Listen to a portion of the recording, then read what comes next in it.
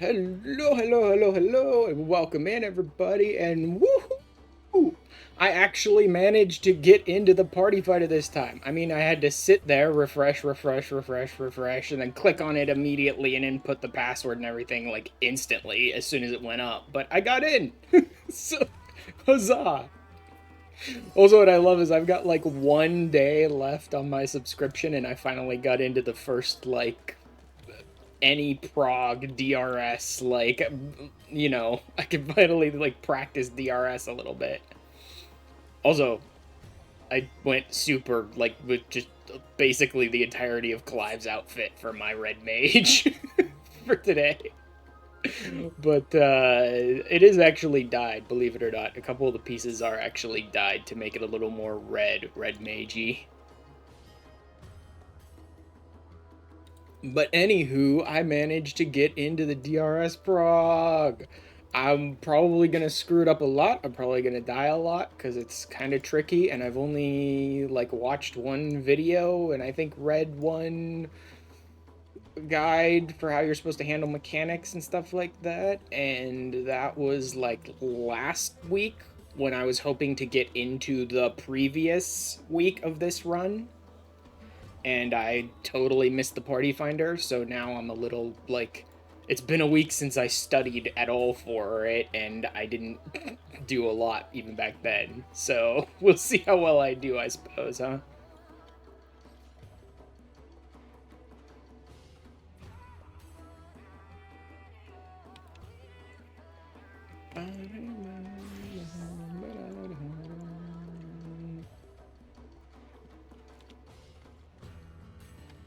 A lot of people are starting to show up. I should have everything I need for the DRS run. 34 re-razors, that's plenty. 11 elders, that should be plenty, hopefully. These will stay. These are the ones you need a lot of, is the potion and the re-razor, because I've heard people say that if you screw up the very first like encounter in DRS, then people will literally just like leave and re-instance. So you may, if you screw it up a bunch, you basically just need to re-pop these every single time you go back in. Honestly, that sounds a little crazy to me to do it that way, but I've never done DRS, so I don't know how terrible it is when you screw up the first mechanic. If it's just like, well, forget it, just quit now. It must be, I suppose. But we shall see. I got plenty of all that stuff. Let me check the holsters and see what I need for the actual run.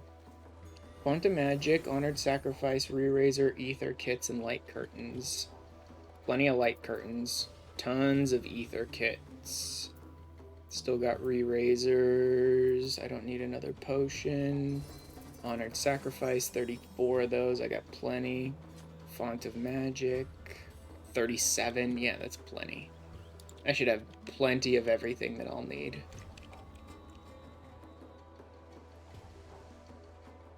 I did go and, like, legit just buy a bunch of the fragments off the market in order to make sure I had plenty of everything I needed. I'm kind of surprised we're only at 29 of 48. Like, last week made me terrified to go even a second after it was put up without immediately jumping in, because that thing filled, like, instantly last week. Although maybe it was just the maybe it was that I was trying to get in as a DPS last week, and by the time I decided, oh, fine, screw it, and tried to switch over to tank or healer, those were already filled too.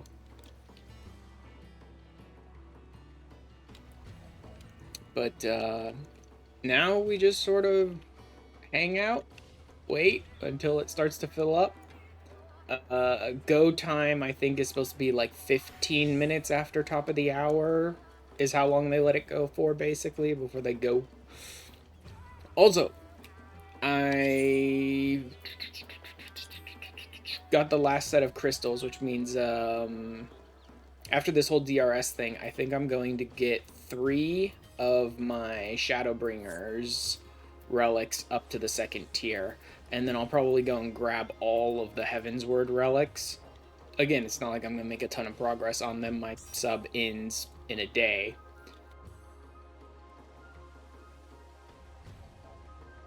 But I can at least grab them, and then I'll just like toss them on one of my retainers to hold out for until I decide to do something with them. No reason to grab these. I'm doing DRS and Relic stuff tonight, and my sub ends tomorrow, so I won't be able to do those weeklies before my time runs out.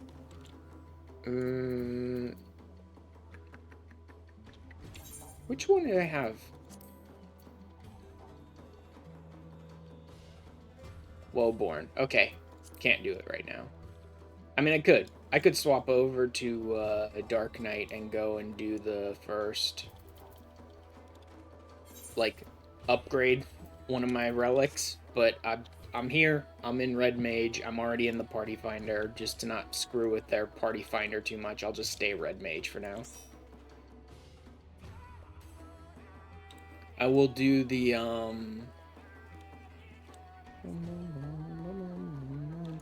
will just do the DRS stuff, and then I'll take care of all the Relic stuff I have, like, after we do the DRS prog things tonight. I also have no idea how long this goes. I have no clue how long they generally run this DRS any prog stuff, so we'll see. I'm basically just checking, like, the Discord for what people are saying and if we're gonna jump in a voice chat or not, or whatever.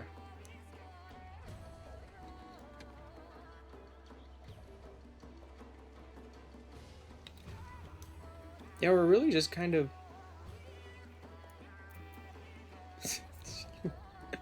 Go.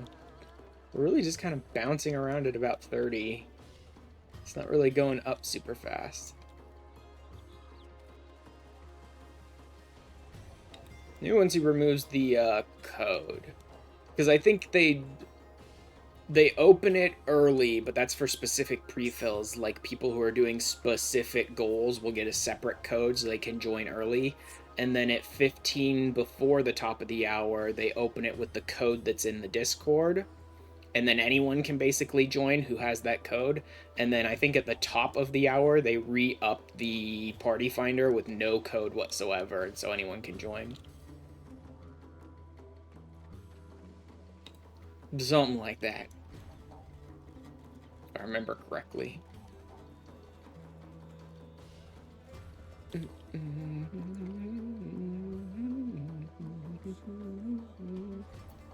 DRS schedule discuss. Oh, yeah, that one.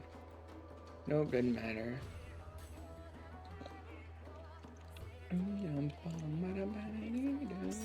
Technically, I think I could swap over to some other roles if they need me to. I know how to play them even less. That's why I wanted to go in as a caster DPS first time out, is so that I have, like, the least responsibilities and I just need to do my deeps and avoid mechanics pretty much. And not worry about all the weird shit like leading slimes around or handling the big, like, mechanics that need a bunch of bullshit to go correctly and all that. All right, I just wanna go in, do my deeps, avoid AoEs and stuff, and, like, try and learn a bit before I go in with a different role.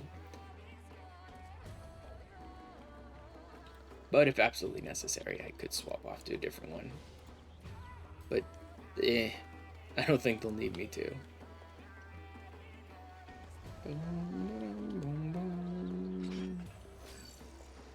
There are a bunch of, like, different AnyProg DRS stuff that goes on from this server, usually in different data centers.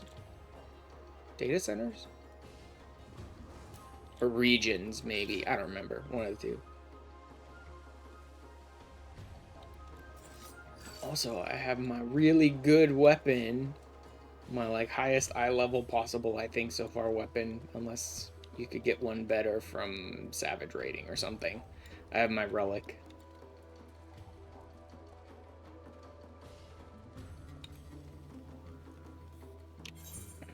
I have some pretty good gear. Not the best. A number of the theogonic stuff from Thalea, now that you can basically just run that as much as you want. You're not limited to one piece a week or whatever, right? I ran that a few times to grab some stuff. I have some really low level stuff still. Like 590s and stuff.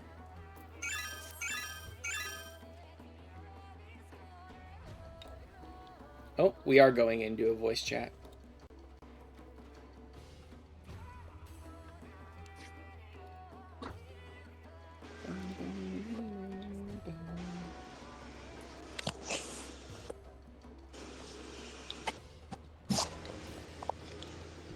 Your mic is very open, by the way, whoever's fan is going on.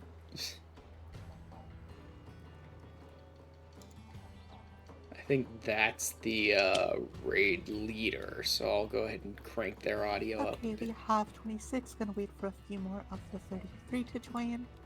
As soon as we're at 30, I'm gonna start getting explanations, gonna start getting rolling. Hi, I have a question. It's my first time running with Cafe. I'm one of the healers, and it says in the holsters, if only one healer, bring whichever Spellforge or Steel thing is needed. Does that mean I'm going to pawn the other one off to one of my DPS, or do I coordinate with healers from the other parties, or bring both? So all healers are going to bring both. Okay. Even if you have 2 healers in a party, no matter what, you bring both Steel and Spell. And then if you are solo healing, then you're going to wait until the tether goes out on Queen's Guard and give out whichever one is needed then. Okay, gotcha. You just won't pre-slot it for Queen's Guard, because if you pre-slot it, then there's a chance that one doesn't get used, and if we see a second tether, then your entire party does no damage. Awesome, thank you. DRS, yeah, that's what they do. They have another tag for like DRS vultures, which means gonna wait for people who are they toss it up with no code. And it's like, go ahead. Or they tell you what the code is.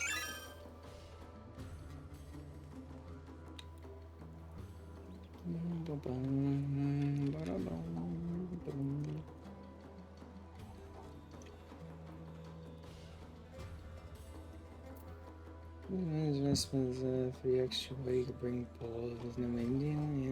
Not really a difference. The holster real cost as arises. Oh boy, yeah. DRS is kind of a bitch when it comes to resurrection. A major bitch when it comes to resurrection. Okay, we're 29. I guess I'll have to deal with. I guess I'll take that. I'm gonna go ahead and start getting rolls. When I ask for a roll, please say in Alliance chat.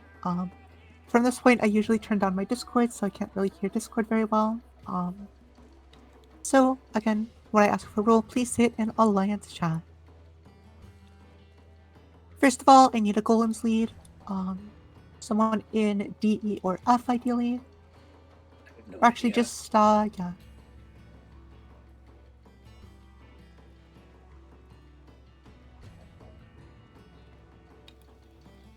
Like I was saying, worst case, I can send someone else. I can't just like run around res maging with my normal res. Like the only reses that work in DRS are like holster type reses, things like Phoenixes, Lost to Rise, and stuff like that. Actually, I don't even know if Phoenixes work. Re-razers do we'll come back to Golem Lead.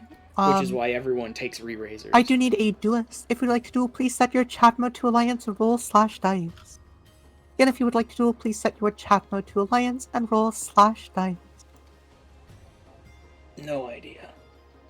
All I ask is that you have cleared DRS at least once. Yeah. Like all the roles they're calling out right now are like people who've done this before and know what they're doing, right? So I'm not like volunteering for any of these roles because I've never done this.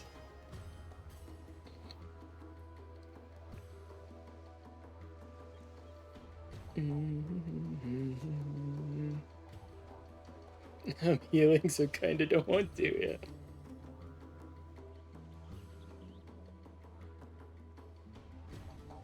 I mean, worst case, I duel, but I would like one more tank if we do. Or if I do that. I can swim the tank. Okay, pause. Okay, well, I will duel. I'll be cringe.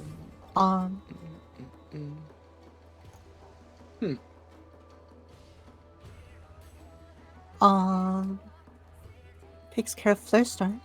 I will need volunteers for a couple other rules now. That's the big ones out of the way.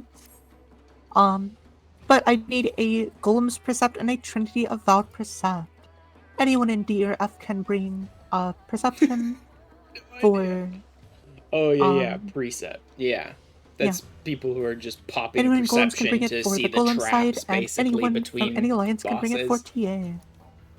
I see Chow with TA. Yep.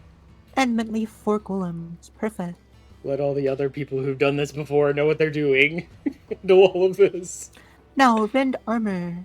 I need two melee DPS who are willing to use rend armor for me. Rend armor is a big damage buff for the entire raid.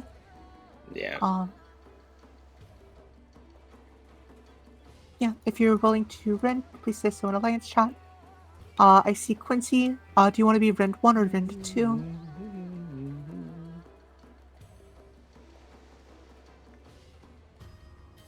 Okay, Quincy will be rend 1. Melee, I'll give you a couple more seconds to volunteer. If no one volunteers to rend armor, then I will assign someone to do it.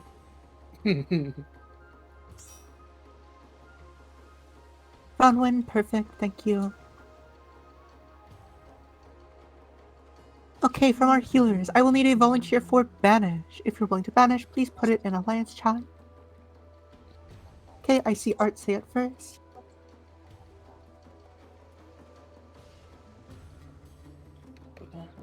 Now for the hard part, I need volunteers for melee and for physical and magical batteries. This for those of us who are excellence chaining. Excellence chaining is a great way to increase your damage. And having batteries means that we get an opener that has the excellence bonus on every single fight. I know Levia was one of our There's excellence. batteries. I remember Eluan was one of our batteries. Damage dealt by 65%. Memorable will be applied when fact ends. Increase damage dealt by 65%. Oh, interesting. So are they taking excellence and then some of us take like mimic or whatever?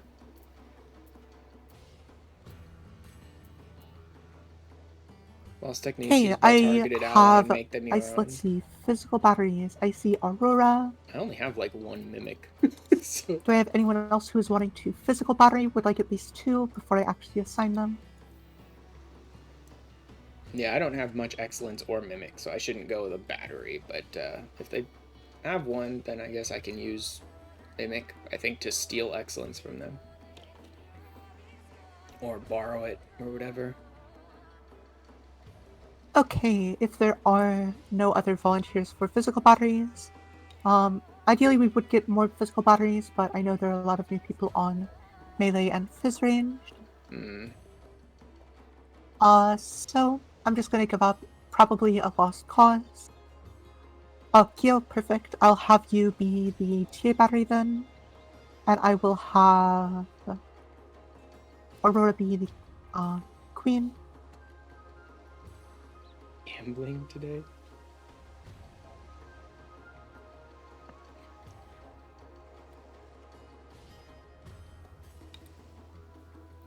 Actually, Kyo's on dancer. I'm gonna reverse that.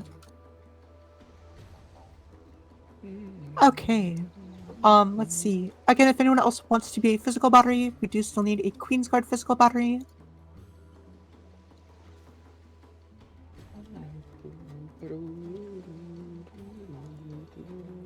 With that said, is anyone in D, E, or F willing to golem lead? If not, I'm gonna send someone over there who is.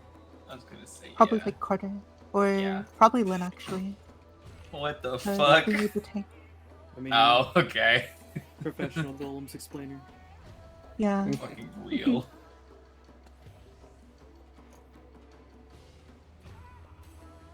Oh, it was more so that we could have a.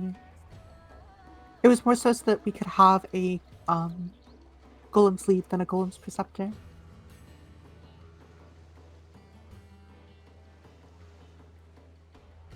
If there's anyone in here I even know. Doesn't seem like it. With that said, I am going to go ahead and move some people around to make sure parties are set up. I'm also going to remove all role restrictions,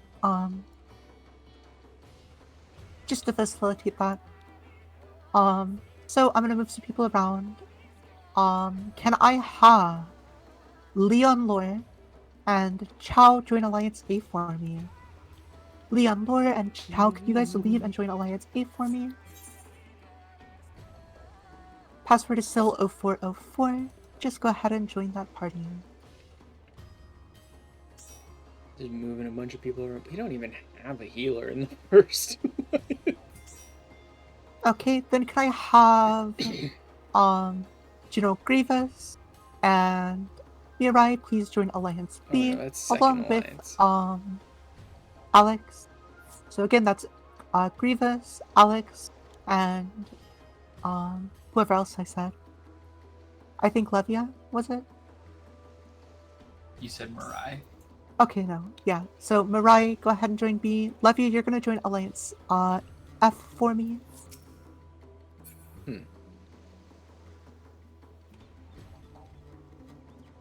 So again, if Alex and Mirai could join Alliance B, and then Levia joins Alliance F. Wow, D is like completely empty.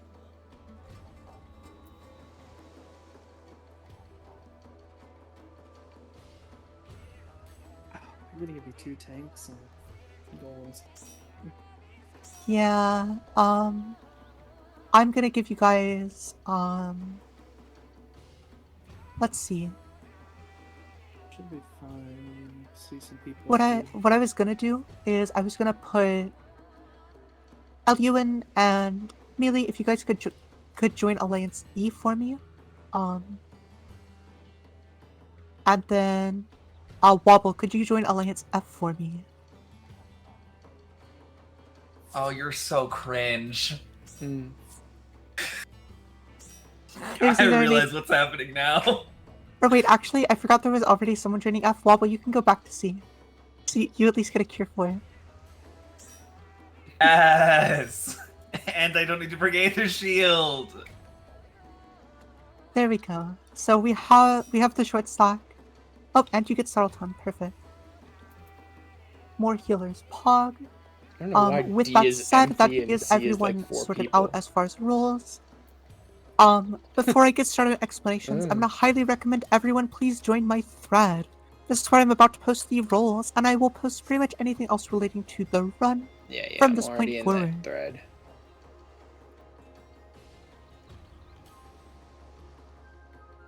I'm going to go ahead and post my roles in that thread. Please make sure that if I put you down for something, that you are able to do it. Keep in mind there will be a couple of things assigned in instance as well. Namely, for golems, you guys are going to need some fake tanks, which I'm sure Lynn will deal with. Makes perfect sense. I'm not down for anything. Slime side, I'll probably assign one as well. But yeah. What are the intermediate holsters looking like? With that said, I'm going to start going over a couple things for newer people. If you're new, please make sure you pay attention because this is a lot of the core stuff that affects the instance. First of all, as I stated in the recruitment post, there are a lot of required actions, there are required essences, and there are required items as well. First and foremost are pure essences. Pure essences are the bare minimum to enter and to survive the instance. They're the only way to meaningfully contribute. Without one, you will either fall over if you have an offensive essence to raid bites, or you will not deal any damage if you take a defensive action to survive the raid bites. Please make sure that you have your pure essences. I ask everyone to bring at least 4 just in case of shenanigans in the first encounter. Once we get past the first encounter, there should be no wipes, meaning no re-instances. However, if we do wipe that first encounter, we will need to leave the instance and go back in, which means you will need another pure essence.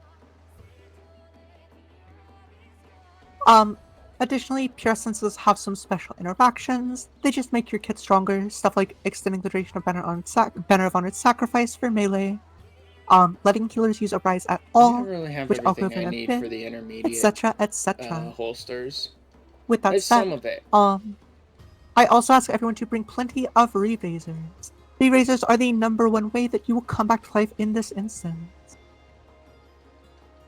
There is a resurrection restricted debuff when we go in, meaning that the normal ways of raising do not work, Spells like Agiro, Raise, all that stuff will not work on people who are dead.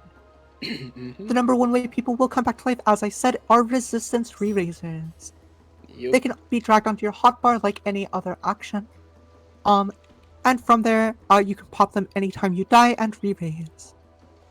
The nice thing about these is that they automatically work, so if you die, there's a 70% chance you come back to life.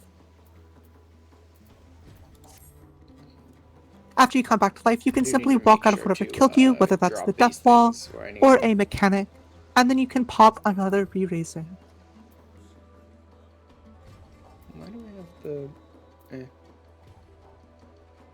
potion kits? Light curtains. Past that, there are some other ways to get people up. They're not as good, but they are. Kits, re-raisers are they're not on as bar, reliable as re-raisers. However, and they are echo still drops, important. But that's for something else. First and foremost is Lost Arise. I tell healers to bring a good amount of Lost Arise. Lost Arise is a 15% chance to get someone off the ground with a pure essence of the divine. It is the best way to get people off the ground if their re-raiser does not proc.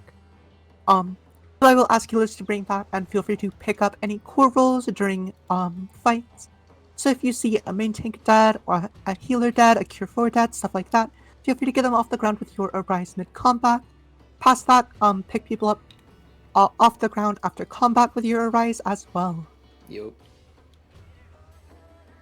There's also Sacrifice, which can be used to pick up key rolls mid-fight as a tank or a fizz range. As a DPS, I'm tank, basically going to be laying on the ground for whole chance that you will fights not if get I a doom when die. using Sacrifice. So I ask some tanks to bring a Sacrifice in their bag, just to make sure that if your healer goes down before a healer limit break 3, which we'll go over in a second, you are able to pick them up. Finally is Healer LB3, as I said before. Healer LB is the only type of limit break we will be using throughout this entire instance. The other LBs are not as useful, with DPS LB being a straight damage loss compared to just attacking, while Tank Limit Break provides mitigation that is not really needed as long as everyone has a pure essence.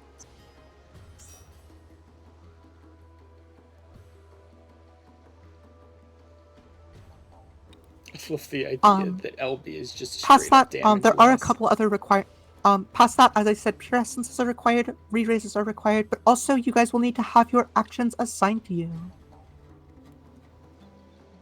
First of all, please make sure you look over the holsters in my holster document where you got the password. You can see them linked as well in the roster info. Please make sure that you have all the stuff there, as it is required of you. Some important notes. If you are a physical range DPS, you are bringing Dervish. Dervish is a powerful party-wide damage buff. Please make sure that you are using Dervish if you are a fizz range. There should be no exception. Yeah, there is no party that has more than 2 fizz ranges. There is no excuse for not having Dervish. If there is only 1 Dervish in your party, I'll go over our Dervish usage later. Just know that if there are 2 Dervishes, you can keep 100% uptime. Whereas if there is only 1, you can still have it on every 2-minute burst. Sense. It's a very powerful damage action. And yeah. Additionally, casters. Please make sure that if you are a caster, if you are the only caster in your party, you are bringing Cure 4. Cure 4 is a powerful damage buff for your party, and it is also the best heal inside DRS. As the Cure 4 caster, you will be the primary healer, you will be your party's buffer, and you will still be casting your spells as normal. If there are multiple casters in your party, you can talk out who is bringing the Cure 4. For example, if in Party E, you can discuss among yourselves who among Mirkan, Brita, Aya, and Eluin is bringing it.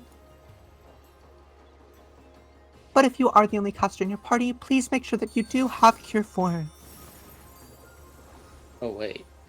If you don't have, if you are someone who is not bringing Cure 4, you can bring one of those pump damage loadouts. Please make sure that you are not bringing Flare Star, as I will have Flare Star for every boss after Trinity's Secret. I think I should be bringing Cure 4 then. I'm the only other caster than Opalt in this alliance. I think I'm supposed to bring Finally, Cure 4. tanks, please make sure that you have an Ether Shield in your holster. You'll need to use that to make sure that your party is safe during the final 2 bosses. Please make sure to not slot it until those final 2 bosses. However, make sure you have them in your holster. think I'm the cure forecaster. Additionally, I do ask tanks to bring Shell 2 for their parties for those final 2 bosses. I'll go over that more later. Just make sure that if you run other data centers, you know that tanks are bringing these Shell 2s.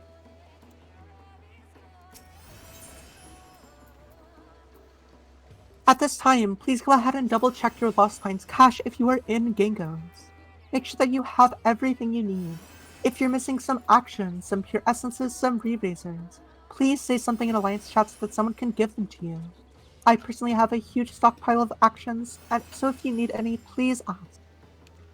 There are also plenty of other vets who will give out actions if needed. Oh, there was. Let me know their name real quick. I assume it was Sarlton. Oh, yeah, that's fine, Coral. I'll go over all of that later. But I will go ahead and put you down for the QG physical battery. Thank you for volunteering.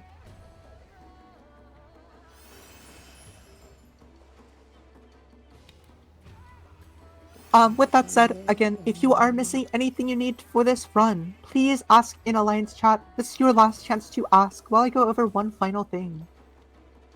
Just like in Dearbin, inside DRS, there is a mechanic called Twice Come Ruin that eventually turns into Twice Come Ruin.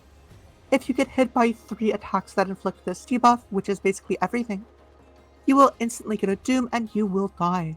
Yep, makes sense. This means that stuff like Ether Shield on the first 2 bosses, Lost Stone Skin, any defensive actions are not going to help us out, as if you fail a mechanic, you won't die to damage, you will just die to the doom. You'll just plain die.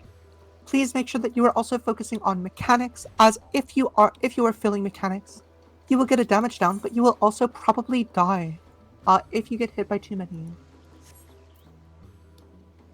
If you do get hit by stuff, don't worry about it. It happens to all of us.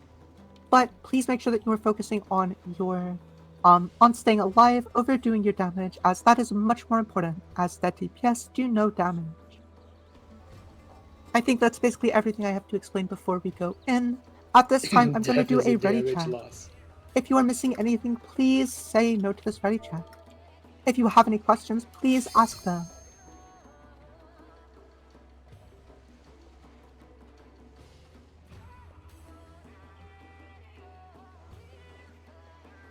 While this ready check is going out, I'm going to go ahead and post a quick little image. I'm going to post some stuff that helps people out before we go in. First of all, is the Mimic training guide. The Mimic training is very simple if you are wanting to partake. For every fight that there is a battery, which is all of them, not quite yet. You will bring 1 Mimic in your holster, as well as 1 backup action in your holster. Before each fight, you will mimic the person who has excellence plus your role's font, whether that is font of power or font of magic. You will get that excellence and font of power or magic, and then in the opener you will use your excellence and slot over it with another useful action, whether that is Cure 4, Dervish, or Banner of Honored Sacrifice.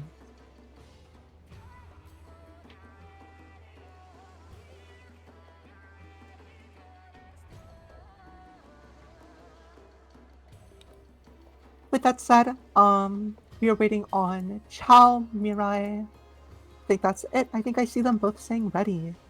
Perfect. Leon's like, I'll have to give up an Ether Shield and a Shield too. It's like, I thought those were basically worthless to us because we'll die to death. With that said, I'm going to go ahead and zone us in to DRS. At this time, again, please make sure you have everything you need. This is your last chance to say no to this commence if you do not have everything. I think I've got everything. As long as you do have everything though, go ahead and tab in, hit commence, don't make us wait. Either press yes or no to the commence.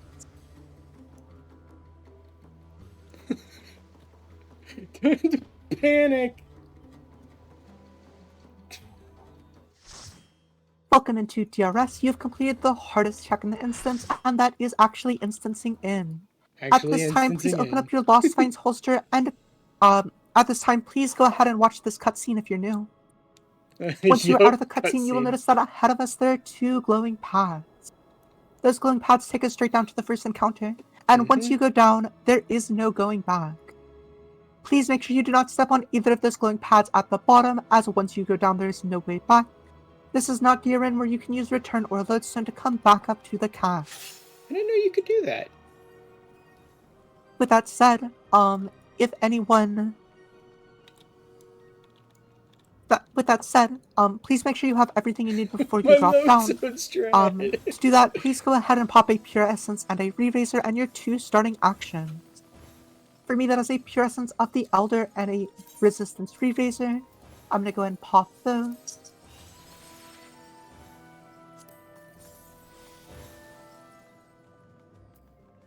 Once you have that popped, you're gonna go back into that Lost Finds cache and load up with everything else you need.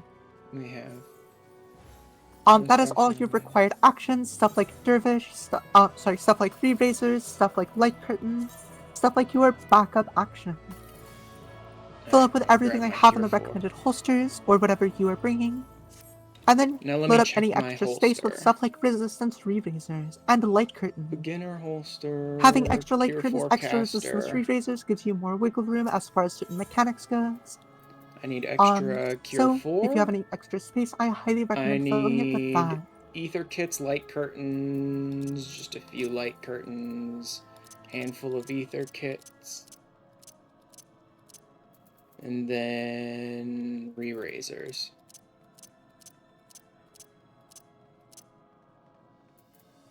Just a ton. It only says like 3 Re-Razors, but I'm just gonna bring them all. Just bring what I need and then just take all the Re-Razors possible.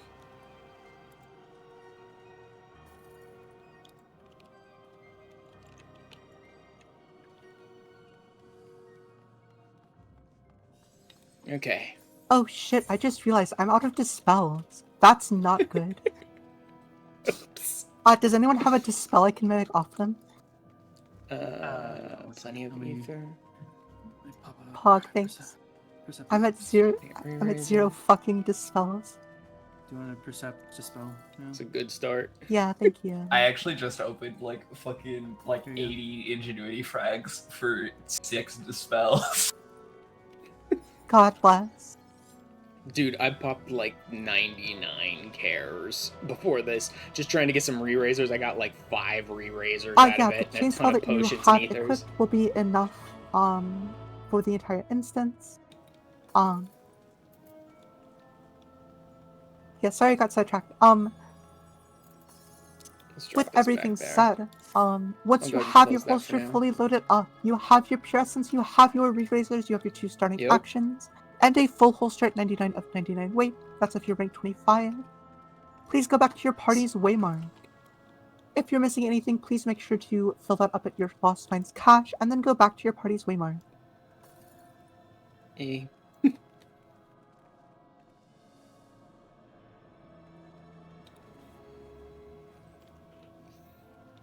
I'm just glad I managed to get in. You will this not week, need Banner of Solidarity, Mellow, not only because you don't see that mechanic, but also because that's basically just kind of a useless action. Like, even if you see Soft Enrage, most of the healing is going to come from your C4.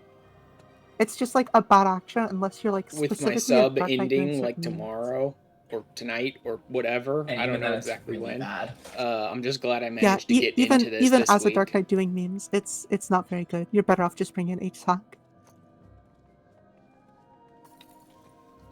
As for how tanks are split, I believe on Slime side we have 3, I think, and then we have we have 3 on Slime side, and we should have 4 on Golems. We have 3 on Golems. Oh, we have 3. Wait. Okay, and then there's And, a fake we have tank. 3 on fake tank Slime settled. side. I think you need to do Okay. 4 slime setups. So I will don't be you? making someone fake tank. I'll figure it out probably. Yeah. So someone is fake tanking on slimes. It's interesting. We'll figure out once we start organizing Slime side. Before we drop down. Raise the camera up a little bit there. I'd ask Chow, but I noticed they're in Gamblers, so. Well, we have a Gambler fake tanking for us, so. Yeah, that's a little bit better for Red than, like, Slime side.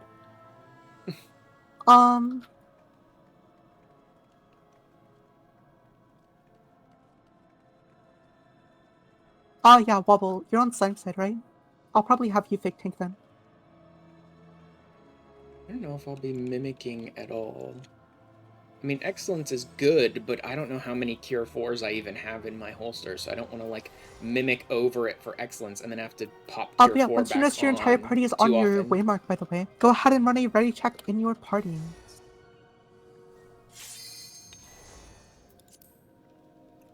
Ready. Once your party is ready, let me know in Yell chat. If Ready. you have any questions about your holster, whether that's because you have extra space and want to know what to fill it with or whatever, feel free to ask in your party chat. If no one can answer, feel free to ask in Yell chat. I see parties A and C are ready. Party F is ready. Waiting on parties B and E, I believe. E is ready, B is ready. Perfect. At this time, if you are in parties E, F, and the half of C that is going to Golem side, please go into So Discord. this is just an AoE, right? You'll notice below us is a DRS East Own voice or channel. target party members. Please go Oh, it ahead is and drop down targeted. to that one Okay. below us if you are in parties E, F, or those in C going to Golem. Everyone who is in parties A and B and the rest of the I'm not people in going C are going Golem. to stay up here and have to listen to me. Okay, so I can target with this. Alright. But it is an AoE. But it is targeted. So if someone gets too far away hello from me, I people can just on pop it the on slime side. Before you drop down, please go ahead and double check your Lost Finds holster is full. You want to have everything you need for the rest of the instance inside there. Once you have everything you need, you have a pure essence, you have a re-raiser active. Feel free to take that jump pad ahead of us. Straight ahead of us is a jump pad leading down to slime side.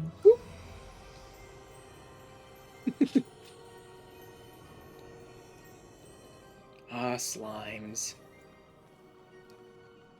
This is I'm going to part put of out the some markers, reason. please make sure to stay away from them. As per usual, I will be doing a draft system for roles. I will be asking people to go to certain spots at certain times, so please make sure to stay away from the markers until I call for people to get on there. This is part of the reason I wanted to do DPS, because Slimes is kind of a pain in the ass With for that said, healers and I'm tanks, going to go over and the I don't really basics know it very of well. this encounter. First of all, you'll notice that there is a 1, 2, 3, and 4 waymark out here. Each of those waymarks corresponds to one of the rooms ahead of us. 1 is in the southwest, 2 is in the southeast, 3 is in the northeast, 4 is in the northwest.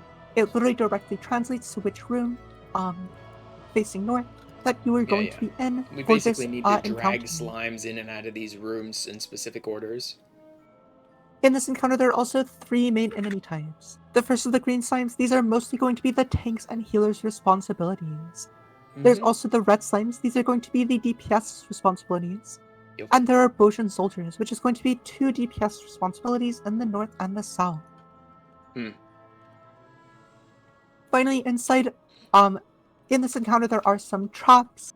I usually go over this at the end, but since people are asking, there are traps in this encounter. Traps are going to be orange or purple glowing circles. All traps will kill you. Please avoid all of them. Oh god. I've gone ahead and pre-percepted the 2 south rooms, and we know that there's a trap in the southeast 2 room. There's also a trap in the middle of the hallway at always. If you look out and see that line in the middle, there is a trap there. Finally, there is a trap in one of the 2 north rooms. So unless you're in the southwest 1 room, please make sure to stay away from your room. With that said, I'm going to go ahead and start the draft. If I could have tanks on the 1, 2, 3, and 4 waymarks. That includes all our real tanks, all our blue jobs, as well as Wobble to Wobble, who is going to be in the 3 room. I know you're probably at the box. Feel free to just mark yourself with a 3.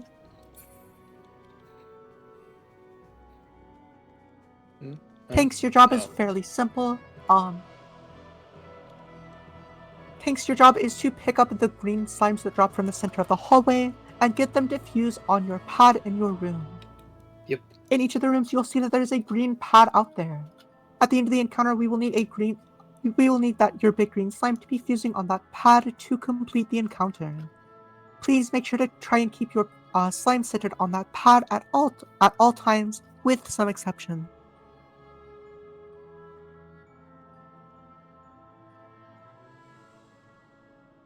Tanks are going to be picking up most of the green slimes for themselves. If you've done this on other data centers or with other hosts, you may not be used to this, but this is how I find most comfortable. I like to use the 3-2-1 method. Interesting. Tanks will pick up most of their slimes themselves in the, basically what's going to happen is tanks, you're going to go in order, room 1, then 2, then 3, then 4, and you're going to pick up a certain number of slimes from the middle. The first wave is going to drop, and tank 1, you're going to pick up the 3 green slimes that drop there. What's Yeah, the the next run wave through drops, that tank I 2 is going to watched, pick they up all had 3, healers then tank tag 3 the will pick up all slimes 3, and then drag them tank to 4 the will pick up rooms, and all then 3. tanks would take them off the healers. Once all tanks So it's a have little 3, different. tanks will need to go back and pick up 2 slimes at a time from the center. So tank 1 will pick up 2, then tank 2 will pick up 2, then 3 will pick up 2, then 4 will pick up 2. Finally, there will be healers in each of your rooms that are not only keeping you alive, but will also grab your last slime for you. At the end of the encounter, I will give you guys a countdown. At the end of the countdown, it'll be something like 3, 2, 1, provoke. You're going to need to target your healer's slime that they have brought you, and provoke it into the middle of your green slime. When that happens, I ask that you please make sure that your slime is in the center of your green pad in your room. Additionally, make sure that the small slime that your healer brought you goes through the Basically, middle like, of your big slimes after so they we've had a actually chance fuse. to, like, pull enough slimes to get all these pressure plates going, Once both this your slimes are entire fusing, you can room, open your like, map and go up to explodes. this So if you far... haven't opened the door You and can go gotten out by open your then, you're map, go up dead. through the north hallway, and run to the far east. You're going to want to go all the way to the far corner, about where I have that flag, and run into the corner of that bridge. Yeah, To you anyone need to who's go all the wondering, way don't over worry, there. you cannot fall off of the Because, like, this bridges. entire There is area no gets death zone exploded. below it. Just run into the corner tightly. See? Because, like, this whole Tanks, if you area have gets any blown questions, up. please ask them at this time.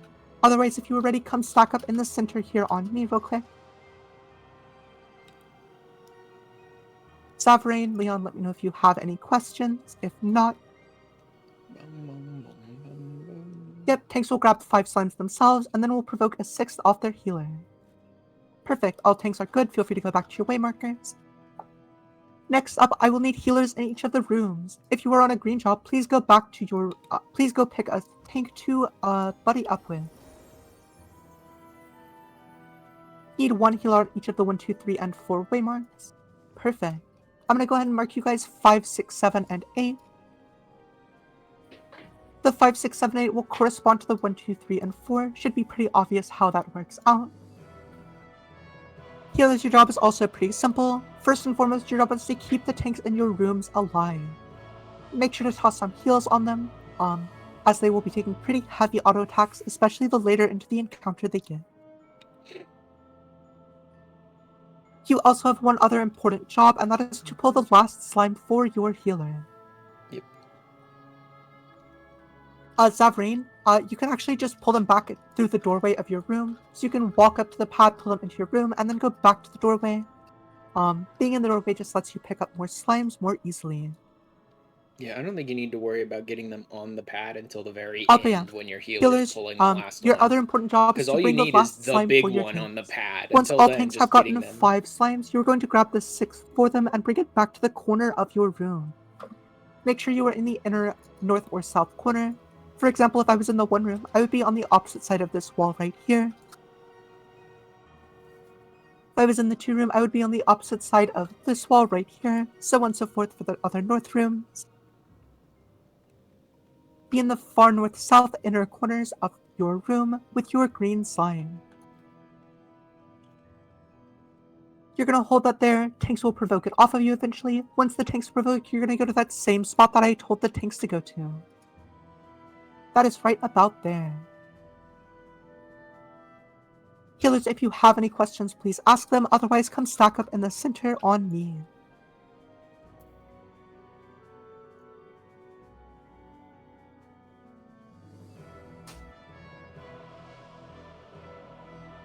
Alex, do you have any questions? Otherwise...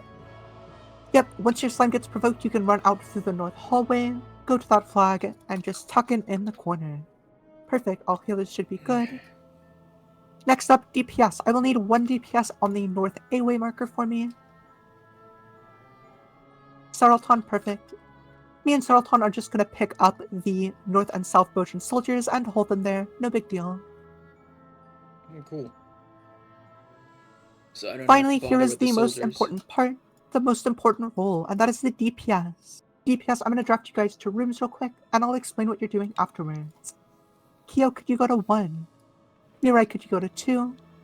Krier, could you go to 3? And Senna, could you go to 4? Annie, could you go to 1? Quincy to 2? Bronwyn to 3? And Ashran to 4. Cool. Then I'm going to have Chow go to 4 and Heaven go to 2. DPS, I have assigned you all to a room. Please make sure that you are going to that room and dodging the traps that will be in your rooms. Again, there is a trap in one of the 2 north rooms and in the 2 room. How do we know where You the also trap have is? the other most important job in the instance, and that is killing the red slimes. Mm-hmm. There are going to be red slimes that drop from the ceiling inside each of your rooms. What I'm going to need you to do, you're going to go to the far corners of your rooms. So if you're in the southwest room, you're going to go to the far southwest corner. If you're in the northeast room, you're going to go to the far northeast corner, so on and so forth. Mm-hmm. So I go all the way over there. Please go to that far corner. You're going to pull any red slimes that drop down back to that corner and burst them down. Some important notes, please do not go AFK. If you go AFK, then you will probably fall behind on slimes, and the red slimes will not die. If they stay alive too long, they will cast fusion and fuse with other nearby red slimes. And if the red slimes fuse, they'll go full HP and start killing people. Please make sure that you are killing the red slimes actively using your job actions. I should also note that you will not need to use any lost actions, hopefully. Please make sure that you are not popping any lost actions here, unless it is absolutely necessary to kill the red slimes before they fuse. Lost actions aren't how we deal damage to major bosses. If we don't have enough lost actions, then bosses don't die and more people die. Please make sure that you are holding lost actions for the bosses with actual enrages here, unless it is absolutely necessary. The only time I'm going to let you guys use lost actions here is if the following happens. If you start having red slimes dropping down before your red slime is even halfway dead, please use lost actions to burn them down so that you can keep up with the red slimes. Even if you do use lost actions, I ask you to use stuff like Dervish, stuff like Cure 4, that give passive damage bonuses, rather than something short duration like Font of Power or Banner. I like give a passive damage bonus, just because it's With instant all of that cast, said, so our healers don't if you have any heal. questions, please ask them. Oh, I forgot to mention it, but you're gonna go to that same flag position. Once the tanks provoke, you're gonna grab any red slimes in your room and run out to that same flag position. Oh, so we just drag red slimes out to the end with us? At this time, go ahead and do ready checks in your parties. Once your party is ready, go ahead and let me know in Yell Chat. While that's going out, I'm gonna say one more thing that Wobble said in Yell Chat, and that is to please avoid using large AoEs. It should probably be fine as long as you were in that far corner, but just to be safe, don't use stuff like dances, don't use stuff like anything with a really huge AoE, as it can pull other slimes from the middle and from other rooms. Tanks also, please don't use any self-heals, trust your healers, just roll your mitigation, don't use self-healing. Nope. It seems like all parties are ready. I'm gonna go ahead and let them know that countdown going soon. Please double check that your stances are active. Double check that you have your cardies, your carbuncles, your dance both the partners set. slimes and the golems At this time, I'm gonna start a 30-second cooldown.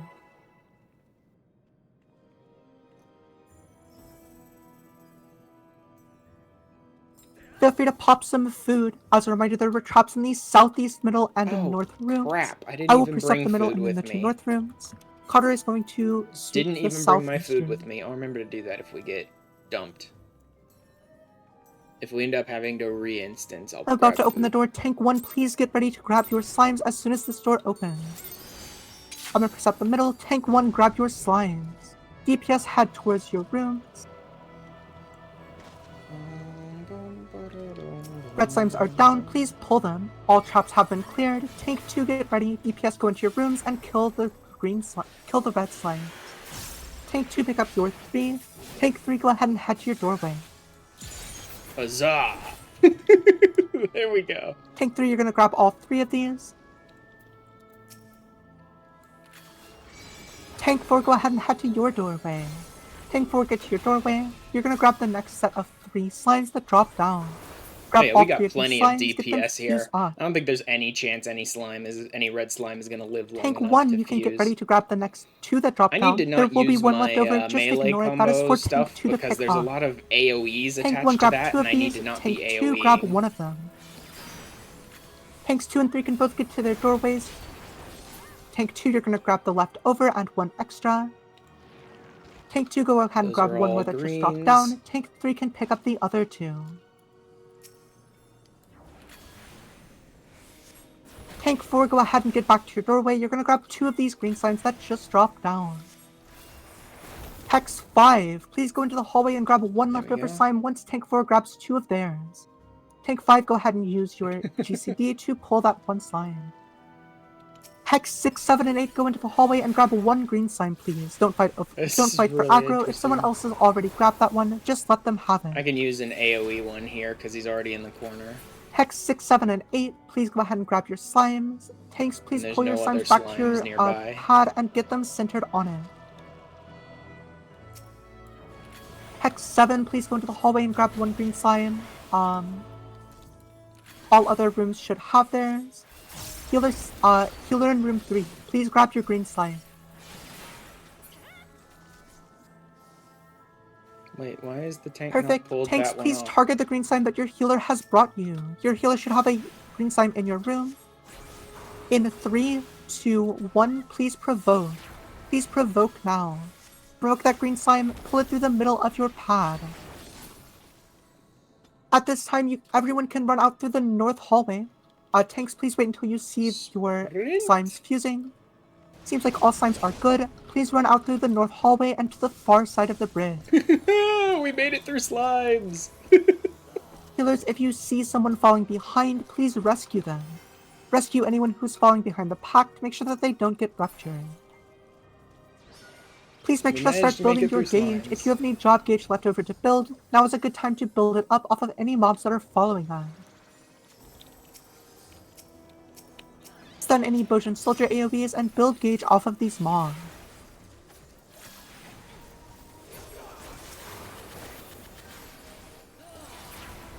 The slimes are going to disappear and there are just Bojan soldiers. Please go and kill them as they do gain a stacking damage bonus.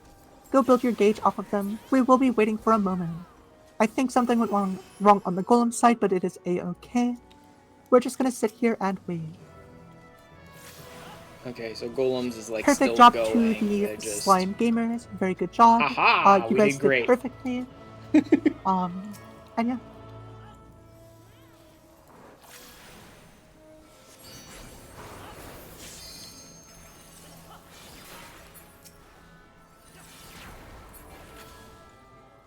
And I still got some gauge I can build, but not much.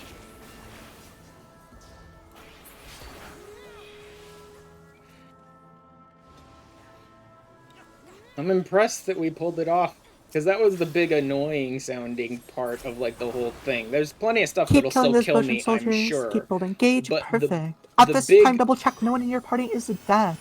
Hopefully no one should be. The big annoying sounding part was the idea that, like, if we fuck up the very first part, which is slimes, then we're just gonna re-instance and you need a new re-raiser and a new potion. It's like, oh my god, fuck that. Using up all these re-raisers and potions and shit just because you have to re-instance, like, screw that.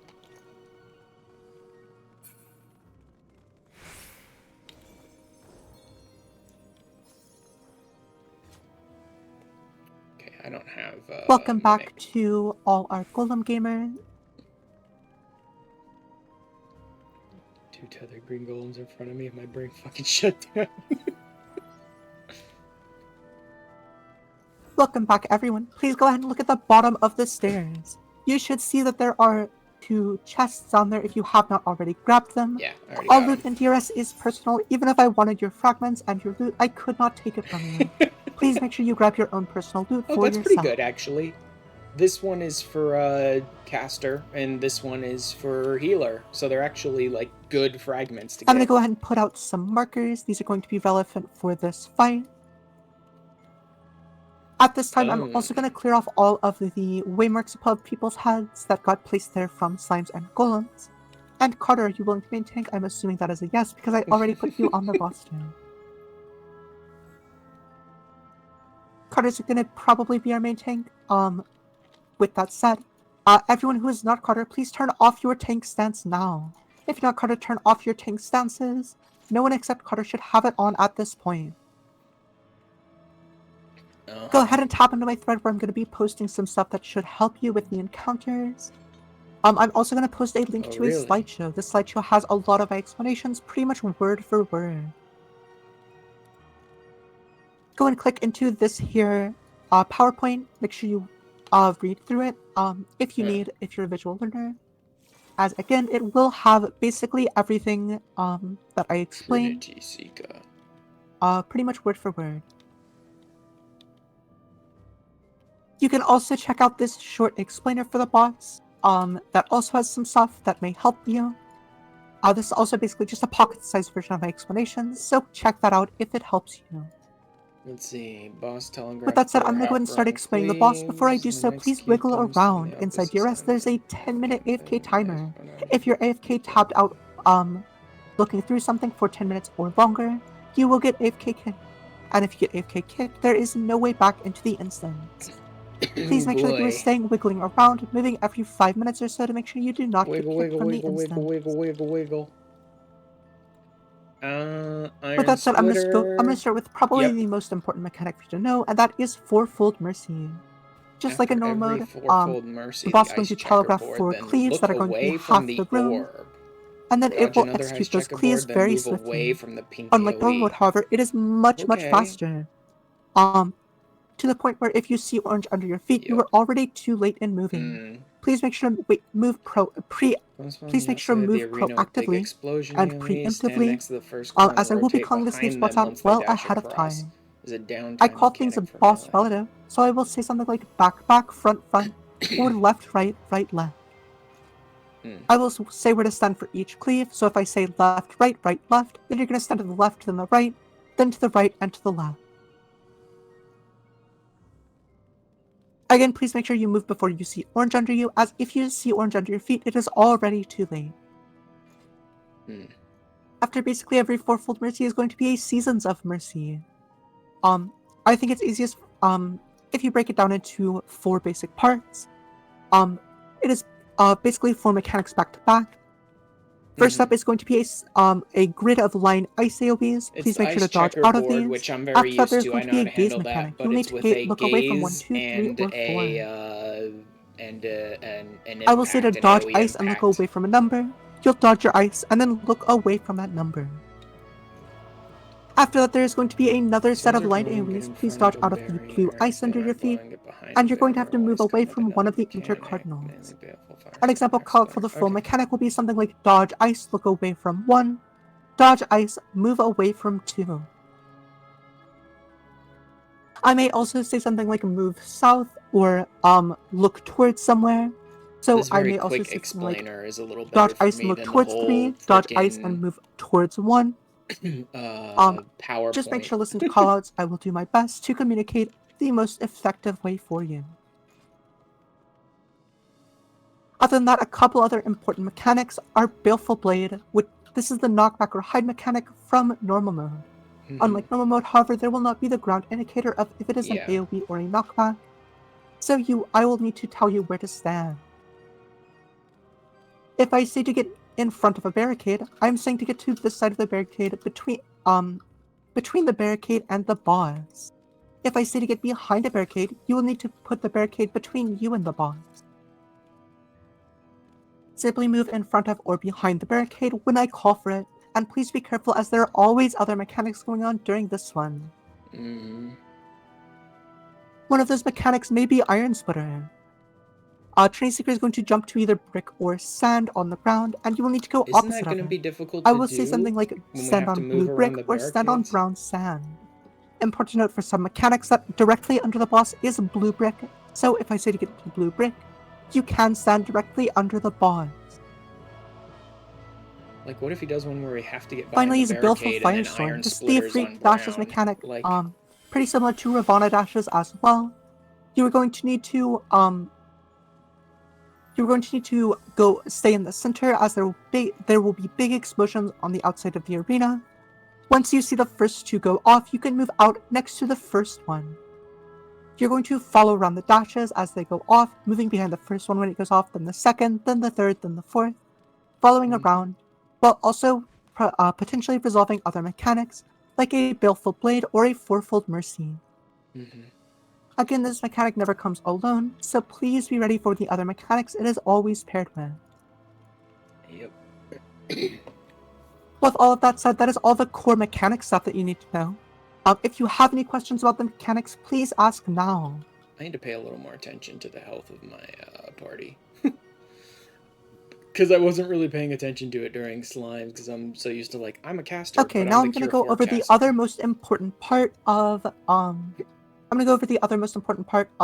DRS, and that is going to be the lost action system. Lost actions are using lost actions properly is just as crucial as actually doing the mechanics. As without lost actions, you either will not have enough damage to clear, or will not have the healing and utility to clear. I'm going to post a couple infographics into my thread. I highly recommend you look over them as I go over these, as they provide a basic overview of how to use lost actions. How to use your actions. So for stuff that has a 2-minute cooldown, that is your font of power, your font of magic, anything like that, you're going to use it off of cooldown.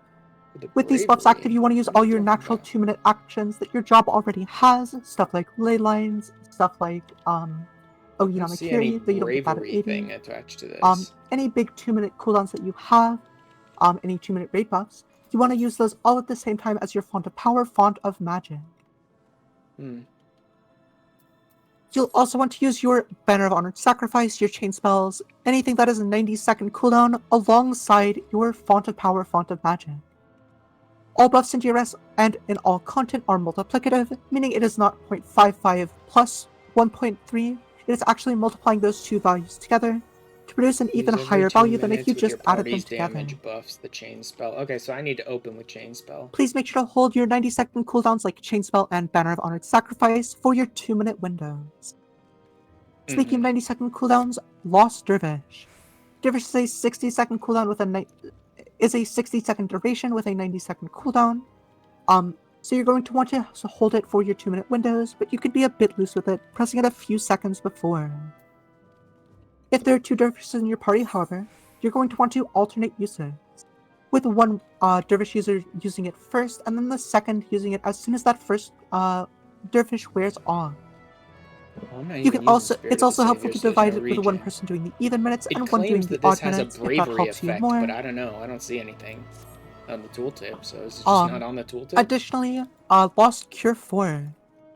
At this time, if you have Cure 4 slotted, please go ahead and press Cure 4. Take note of how much healing that does. Oh, yep. My Cure 4 just healed me for 23,000 HP. Holy shit. Now, healers, if you would be so kind as to throw out an AoE heal, doesn't have to be the heal over time, just your normal Medica, your normal Sucker, all that. I'll go ahead and tell you that my healer just healed me for 3,000. That is a very substantial Cure 4 does difference. like 10 times what a healer can do, and it's instant cast, and it does you bravery. are using that to primarily heal your party. If you see someone falling low, if you see your party take damage, please use your Cure 4. You are the primary healer. Your green drops are just there to top people off and raise people. You are the primary healer. Great. Okay. You also want to use it at least once a minute for that 1 minute long bravery buff. That bravery buff is going to be a 10% damage bonus for your party, so please keep it up at all times. Yeah, it's like an AoE benediction as an OGCD. Please press it any time that you see people falling low or taking damage, as you are the primary healer. For 1 minute cooldowns like Rend Armor and Seraph Strike, you are going to use them off cooldown. The first Rend Armor, for Rend Armors, there's a specific order as well. The first Rend Armor user will use it on minutes, open with chain and the second will use it at 30 seconds. To do my so, second Rend Armor, as soon as you see the first wear off, please use yours. And then do it every 2 minutes when they do the buff window. Finally, Lost Rise. Lost Rise can be used on core rules during combat, so if you see someone's Cure 4 go down, someone's healer go down, or the main tank go down, please pick them up. Otherwise, you can res other people in combat, or you can wait until afterwards to save them.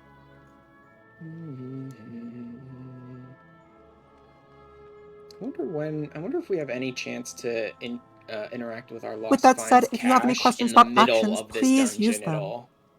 Oh yeah, a rise will raise you without a prompt. Please make sure that you are not going AFK. Other raise methods such as Dice LB, Healer LB, and Sacrifice will also raise you with no questions asked.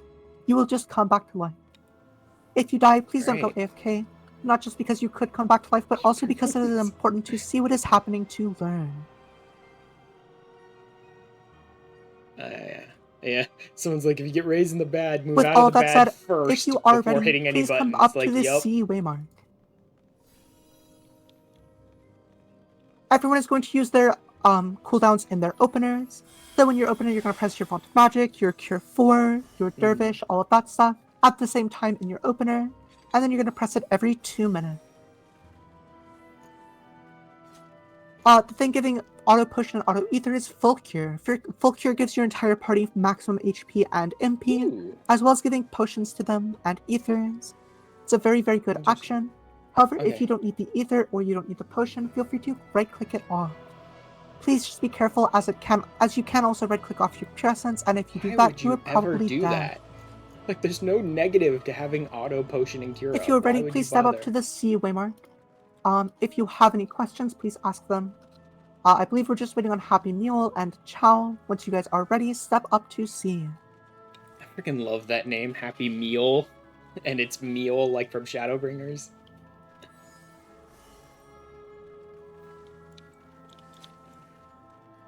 Seems like everyone is ready. At this time, I'm going to do a 30-second countdown.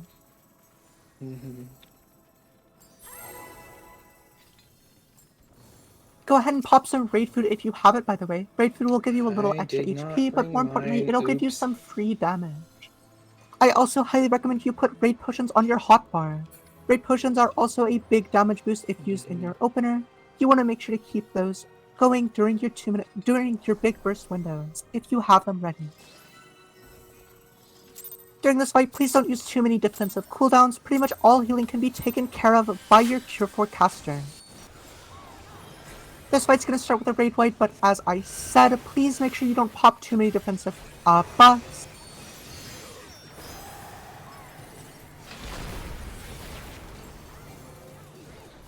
Next up is going to be our first Fourfold Mercy stance check, by the way. Next up is going to be Fourfold Mercy. We're going to be starting behind the boss. We're going to get behind the boss. We're going to stay behind the boss for 2 slashes, then get to the front after 2. Count 2 slashes with me, then move to the front.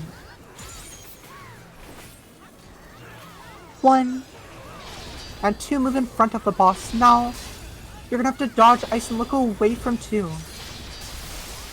Dodge ice again and move south for me. Move towards the south. Woo! Go and stack up under the boss. Stack up under the boss for me. This is going to be a hot wing. Front and back are also safe, but under the boss is the safest place to be. Please stay behind the boss. The ignore one is not moving. If you are on the ignore one, please move away from them. If anyone isn't in front of the boss this time, both you and the main tank will die, so please make sure to stay away from the front of the boss. Oh, I forgot to do the, oops. Oh well, I'll do that next time. Next up, please stack up as there's going to be a chain mechanic. Please make sure you do not move too early. Wait until the chain icon disappears to move. Wait. Move apart to break those chains and then get behind a barricade. Break chains and get behind a barricade. Get behind a barricade. Go and get back in on the boss. Get back in on the boss. You have 2 minutes coming up soon, but we're actually going to hold those for a second for full uptime. Please hold your upcoming 2 minutes and get ready to head out away from the boss. We're heading out towards B. Head out south of B.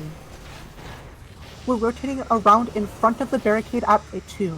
Get in front of the barricade at 2. Ignore 1 is safe in front of the barricade. Woo. Get back in on the boss and use your 2 minutes. Stack up towards the 2 waymarker. Stack up towards 2 for me. Make sure to pop your 2-minute boss actions. Make sure to keep that bravery going. Stay stacked up as in just a moment there's going to be a set of line AoEs. This is the easiest mechanic in DRS. Just move out of the orange at your feet.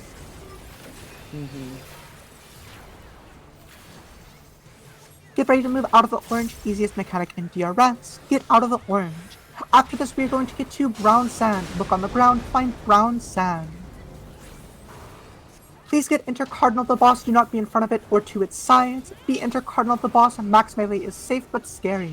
Be diagonal of the boss, front and back are not safe, neither are the sides. Perfect, go ahead and get back in on the boss. We're about to have more of those Ifrit style dashes. Get to the inside of the arena, get ready to head out in just a second.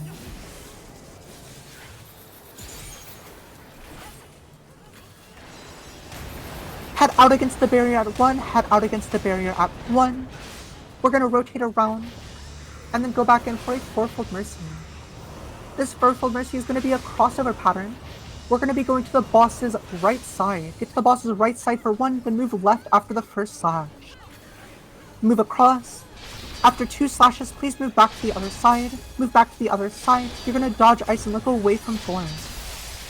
Dodge ice again and move towards B. Move towards B for me. Go and stack up for these chains as soon as you see the icon disappear. You can move apart to break them. Move apart to break those chains. Once your chains are broken, come back together. There's going to be a raid wide. If you died, remember to pop a re-raiser. Little raid wide, make sure to cure 4 people up. Here for. And stay away from that ignore 1. Ignore 1 is not moving, you are. Here comes your 2-minute window, by the way. Next up, we're going to have another fourfold mercy. This one is going to have the Iron Splitter mechanic. You have to do an Iron Splitter, dodge fourfold, and then do another Iron Splitter. Feel free to move to the boss's right side yet again. Move to the boss's right. This is right for 2, left for 2. But first, get on brown sand. Get on brown sand, then dodge to the right for 2, left for 2.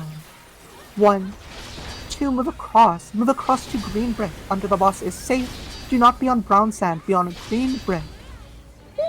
I barely made that. We're gonna have 1 more of those followed by a never mind. There is no more.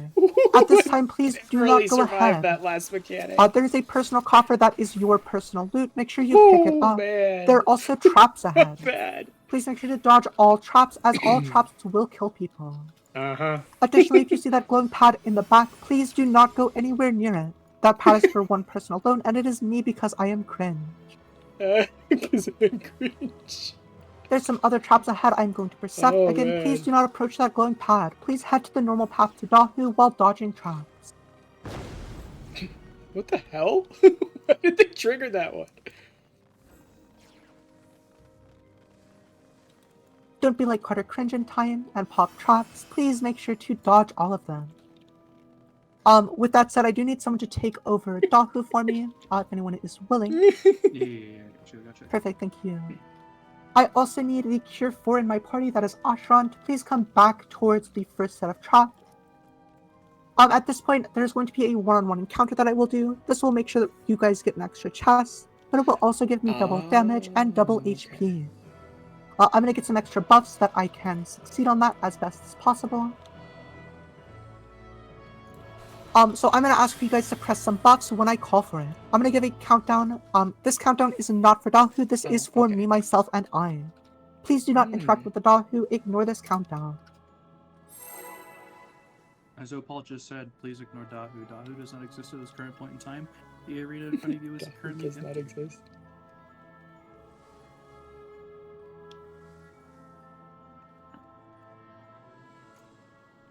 I'm going to go ahead and deafen. Make sure to give buffs to those in my party at the end of this countdown. Good luck.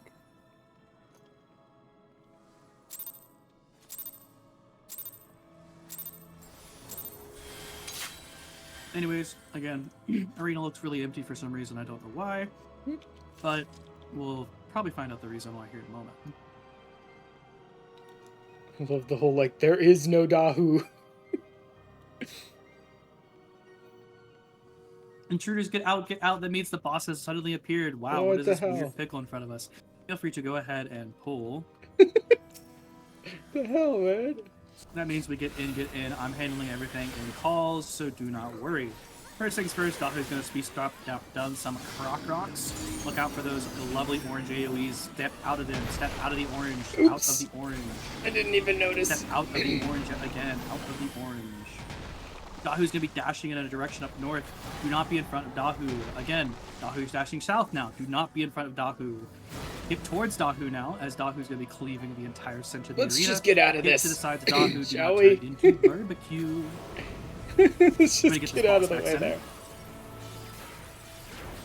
As best we can. Ads are going to be spawning and they're going to be dashing around the arena. Once again, watch your feet. Get really close to the boss or really far away. Be a left-right shockwave in a moment. Ooh, excuse me. Ads are dashing. Watch your feet. Spit flame markers. If you get a number above your head, take these numbers out and kill an ad. Stand on an ad and kill that ad. Any ad will do. Just stand on an ad and kill it. Mm-hmm. 1, 2, 3, 4. Perfect. More dashing. Left-right shockwave. Starting on the left, moving into the cleave after it goes off. Move into that cleave now. Let's just avoid this, shall we? And then you get knocked back into a safe spot. Find an open area. Get knocked back into it. This area. Secret tech. That'll work. I don't share any industry secrets. Walk back up to Dahu, getting on its left shoulder with the not one. Count 2 hits, and that's caster up time. Caster up time right here. On the not one is caster up time. Ads are going to be spawning. Carter's going to be having all the ads on them, so do not worry. But we are going to kill them just for the sake of safety, as Dahu's looking a little bit. This Dahu fight is really not that difficult. Getting them around the arena. This Dahu fight's really not too tough.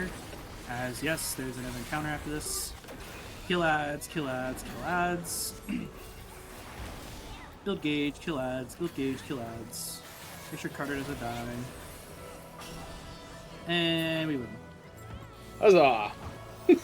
Alright, before we go any further, there is a chest in front of you, and this is your last chance to grab both the 2 fragment chests after slimes and golems, the secret chest, and the chest at Dahu. In total, you should have about 4 fragments and a foot plate and or box. Or box. Yep. And that, if you're ready to go, you can feel free to take the teleport pad and head on down to the Queen's Guard. Congratulations to Opal. Take it away. Big thank you to Lynn for picking up Dahu for me, and a good job on Dahu. Make sure you pick up your chests, as Lynn said, as there is no way to get back once you have dropped down. With that said, up ahead of us is our second major boss, Queen's Guard. This is going to be the longest explorations of the entire instance, probably. I don't know. I've been trying to make my TA ones longer, but it's probably going to be the longest explanation, so please buckle up. Make sure that you are not AFK. Make sure you're wiggling around. That's actually crazy. Damn. Okay. Welcome to Queen's Guard. At this time, this is where our first set of batteries is going to be. So our physical battery is going to be Gorel, and our magical battery is going to be, let me see. Our magical battery is going to be Wobble. We'll probably slot it on Countdown. So any casters mimic training, just focus target Wobble. They will slot it in during the countdown. I'm once again going to recommend you guys click into the presentation I put together, the slideshow, the PowerPoint. As again, it will have a lot of good visual aids for some of the stuff I will be explaining. I will once again also be posting a short explainer for you guys for Queen's Guard. The pocket explainer generally tends to be enough for me to understand what we're getting into. If you are a visual learner. First and foremost, our biggest, probably most important thing is going to be Steal and Spell. During the first phase of this fight, there's going to be a check for Steel Sting and Spellforge, as the bosses will make themselves immune to physical or magical damage. If you are solo healing, I highly recommend you not slot in Steel Sting or Spellforge before the fight starts. Simply wait to see what the tether brings, and slot in the opposite of the tether. Purple if you see yellow tether, and yellow if you see purple. If you have a co-healer, you can wait until after the opener, but you can also start in Steel Sting or Spellforge and give that out during the countdown. You can give Steel Sting to any physical job, Steel Sting to any magical jobs, Spellforge to any physical jobs. There are some jobs that do hybrid damage.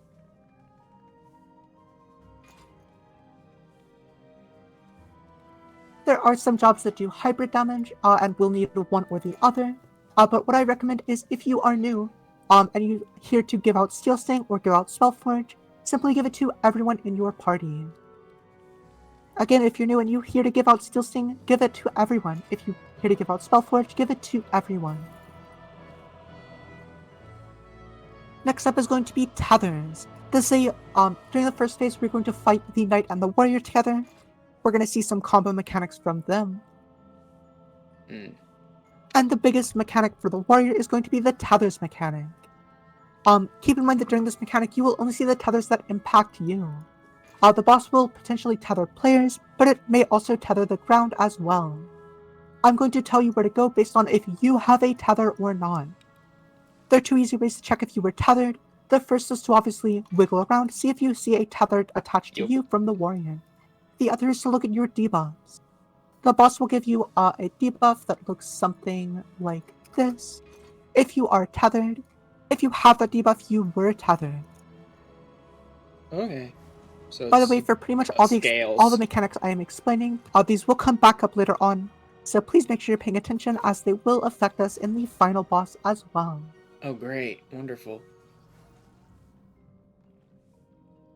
By the way, for any healers, please make sure you are not overriding Lost Chain Spell, unless you have like a full Rise plate. Even then, I'd still just keep the Chain Spell, and slot over the Rise, as Chain Spell is enough to last you an entire instance.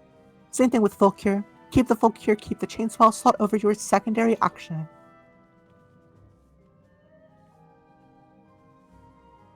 Sorry, just saw that in Yell Chat, want to clarify before we kept going. There is also a mechanic called Boost. I am going to ask one of the healers to slot in Dispel. If you're willing to Dispel, please say so in Yell Chat. I only need one healer who will have Dispel. Art will have it, perfect. Make sure you are not slotting in Dispel unless you are Art. There is going to be a cast called Boost. It just makes the next raid quite spicy. However, because we have some cringe lords who are in Gambler, we are going to keep them alive by making sure it gets Dispel. Cringe lords never mind, and Gambler. Carter has Dispel, Pog.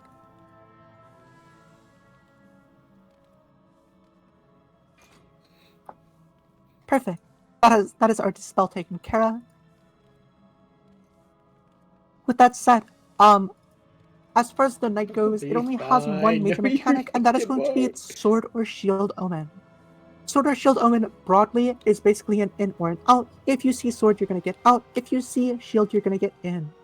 However, how that happens on different mechanics is different, obviously. The first time you see Sword or Shield Omen, it will be either a knockback. It will detail either resolving a knockback or getting against the edge of the wall.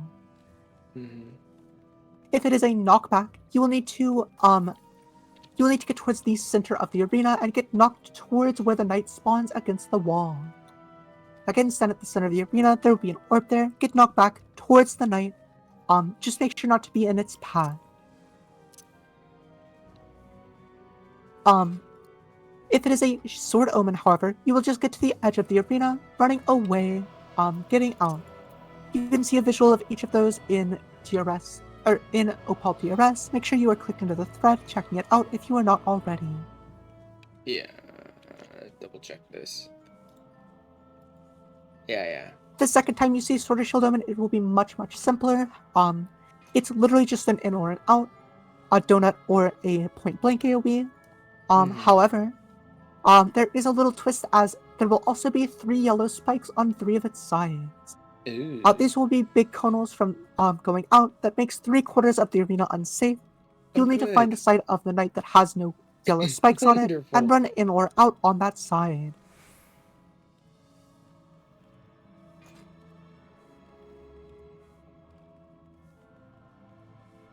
With that said, that's basically all you need to know about the first phase. At this time, go ahead and wiggle around. Make sure you don't get AFK kicked, wiggle around real quick.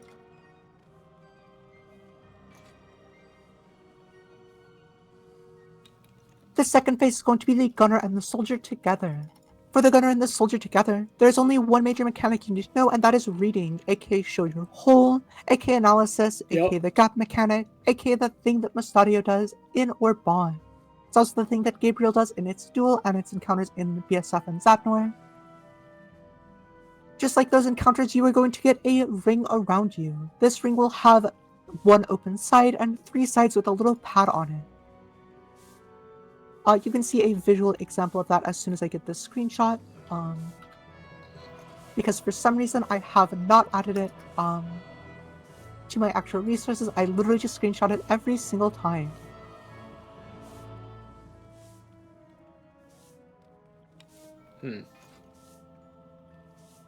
But yeah, this is what it's going to look like if you're not in the slideshow. You're also going to get a corresponding debuff showing that the back is open, the left is open, or the right is open. There is no front open in DRS. Even if it does exist in game, it will not exist in DRS.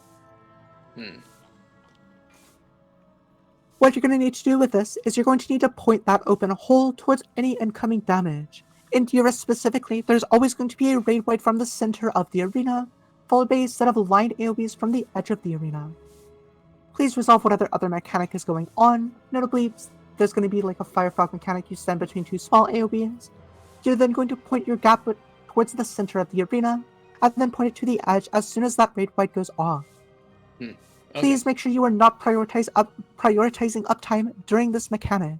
Your life is worth way more than your uptime. Please stop attacking and simply resolve your gap mechanic. One thing that also helps me is with the good camera controls. You can just hold left and right mouse as well as X, and you can turn your camera really easy.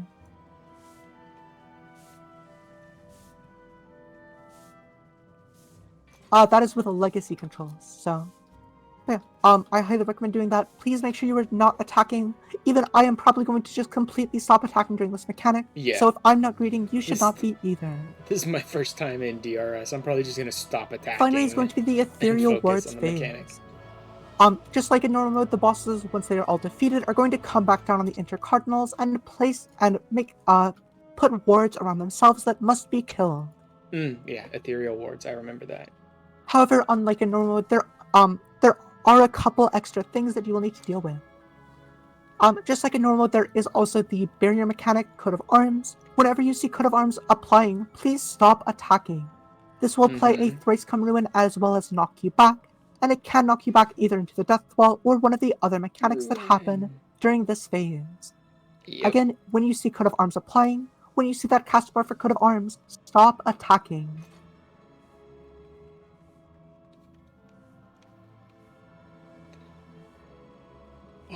There are going to be some other mechanics that happen, as I said, that are not in normal mode. The first of these is Healer Reflect. During this phase, the boss is going to put some spiritual spheres around. These are going to do AoEs that must be reflected in order for them to die. Healers, specifically? At this time, could I have healers please stand on each of the markers in the back? Need 1 healer on each marker. Okay, so healers are going to be handling the reflects. I don't know why I bring a light curtain at all then. So we have 1 healer on each. Healers, please remember which one you are standing on. At this time, I'm going to post an infographic into the thread. I'm also going to put out the real markers in the arena. You will notice that each of the markers you were standing on corresponds to a marker in the arena. Each of you are assigned 2 of the orbs that are going to spawn. What I'm going to tell you to do is to get in position as soon as the start of the phase. You're going to go towards one of the 2 orbs that you are assigned. For example, if you are the 1 healer, you're going to start out here, towards the 1 marker. You're going to reflect one of the 2 orbs near it, and then you're going to reflect the second. If you are new, I highly recommend that you pop reflect or a light curtain after each reflect. As soon as you get in position, pop a light curtain, and then after you reflect the first, pop another and move. Don't try and get it in one if you are new. Unless you really know what you're doing, it can lead you to die, and will also give the entire raid a damage down.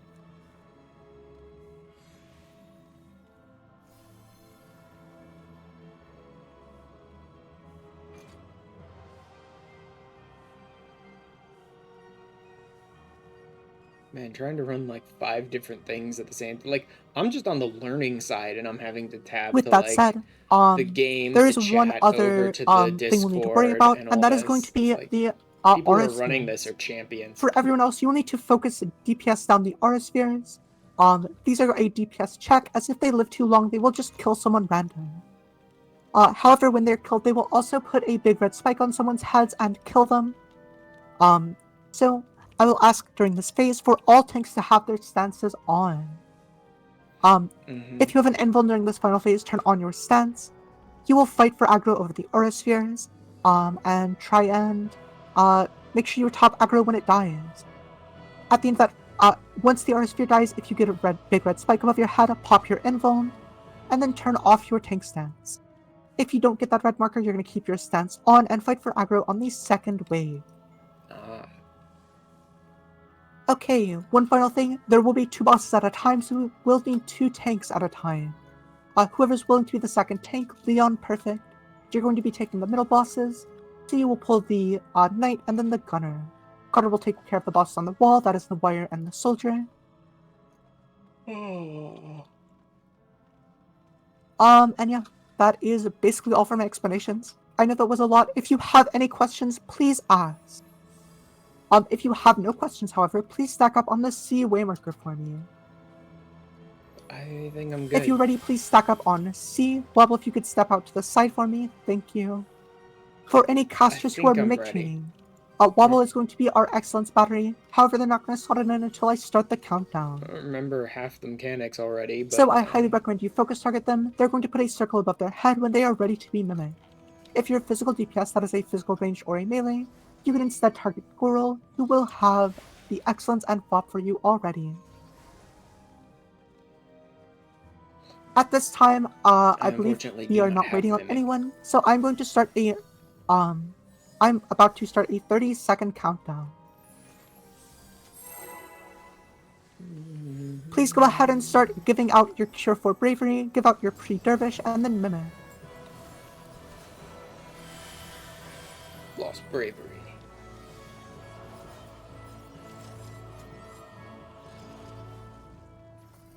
Get ready to do a big opener with potions, food, all that. Make sure you have raid food active, by the way. Mine's about to fall off. Yours probably is too.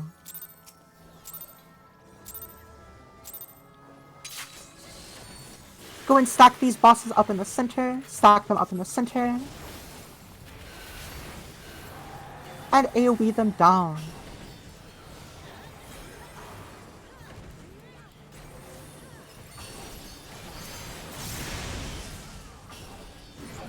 Bosses are going untargetable.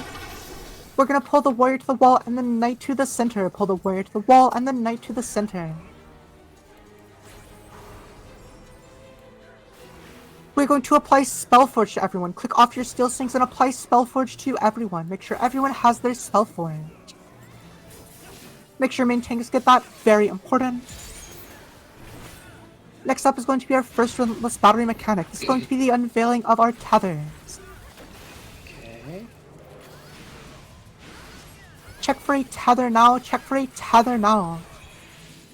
If you are tethered, you're going to do a large bomb, everyone else to a small bomb. Please go to the edge of the arena. Go to the edge of the arena, tethers too large, everyone else to a small bomb. If you're tethered, you're gonna fall before your bomb does. When you fall, please move where a bomb just was. Move where a bomb just was once you fall.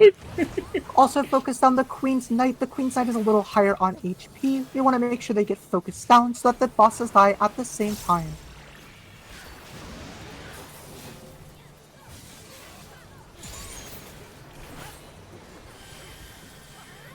Gonna be a little bit of a raid wide. Make sure to cure 4 people through it.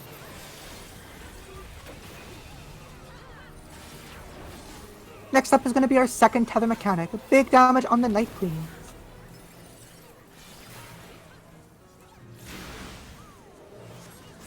Check for a tether now, check for a tether now. If you're tethered, you're going to go to Swirly Wind. Everyone else is going to Crackly Lightning. Tethers to Wind, rest to Lightning. At this time, go ahead and press Sprint. Press Sprint now, and run under the Knight. We're running under the Knight towards D. Under the Knight towards D. Under the Knight towards D. Back in on the bosses, especially the Queen's Warrior. Some people did Queen's not Warrior understand needs to that. die. Under the Knight towards D, too many people just went to the D marker instead and fucking died. Beautiful. Please pull the soldier to the wall, the gunner to the center. going to be your 2-minute window if you haven't already popped them. We're going to get our first mechanic. Now, I don't know what they're putting in the water, but it's turning the frogs into fire. We're going to need to go between two of our favorite little fiery guys. There's also going to be a gap mechanic. I will tell you where to go. Please stop attacking during the gap mechanic. Go and head towards 4 now. Head towards 4 and stop attacking if needed. Your gaps are out. Point your gap to the gunner in the center.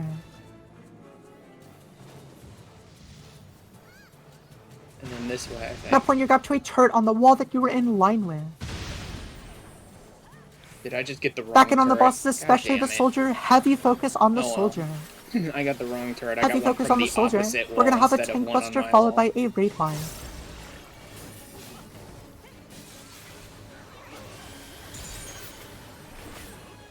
Make sure to cure 4 people up, keep that bravery rolling, keep that healing rolling. Next up is going to be gunner turret. The main tanks are going to pick these up, they are the #1 DPS priority. Focus on the turret at D and then kill the one at B. Turrets are spawning. Tanks, go ahead and pick up these here turrets. Pick up your turrets. And focus on the turret at D. Tanks, you may need to invuln these if they live long enough. Tanks, go ahead and pop your invuln now. And focus on the gunner in the middle. Focus on the gunner in the middle. Focus on the gunner in the middle. Gunner needs to die.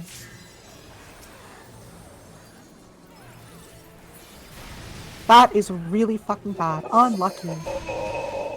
Okay, so that's what happens when the bosses get too spread out. Again, bosses do need to die at the same time.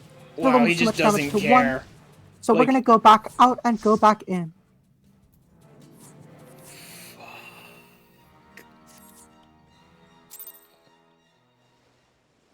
Go leave the instance, we're gonna go back in. We have plenty of time for another run through. I am going to not explain the first 2 bosses, just to make sure we get back in and through quickly. We will be done by end time ideally, which is 3 hours after. I am gonna ask you guys to go ahead and load up another Pure Essence and Re-Razor at this time though. Load up another Pure Essence and Re-Razor for me. I'm gonna make sure I have the spells. Son of a bitch. Just fucking, when he decides to enrage, he enrages. He doesn't give a shit if you have Re-Razors active. He just keeps spamming the arena until everyone's dead. And you will need to reslot those. God. Damn, we were doing so good too. I messed up a couple mechanics, but not too many. I'm gonna give you guys a second. We were doing so good. To make sure you have everything. I fucking hate that getting wiped in there is just like, no, leave the instance. You are not allowed to freaking respawn at the beginning and start over the whole thing at all. No, just fuck off, leave the instance. It's so bad.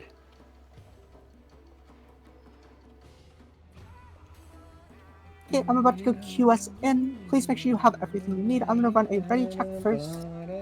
If you have everything, if you are missing anything, please say no to this ready check.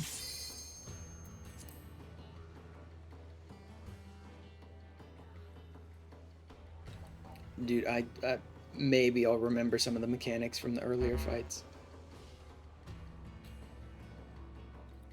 Okay, so Happy Meal, is there anything you need? If you do need fragments, please say something in Alliance chat. We can probably get them traded to you. Perfect. Let me know when you have them and we will queue us back in. Gambler. Fuck that. Sacrifice? No. Flare Star? Worthless.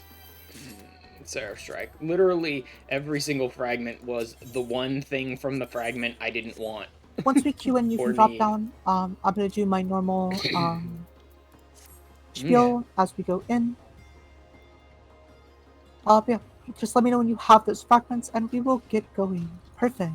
I'm going to queue us back in. Please tab in and hit commence for me. Tab in, hit commence. Let's see how much of the descriptions of everything I remember. I wonder if all the setup will basically be the same. Like when we get to slimes, can I just run over to the... run over to the northwest corner. We're gonna speedrun the first two like, bosses. Yep, It's gonna be nice and quick. No explanations. Just go, go, go.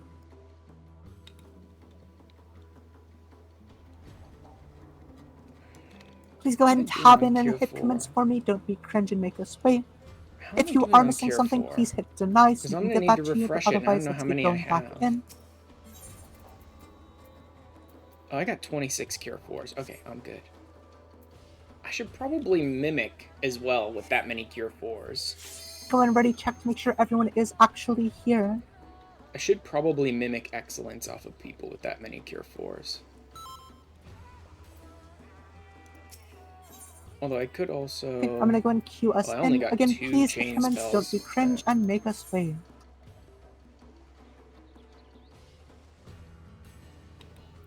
Don't be cringe and make us wait.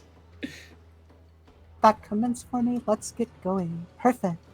Welcome into DRS yet again. Please make sure you pop another PRS's, pop another user, pop your starting action. We're not going to do the whole Merker song and dance again. We're just going to do the trust system.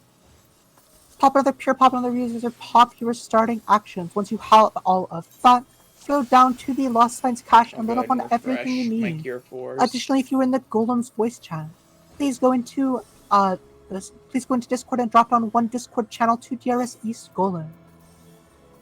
If you are on the Golem side, that is in parties EF, and there's a couple people in C, please go ahead and swap voice chats to Golem side. Do I want to mimic? For those on the slime side, we're going to do the exact same thing as last time. Same position, same everything. I'll do re-razors, I suppose, for now.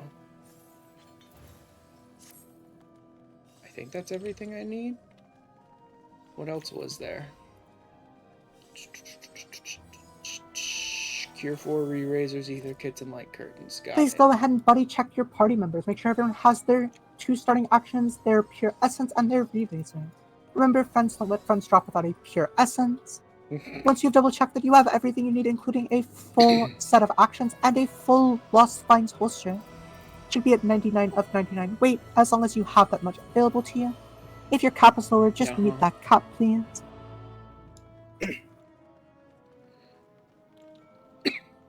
Also, yeah, if you are a battery, I didn't say this before, but it is kind of custom to have excellence on the right. Because it is easier for controller players, and it's also just a muscle memory thing for most people. If you could swap it to that, it would be appreciated. Otherwise, it is what it is. Again, once you have everything, feel free to drop down. Yeah, see, everyone's just going to the same spots they were on before. Last time. Everyone's just automatically going to their markers. The same as before. Feel free to turn your stances on. If you have any questions about the slime side, please ask them. Re-razor check? Please go ahead and set your Cardi's Carbuncles your dance partner. Yeah, not everyone has a re-razor go. Oh no, everyone does here.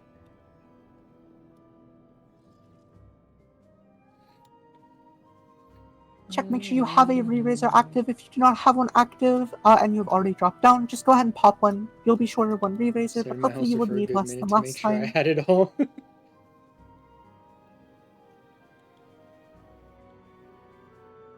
And yeah, once you are ready, go ahead and run ready checks in your party members. I know that Sarlton is probably still at the box, so...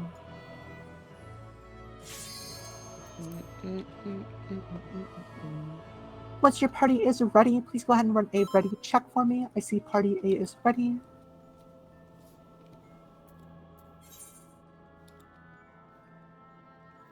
And let me know when parties B and C are ready.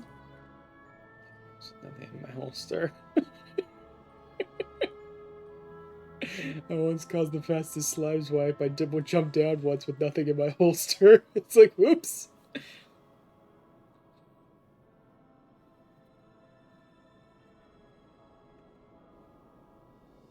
C is ready. I'm gonna go and pre-press up while the countdown is starting. My trap this time. It's like, sure.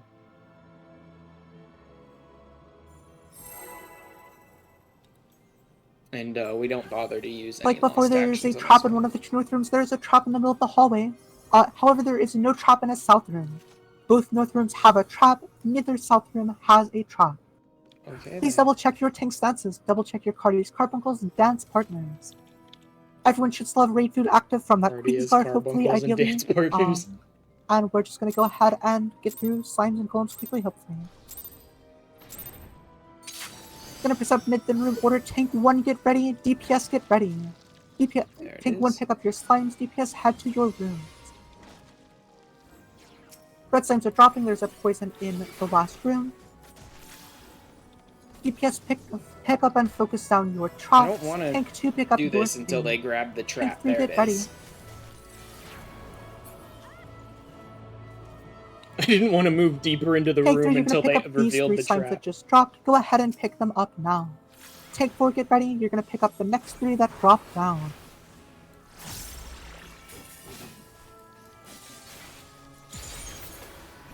Keep killing those red slimes, pick them up when they drop down. Tank 4 These pick are up all yours. AoE Tank 1 get abilities. ready. You're about Actually, to there pick aren't up any green 2 from the slimes middle. in the room yet, so I should be fine to AoE this guy. Tank 1 pick up your slimes. You're gonna pick up 2 of them.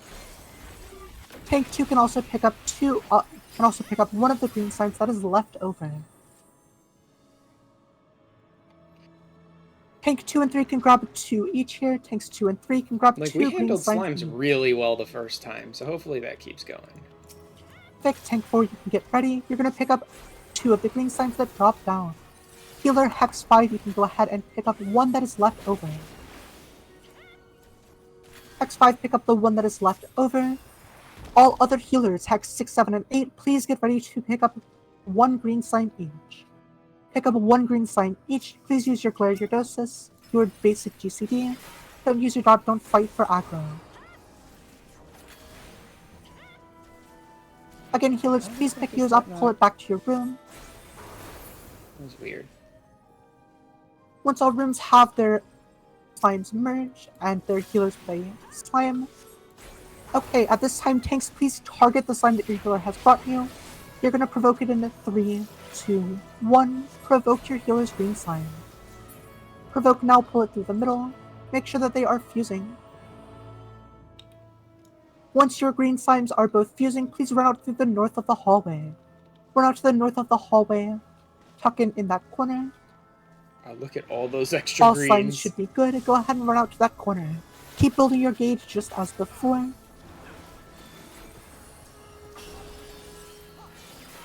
Tuck in tightly in the corner. Healers rescue anyone falling behind. Make sure you are building gauge. People are taking way too much time here. This ain't gonna go good for them.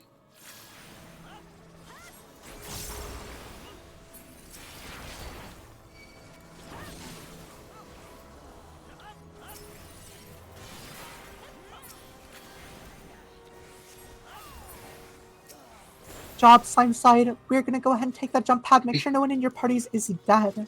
I don't think there should be any dead. Hopefully there's no dead. Nope. If anyone in your party is dead, healers, please go rise them. Otherwise, take that jump pad.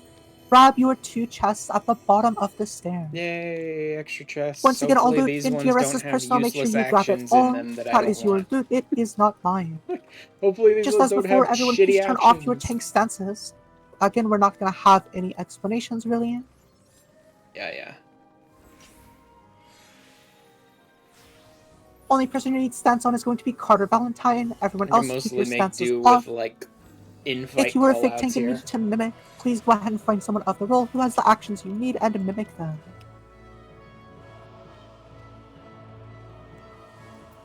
Didn't have any explanations to go over this time. We're going to do it just the same as the first time, hopefully.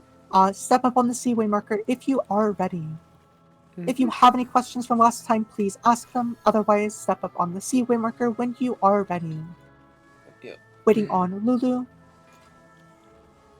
Oh, While shit, waiting, I make still sure to pop forgot some to raid grab food food. if you don't already I'm have it fucking active. idiot. I Raid food still is forgot free to grab damage, free food. health. Have raid potions ready. I'm gonna go and start Oops. a countdown. Again, stance is off. Double check your Cardia's Carbuncle stance partners. Make sure you have Cardia off. Just like last time, I will ask healers to not throw too much mitigation. I will ask everyone to not throw too much mitigation. there is a buff cap in DRS. If you have too many buffs, you will not gain the actual beneficial ones. So hold off on using your big mitigation buttons. Let the C4s do all the healing and mid. Yep, Bang Saddle's reprisals are still welcome. And go ahead and get ready to pull the bonds. Not the button I meant to hit.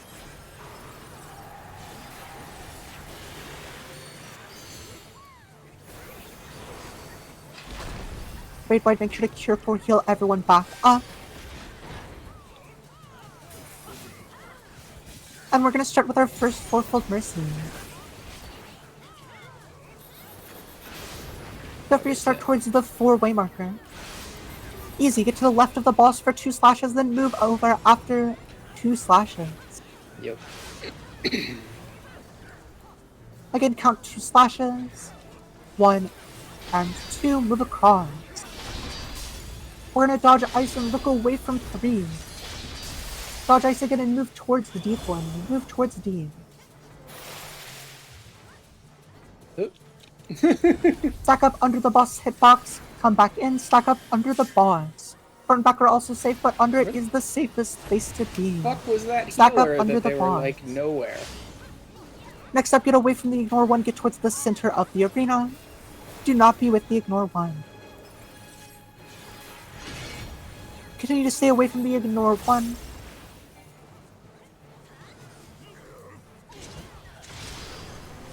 This is a solo buster, go ahead and stack up tightly. Stack up tightly for the chain mechanic. Once you see the chain icon disappear, feel free to move apart and break them. Wait for that chain icon to disappear. Wait. Break your chains and get in front of a barricade. Nope, get I'm in good. front of a barricade. Get in front of a barricade. I'm good. Get knocked back in front of a barricade. And move back in on the boss for more Ifrit flashes. Yep. Back in on the boss. Be in the center of the arena.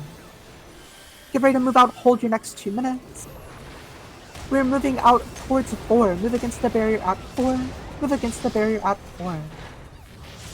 We're going to rotate around in front of the barrier at 3. Get in front of the barrier at 3.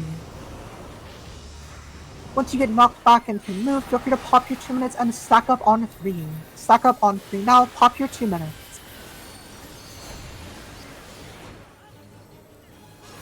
Can you continue to stay stacked up to bait these upcoming line AoEs? Stay stacked up for these line AoEs.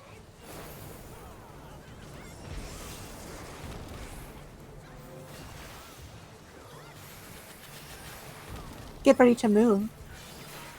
Move out of the orange lines. After this, we are getting on brown sand. Get brown sand anywhere on the arena. Anywhere that is brown sand is safe. After this, get intercardinal of the boss. Front, back, and sides are all unsafe. Max melee is safe but scary. Intercardinal of the boss, be diagonal. Feel free to get back in on the boss. Get to the center of the arena as there's going to be more Ifrit fashion. Get to the center of the arena for more Ifrit dashes. Get ready to head out. We are heading out south. Head out south towards C. Rotate around, follow the dashes. We're going to go back in for a 4-fold after. This is yet another crossover pattern. We're going to get to the left of the boss for 1 slash, then move to the right after the first. Right, left, right. Move to the left. Sorry. Left, right, left. Move to the other side again. We're going to dodge ice and look away from horn. Dodge ice again and move towards B. Move towards B now. Go and stack up for these chains. Stack up for these chains. Once the icon goes away, break them. Break those chains and come back together for a raid bind. Break those chains, come back together for a raid wide. After this is going to be a tank buster. Get away from the ignore one. Ignore one is not moving, you are moving. Get away from the ignore one. Get ready for our Healer's next 2 down, minutes. which is not best idea right now. Also get ready for our second 4-fold mercy. It's gonna have that sand and stone mechanic with it. We're gonna start towards 2. Crossover. Front, back, front. Start at the front of the boss. On blue brick. Under the boss is safe blue brick. Move to the back of the boss for 2. Then get in front of the boss again on brown sand. Get to the front of the boss on brown sand. I ate it. But I if you died, pop re-raised. another re-raiser. We're gonna have one more at random. Big Dynamite Dice. Get on brown sand for me. Brown sand is safe. Pop a re-raiser. There we go. Oh. Dodge ice and look away from 4, but this is not going off. Beautiful. As before, make sure to grab your personal spoils. Make sure to pick up any dead bodies. Please do not go ahead for that dual pad. That was a little rougher. Yet again, the only person who needs to take that is me, myself, and I. Wow. Again, please do not go towards that glowing pad. Please do not step in any traps. No, but I'm going to sit here because they're going to need bravery when they come back for it. And head towards Dahu. The only exceptions are going to be the Dancer, the Cure 4, and the Cure Healer in my party. We're going to stay back towards the traps. Once again, there's going to be a countdown. This is not for Dahu. Please do not interact with Dahu until you see the RP text on the screen. Leonard, you good for Dahu again? Or... Yeah, I can do it. Perfect, thank you. Okay, I'm going to deafen in just a second. I'm going to start the countdown. Again, this is not for Dahu. Please give spot at the end of this countdown. Please interact with Dahu once you see the RP text.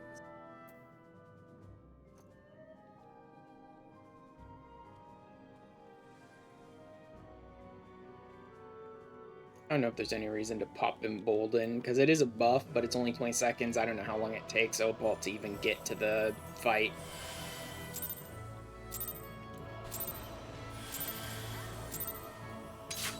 And we go.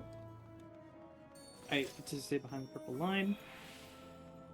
There is no boss until Opal triggers the trap or something. Oh, there it is. Oh, wow. Oh, that's where Opal gets to the fight. Yeah, go. Interesting. I don't know. Embolden might be able to do something there. Crocodiles coming down from the ceiling. Get out of the orange and stay out of the orange. That is the only mechanic here. Getting ready for Dahu to dash. Get out of the orange. Stay out of the orange. Dahu's going to be dashing north. Don't be in the way of the north. Well, actually, JK. More sets of crocodiles. Dahu dashing towards south. Don't be in the way of Dahu. Don't be in the way of Dahu. Dahu going to be dashing north. Towards the northwest. Don't be in the way of Dahu. Hey, get to the sides of Dahu. Do not turn into BBQ. Run. Come on, did I get out? Is, I don't want to see any. Oh my god, that snapshot was so close. That's really fucking bad. That snapshot was like so close there, dude. No. Holy shit. Okay, I'm calling from the stream for this final test. Left right shock. Well, as dashing, spit flame here in a moment. Please take these out to an ad, kill an ad, any ad will do. Take these spit flames out to an ad, any ad will do. Just take it out, please. Kill any ad, any ad will do. 1, 2, 3, 4. Starting on our left, moving to the right. 1 hit, 2 hits. Get knocked into a safe spot. Any safe spot will do. Just make sure you get knocked into a safe spot. Boom. We're getting on Dahu's left shoulder. Left shoulder.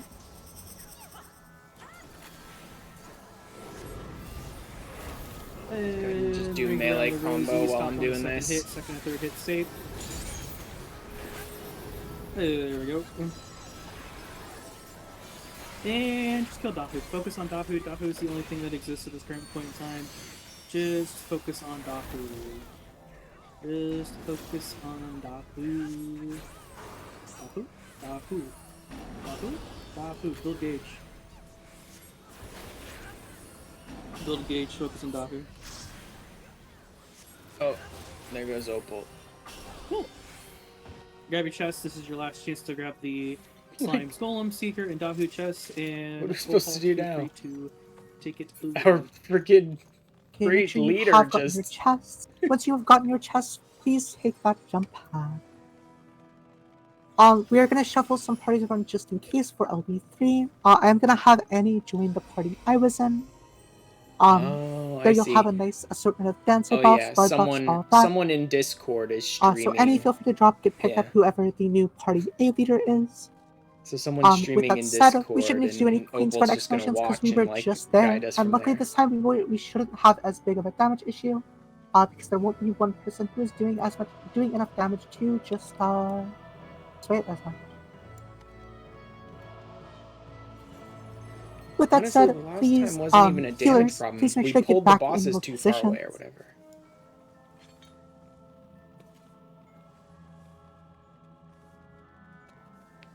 Healers, if please make sure that you know which orbs you are taking. Tanks, please go ahead and mark yourselves yet again. You're going to be doing the same tank things yet again. Healers, same thing with Seal and Spell. Feel free to swap them after the countdown, or when you see the tether. If you have any questions about Queen's Guard, please ask them. If anyone could put out the way markers, it would be appreciated. Or ask Carter to put them out.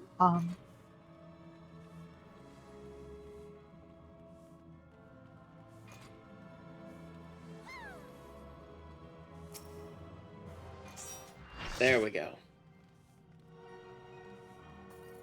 It's a samurai helmet. Okay. And yeah, go ahead and do any mimics you need to do. Wobble will the Excellence Battery. They're going to slot that in during the countdown. These work perfect. They're going to be a little different than last time, but they're basically the same thing. Just A, B, C, D are a little further out. Perfect. We don't need a thirst star. It's not that big of a deal. And yeah, we're going to go ahead. If you are ready, please stack up on the C-way marker. If you have any questions, please ask them in the shout chat. Luckily, I was already on C4 duty, so we didn't lose that. If you're We did physical lose D+, you Flare can Star, but mimic that's off just of big Gorilla. DPS, so... Who should hopefully have excellent amount of power. Everyone else, everyone who's a caster can wait until the countdown for Wobble. We are waiting on Aurora back there, I see. Again, once you're ready, please step up to the C-way marker. Oh, C-way marker got moved. Pog. Okay, never mind. Markers are going to be the exact same as last time. Yeah, it should be... Well, can you turn around real quick? Just make sure. Okay, Pog. Everyone is ready. Feel free to start a 30-second countdown whenever. Anyone.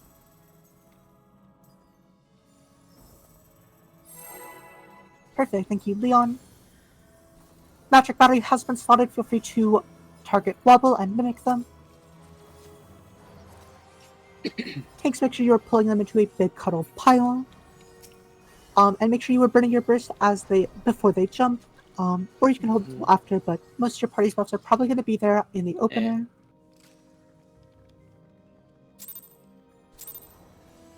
We're getting started. Get ready to open with potions, all of that. Perfect. Stack them all up in the middle. AoE them down. Big damage. Big damage, big damage, big damage. Hit them with everything. Gonna be a couple sets of raid lines. If we see them. One raid wide, tier 4s, make sure to kill everyone through it. Bosses are going away. We're pulling the word while the knight to the center. Word the wall, knight to the center, healers get ready. We are applying Spellforge to everyone. Click off your Steel Sting buffs and apply Spellforge to everyone. Next up is going to be our first tether mechanic. It's going to be the bombs mechanic with the sword or shield omen. Sword omen, we're going to be resolving on the edge of the arena. Feel free to get to the edge of the arena for me. Get to the edge of the arena. Check for a tether, check for a tether. Tethers will need to stand on a large bomb, everyone else on a small bomb. Tethers too large, rest too small. Outside of the arena, tethers too large, rest too small. If you're tethered, you're going to move where a bomb just fell after you fall. If you're tethered, once you fall, move where a bomb just fell. Back in on the bosses, make sure to try and keep them even-ish. I believe the knight needs a little bit more love. A little bit more damage on the knight for me. Make sure you dispel that boost Carter. I'm sure Carter's got it. Tier 4 is to ready to heal everyone up.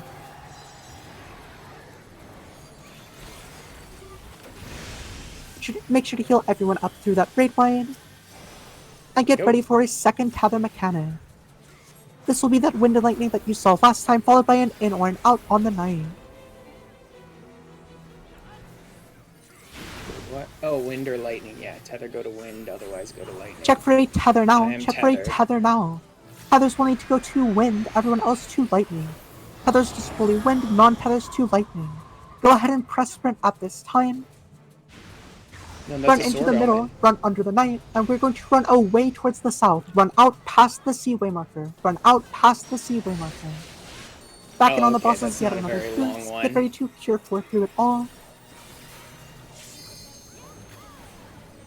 A little more damage on the warrior for me, please. Focus damage on the warrior. Stop attacking the knight. Focus on the warrior. Kill both bosses, there's going to be a little tank buster, light mitigation, and then bosses die. Because Opal doesn't need to do any actual fighting right now. Kill both bosses, perfect. We're going to need to pull the gunner to the center, the soldier to the wall. Pull the gunner to the middle, the soldier to the wall. So for the slaughter of that still sing spellforge, by the way, it is no longer needed for the rest of the instance. I don't know where they're putting in the water, but it's turning the frogs into fire. We're going to stand between the 2 baby fires once they jump and resolve our gap mechanic.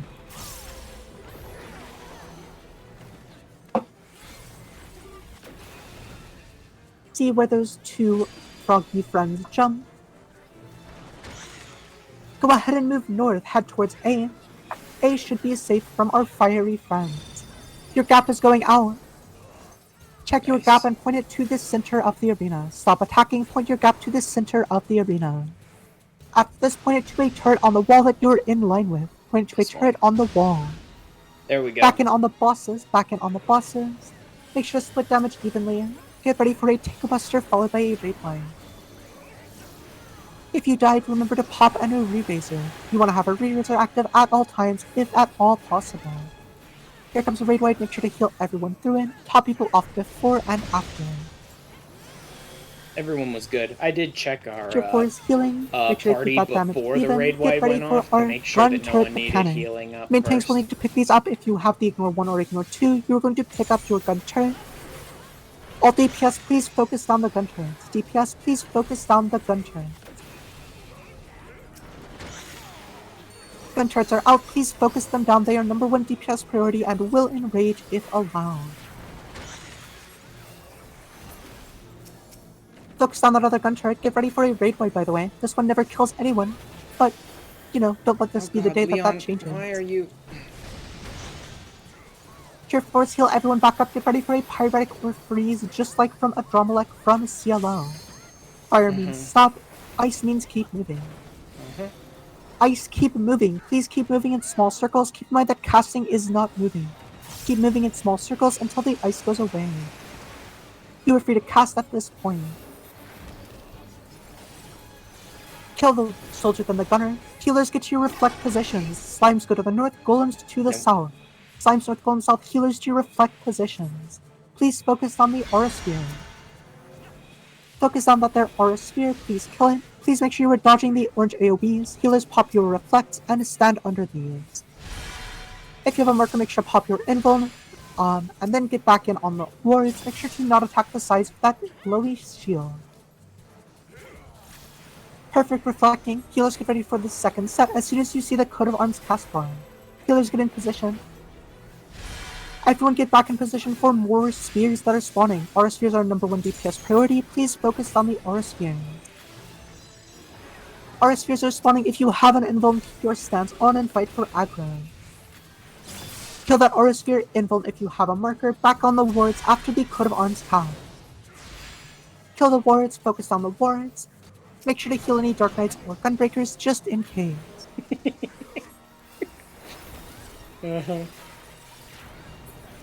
Oh, much better that time. So congratulations, you guys have gotten through Queensguard. However, unfortunately, you are missing a chest because this game's netcode is cringe and dumb. With that said, make sure you grab your personal spoils. There will only be 1 chest. You will not get a hand went to the fight and didn't even fail the fight. Opal just DC'd. It's like, well, head down to the next arena, Phantom, for another trash encounter.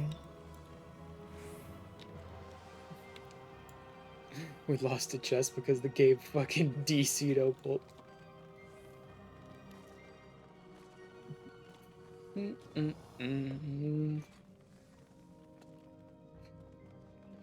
Okay, welcome to Phantom. This is a trash boss by banish. every definition of the word. This boss does basically nothing threatening, as long as you were able to send callouts. With that said, we do want to make sure we have banish. If our banish healer could double check that they have that slotted. And also, if all tanks could make sure their stances aren't off. From this point forward, the only person who needs their tank stance on is Carter Valentine.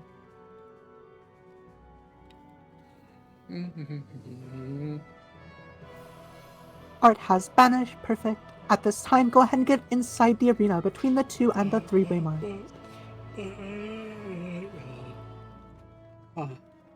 Get between the 2 and 3 if you are ready. There is nothing to explain. There's nothing to explain. Feel free to go ahead and pull the boss. We don't need to count on for this boss. Just pull the boss. Just pull the bitch. Get inside the arena. Kill the boss. Make sure to use any lost actions that you have left over. You should have a charge or 2 of Fawn of Power, Bannerphonic Sacrifice, all of that. Please go ahead and use that now. Don't worry about the absolutely nothing that is happening here. Next up, we're going to move to either A or D. Get ready to move to A or D. Go ahead and move to A for me. Move towards A. Go ahead and look ahead of the A-way marker where you will see that there are dots ahead of us. We're going to follow those dots down, move between the dots after each there are pull. dots. I never once noticed that there are actual dots in this Follow arena. those dots down, don't go too fast or too slow, just follow the dots. At the end, make sure you do not go past the one-way I didn't marker. realize they marked the freaking dots. Do not go on past the one-way marker and walk into the death wall. It is very funny if you do, and some of us will laugh. Go ahead and move over to 2 now. Walk into the death wall. Don't walk into the death wall. Feel free to move back to the one-way marker. Move back to 1 for me. You're going to be staying there for a good little bit. At this point, go ahead and start building gauge for the next boss, Trinity of Vow. Trinity of Vow has a pretty punishing raid, a pretty punishing enrage, so you don't have a duelist, so make sure you have whatever gauge you can. Whether you're a red mage, warrior, or machinist, have whatever you need. And go ahead and move to 2 for me. Move to 2 now. Yeah, it does 3 lines. You're and in then count you 3 move out pulses of of the line AoE and then move back to 1 for me. 1, 2, and 3. Move back to 1. It looks like some people moved a little early there. Go and finish off the boss, hopefully, or get ready for ad phase. We are C ad phase. Unlucky. For this phase, you are going to kill the ghosts that are red and heal the ghosts that are white. Kill red, heal white.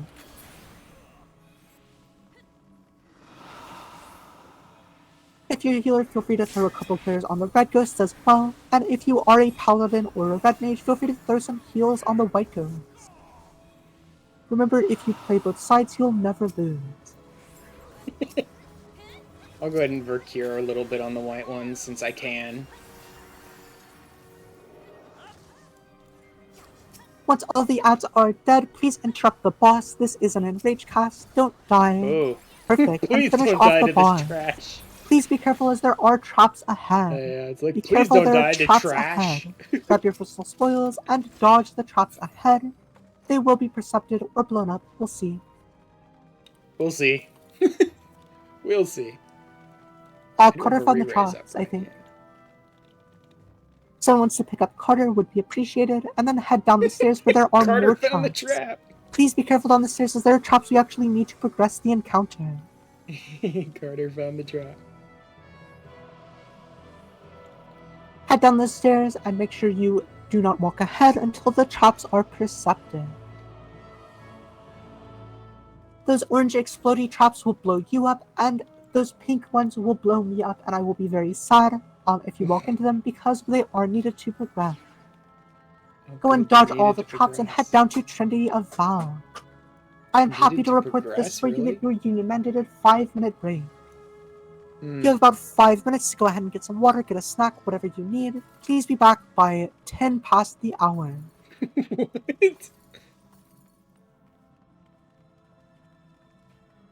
You have time to just sit and do nothing? Again, please be back by 10 past the hour, where we will continue. They're just giving a short, rest. In 1 minute?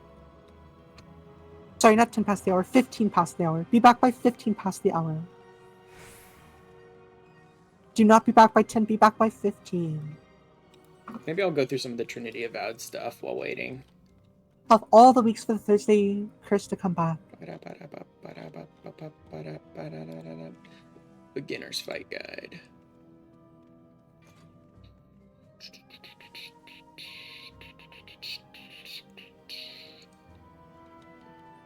Slimes. Golems.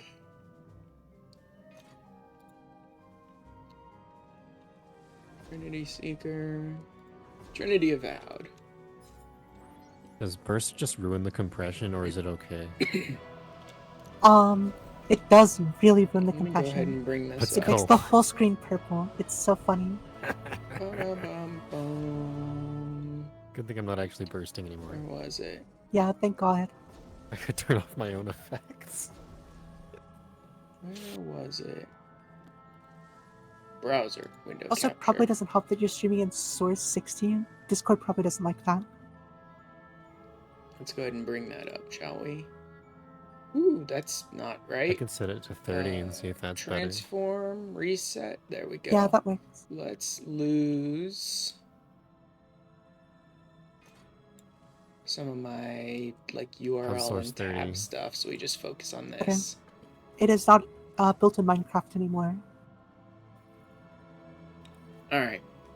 Each party has a tank with ether shield slotted as necessary. Let's go ahead and make sure I'm moving around occasionally.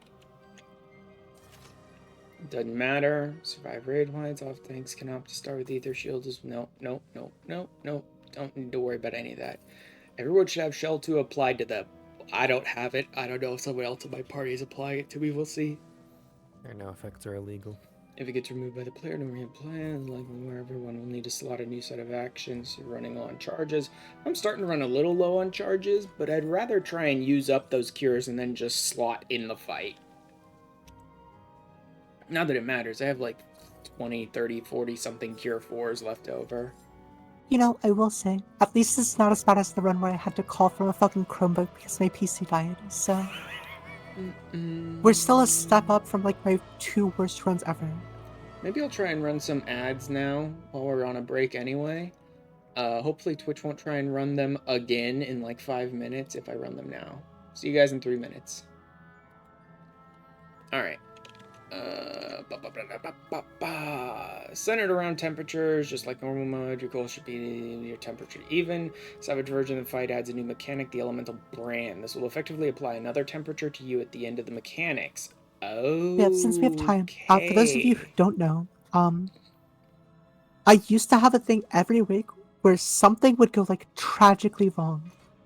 There was a week where we wiped on Queen's Guard. That was a really, like, rough day for me. I think, like, my grandma had just died. I woke up, found that out, and then hopped on to keep hosting. That was definitely probably my worst run. There was also one where, and hopefully to think about this. There was one where the server just shut down after in the middle of Dahu, and we got fully reset, including actions and inventory and all that. That was a pretty fun one. And then there was the one where my PC just fully died, and Himbo had to take over calls, and I did explanations. Staff phase. First staff. 4 meteors drop on inner cardinals, each at different temperature. Quick march. Oh, use the quick march to get to the meteor opposite of their temperature. Okay, quick march. Moves player 2 tiles. Healers should not raise during this phase. Anyone who's resurrected during this phase will end up dying. 4 meteors drop like in the first version. Instead of being march, players will need to walk to their meteor.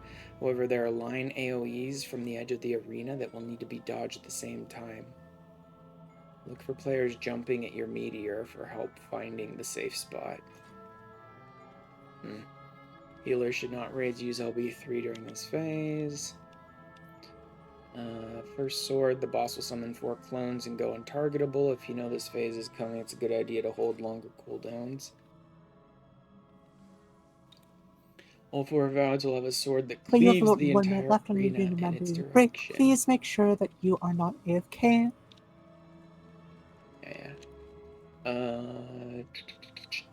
Entire arena in its direction with the shown temperature. There will always be one spot not hit by any sword called the safe spot. Being diagonal of this safe spot will always mean death. Okay then. Solve your temperature, you simply go on the cardinal of the safe spot that is being hit by the temperature you need. You have 2 tries to get it right. Second sword functions almost identically to the first sword, but with elemental brands added. Ugh. You'll need to get to the opposite of your brand and this may require getting hit by swords twice. Just make sure not to get hit by 2 at the same time, as that'll be death. Practice this mechanic with this simulator. Yeah. The Monkey Way. Monkey approved guide. Okay, I regret to inform you that your union mandate break is now over. Please go ahead and wiggle around first and foremost to make sure that you don't get AFK kicked. Once you've done that, we're going to need to start reslotting some action. At this point is where you're probably starting to run out of stuff like Font of Power, Font of Magic, Banner of Honor, and Sacrifice. Please make sure you slot in a new one of those if you need to. Even if you only have like 1 charge left or you have 0 charges, please make sure to slot it in so you have the full 10 charges for the rest of the instant.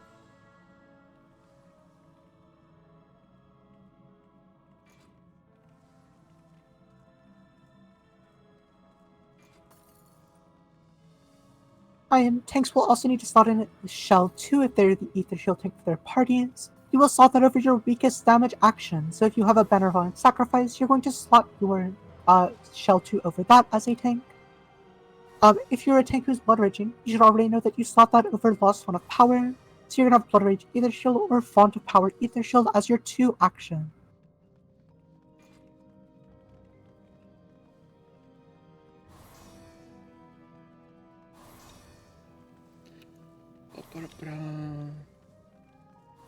No idea what's going on here.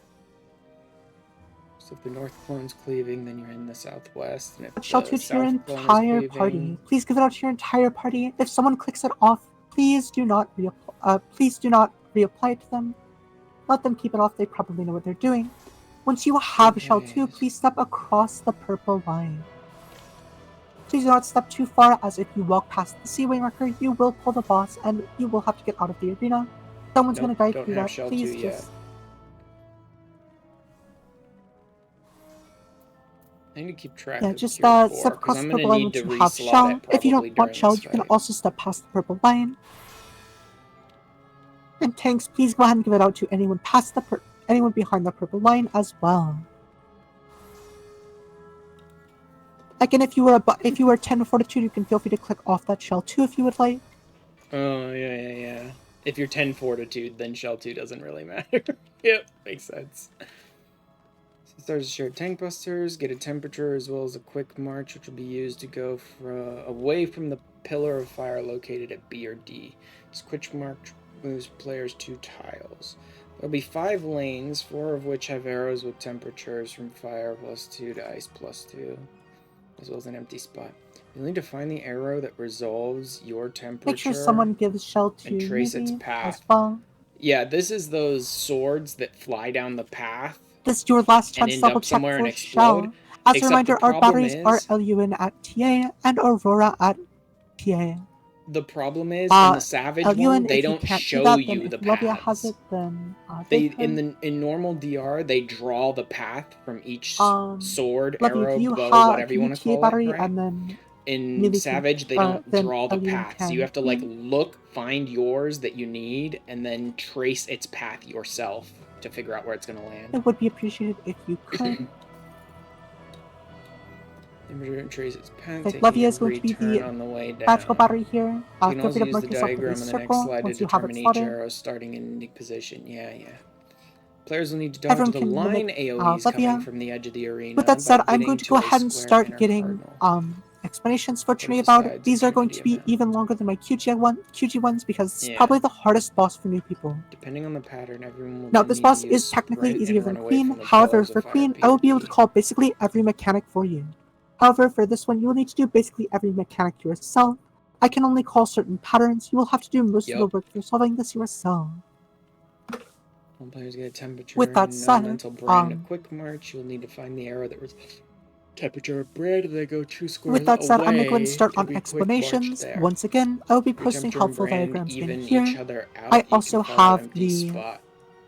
short as if it is explainer, an and I arrow also with no highly recommend temperature. clicking into my slideshow yet again, that I will link here again. Pipe game will be the same as the first bow phase. Phase ends with a shared tank buster. I'm going to start by explaining the core mechanics, starting with the temperatures. Oh, that's pretty easy.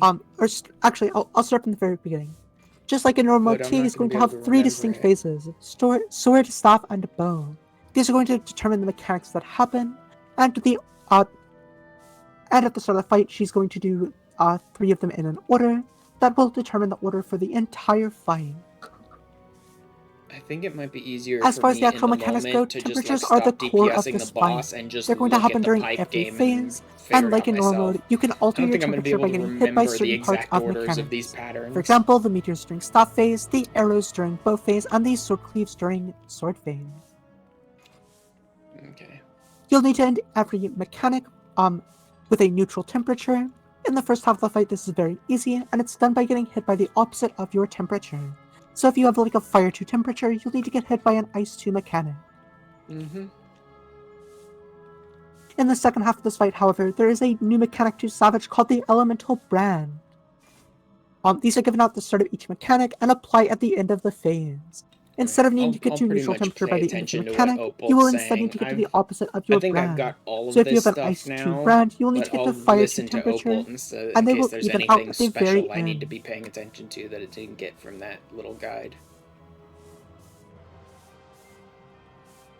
If it helps, there are a couple infographics I have that may make it a little easier for you. This first one is going to be a basically a visual for what I just explained. For every brand, you will need to end with the opposite temperature before the end of the phase, and then the temperature and brand will even out. There's also this table that will that tells you what you need to get hit by based on your combination of temperature and brand. I think it's a little less helpful, I but think for it some works people, to just count it helps as them out, positive and so negative, and then you just be like, okay, I need +1 to end this properly. there's also one other debuff you have to worry about, and that is a quick march. This boss during certain phases will give you a quick march. This quick march will make you will lose control of your character and will send you 2 squares in one of the directions, either forward, backward, to the left, or to the right. This is based on your character's facing. So if you were attacking the boss, your character debuff may with the turn, and symbol it of the may mess up your person force in march. it is your current What I temperature. The recommend is debuff whenever with you the are symbol resolving a of force the march, simply like stop the attacking and thermometer focus in on it pointing is your your force march brand to that the what you're gonna get correct hit with. direction. Just calculate them together, +1, -1, +2, -2, Like like in that, and then figure out what you Queen's need. Guard, you can, if you are on Legacy camera, you can hold both mouse buttons as well as S, and that will allow you to turn your character by turning your camera. Temperature, brand, quick march, yep. Keep in mind that this force march will send you 2 squares, so if you're on the center of the arena, it will send you towards the edge of the arena. Gloria Boja, okay. If you sprint, it will send you about Rapid 2.7. If you're a Tank, ninja, it'll send you like 2.1, 2.2. And if you are impetus, then that is dead. Sorry. Good luck on your next. Good luck on your re-raising.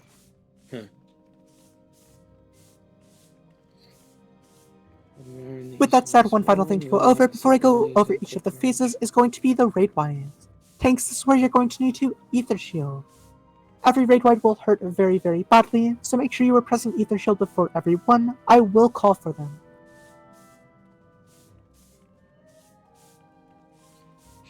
Next up, I'm going to explain each of the phases one by one. I'm going to go easiest to hardest, starting with the staff phase. Staff phase is the most similar to normal mode. The core of the mechanic is the same, with the elemental meteors on the intercardinals, and you need to get hit by one meteor to resolve your temperature. Meteors in the corner with line. However, unlike normal mode, there is no spot that gets hit by nothing, as the meteors are very, very large, and there are overlapping spots that will instantly kill you. Please make sure during this fight that you do not arise anyone, please make sure during this phase that you do not arise anyone. If someone is arisen during meteor phase and they do not have a temperature, then they will just get hit by a meteor and instantly die. They're just gonna die. The first time you use the staff phase, you'll need to resolve a quick march to go to your meteor. Instead of just walking like you would in normal mode, you will need to point a force march towards it. Again, for this, stop attacking, do not greed, simply resolve your force march, and then once you have resolved it, go back in on the boss. Like, don't bother trying to keep the DPS second time you up see it, there will be no high. force Just march. focus However, on the you'll have your mechanics elemental and brand, fight. and you'll also need to dodge some line AoBs onto your meteor. There will be one square on each meteor that is safe, either the outer corner, the inner corner, the north-south green tiles, or the east-west green tile. I will do my best to call it out for you. However, if the calls are not fast enough or do not make sense to you, you can always look for jumping vets on your meter to follow. For the sword phase, it is probably the second hardest, and it is very different compared to normal mode. This can take a bit to understand, so I'm going to post a video that visualizes it to hopefully help you.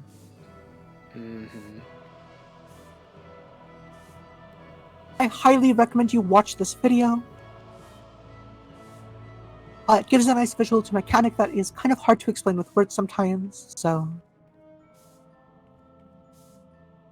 With that said, for the sword phase, the boss is going to disappear. Gonna go untargetable, you will not be able to attack. The boss is going to spawn 4 clones. There will be one, if you look at the 1, 2, 3, 4 section of the marker, there will be one at the north of that square, the south, the east, and the west. They will each cleave 1/2 of the room, leaving one side completely unsafe for standing on, unless you're trying to change your temperatures, and they will leave exactly 1 square that is hit by nothing. That square is going to be called the safe square, and I will call it out by saying that 1 is safe, 2 is safe, 3 is safe, or 4 is safe. That is where you're going to stand if you have already resolved, or if you do not need to get hit by anything. Yeah, I can't really. I can't understand that safe square that is the very spot well. where nothing Even from the hits. video, I'm struggling to understand. However, how to, you will read also it need in to the resolve your moment. temperatures in this phase. So, in order to do that, you will need to I'll go just to a square follow that their is. call You will need to find and then look the for my clone temperature. that has the temperature you need. One clone may have fire 2. If you're ice 2, you're going to look at that clone and see which side it is cleaving. Please make sure you step out. You're going to step out to the side that it is cleaving, cardinal of the safe square. So, for example, if 4 is our safe square, my ice 1 is going to cleave to the east of that 4 tile. I'm going to stand on the 3-way marker, in order to get hit by the sword that I need. Please make sure that you do not go diagonal of the safe square in any way, shape, or form. If you go diagonal of the safe square in any way, you will instantly blow up and die, and you will die no matter what. There is no way to save you. I'll just wait for the call out on safe square. Let someone else who knows how to read this a lot better than I do. I'm going to give you a little secret cheat for this. Do the safe square call during out, the first sword phase, what you're going to do, I during the need first from set of slashes, you actually don't need to resolve, as there are 2 sets of swings. So, during the first set of swords, I recommend you stand on the safe square and think about what you would do if you were resolving. Okay? Then, during the second set of cleaves, actually do that. So, for example, if I was in ice 2 temperature, I would go to the safe square, I would find the fire 2 clone, and see which side it is cleaving. Then on the second set of swords, I would actually find the side that is cleaving and go to that side. Keep in mind that the clones will not have the same temperature or the same cleaves necessarily for each for both sets of swings. They will probably be different. So please be ready to move and adjust. Okay, yeah. so swords only ever requires 1 hit to resolve, but there are 2 hits. I was worried about that. The second set, I was during like, the second is there not going to sword be a phase, possibility that you'll have a temperature and brand set the that you'll only need functional both difference cleaves is to that hit? it's going to have a brand. However, this brand, it may mean you need to get hit by nothing. It may mean you need to get hit twice. If you need to get hit twice, do not get hit twice at the same time, okay? What I recommend to everyone, new or vet, is that you use the first set of slashes to resolve your temperature. If you have a fire 2 temperature, go opposite of that, get hit by ice 2. Then you're going to get hit by the opposite of your brand. If you have a fire 2 brand, you'll get hit by an ice 2 temperature. That should always resolve your temperature in your brand, no matter what. Does require you to get hit twice. It's not the most efficient way, but it is the most reliable way. So I highly recommend it to anyone who is new or a vet who is struggling.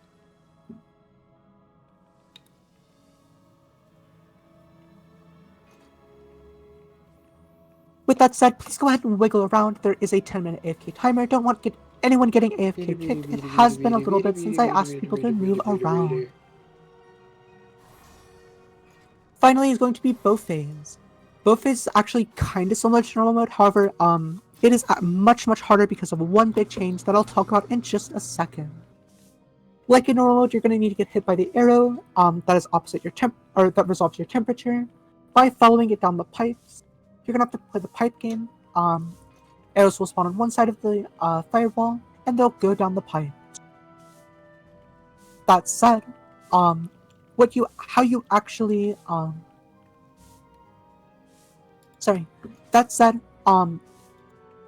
there's one big difference between normal mode and savage, and that is that there are no arrow tracers. You will need to trace down the arrows yourself. Luckily, it's actually pretty easy as long as you understand it. The arrows are going to take every turn that is available to them going down. So what you're going to do, and what I'm going to recommend, is that you stop attacking. I think literally take arrow your finger, will be put it on your easier monitor, for me to put it on your read TV, in whatever. the moment than Get up try and and stand up by the memorize TV patterns. and chase it down if you're on Xbox or whatever. I think it'll be Find the easier for arrow me to that you just need, look at trace the it pipes down, on the and whenever you arrows see a and turn like to the left or figure the out right, what arrow I it need will and then just read always its take pipe that turn. movement. If there is a left or a right that it can take, it will always take it. Then, once you find out where it ends, you're going to stand there. Keep in mind that you have about 15 seconds to do this, so please make sure that you are focusing on doing the mechanic, as even though it's 15 seconds sounds like a lot of time, it really, really isn't, in the context of like actually chasing it down. Yeah, if you need to, please feel free to stop damage on mechanics to make sure that you resolve them. Yeah. Your life is worth a lot more than a couple of GCBs that you would throw out. Please just stop attacking if you are new when you are resolving these mechanics. I do like that. It's like stopping damage to solve mechanics is fine, because death is a damage down. That said, Bow 2 is actually much harder than Bow 1, because not only will you have a temperature, you'll also have a brand to take into consideration. But we also have a brand, and not only will you have a brand, you will also have a force march, quick march to deal with. This quick march will send you 2 squares, just as before. So instead of just standing where your arrow ends, you'll need to find the one that makes you opposite your brand, and then get force march there from 2 squares away. If you're new and you see Bow 2, I'm sorry, you're probably gonna die. Luckily, 70% of you will get back up after it, so you'll probably be fine. 70% of you will get Just make sure that you have a re-raiser active at this time if you have any available. Oh, I got plenty available. With that said, that is basically everything I need to go over. 8 or 9 At this time, please go ahead and make sure everyone still has shell. You want at least 10 minutes of it left over. If anyone in your party is under 10 minutes, feel free to reapply it to them. Otherwise, please step on C if you are ready. If you have any questions, please ask. Otherwise, step on C if you are ready. Let's see how many of these mechanics I remember in the heat of the moment.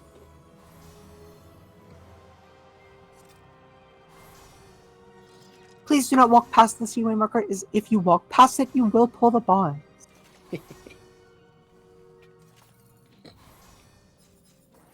I don't even know why we bothered doing shell. Waiting on a couple more to step past step up to the seaway marker. Once you are ready, please stand on C. I think Chow needs shell. Chow has it. Chow needs bubble is what they need, I think, but there you go. Okay, once you're ready, please step on the seaway marker. 2 dancers back there, but Leaf just want to get a sign of life. Perfect. At this time, go ahead and pop some raid food. Someone start a 30-second cooldown.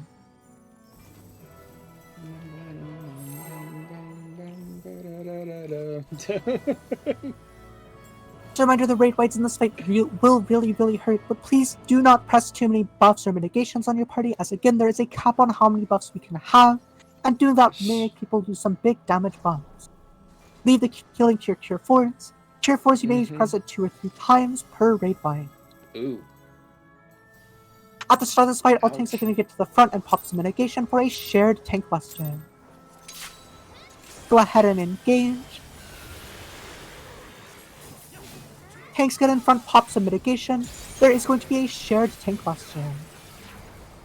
Everyone else can stack up for some healing and ether shielding. Tanks, get ready to ether shield your parties. Please give ether shield to your parties now.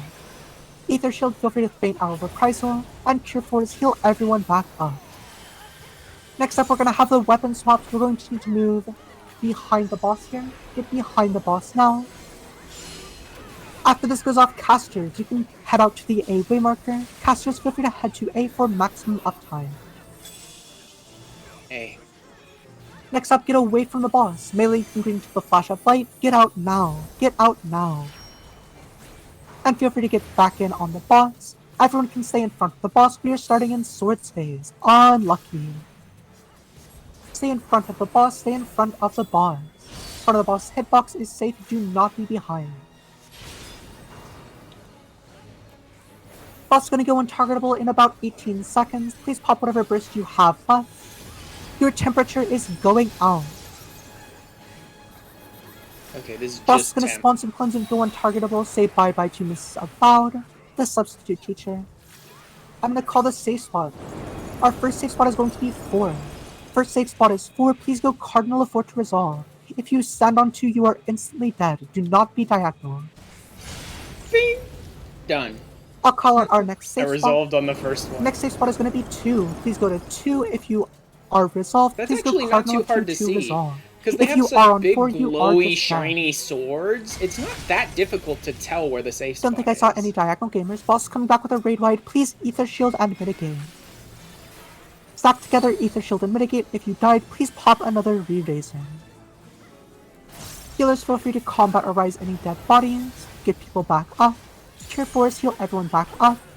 Everyone gets south of the 3-way marker. Boss I think I'm going to go ahead and slot in a new Cure 4 now. Get behind the boss now. I have Get 2. behind I think I'll the wait boss until now. the next big one. After this goes off, tanks, you can get back in front of the boss. Tanks, get back in front of the boss. Everyone is going to get a quick march. Forward. Tanks, please get in front of the boss. Pop a couple pieces of mitigation. Check which way your force march is going. You'll need to point it towards B or D, away from the wall of fire. That wall of fire is going to be on B. This way. Force march to D now. Go to D. Healers, if you see someone die in the firewall, please rescue them out if they bounce. If you die in the firewall, please do not pop an action. Please wait for a healer to rescue you out. 2. Healers, rescue them to safety. Once you are out of the firewall, feel free to pop another re-raiser. 2 ice. Get ready for the arrow game. Find the arrow that is opposite your temperature and trace it down. Find your arrow, trace it down. Oop. Oop.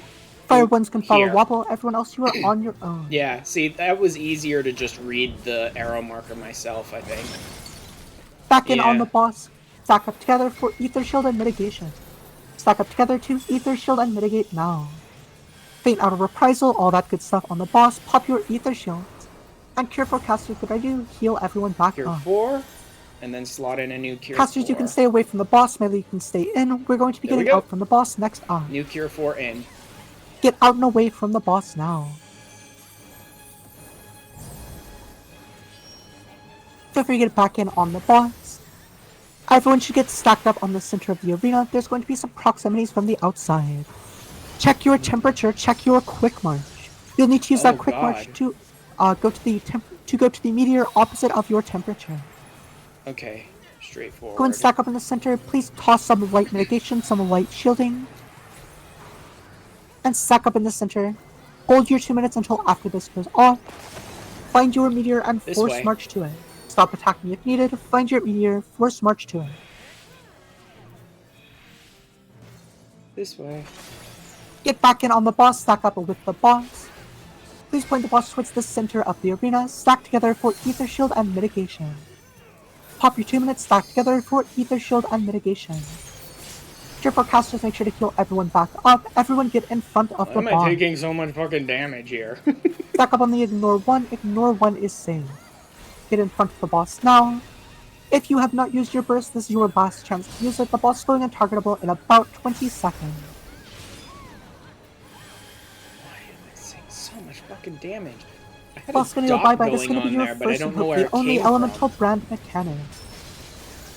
Okay, 1. Check your temperature and my check your temp. brand. As a reminder, you will use the first set of slashes to resolve your temperature, Okay, the second so I to need resolve your plus brand. 1.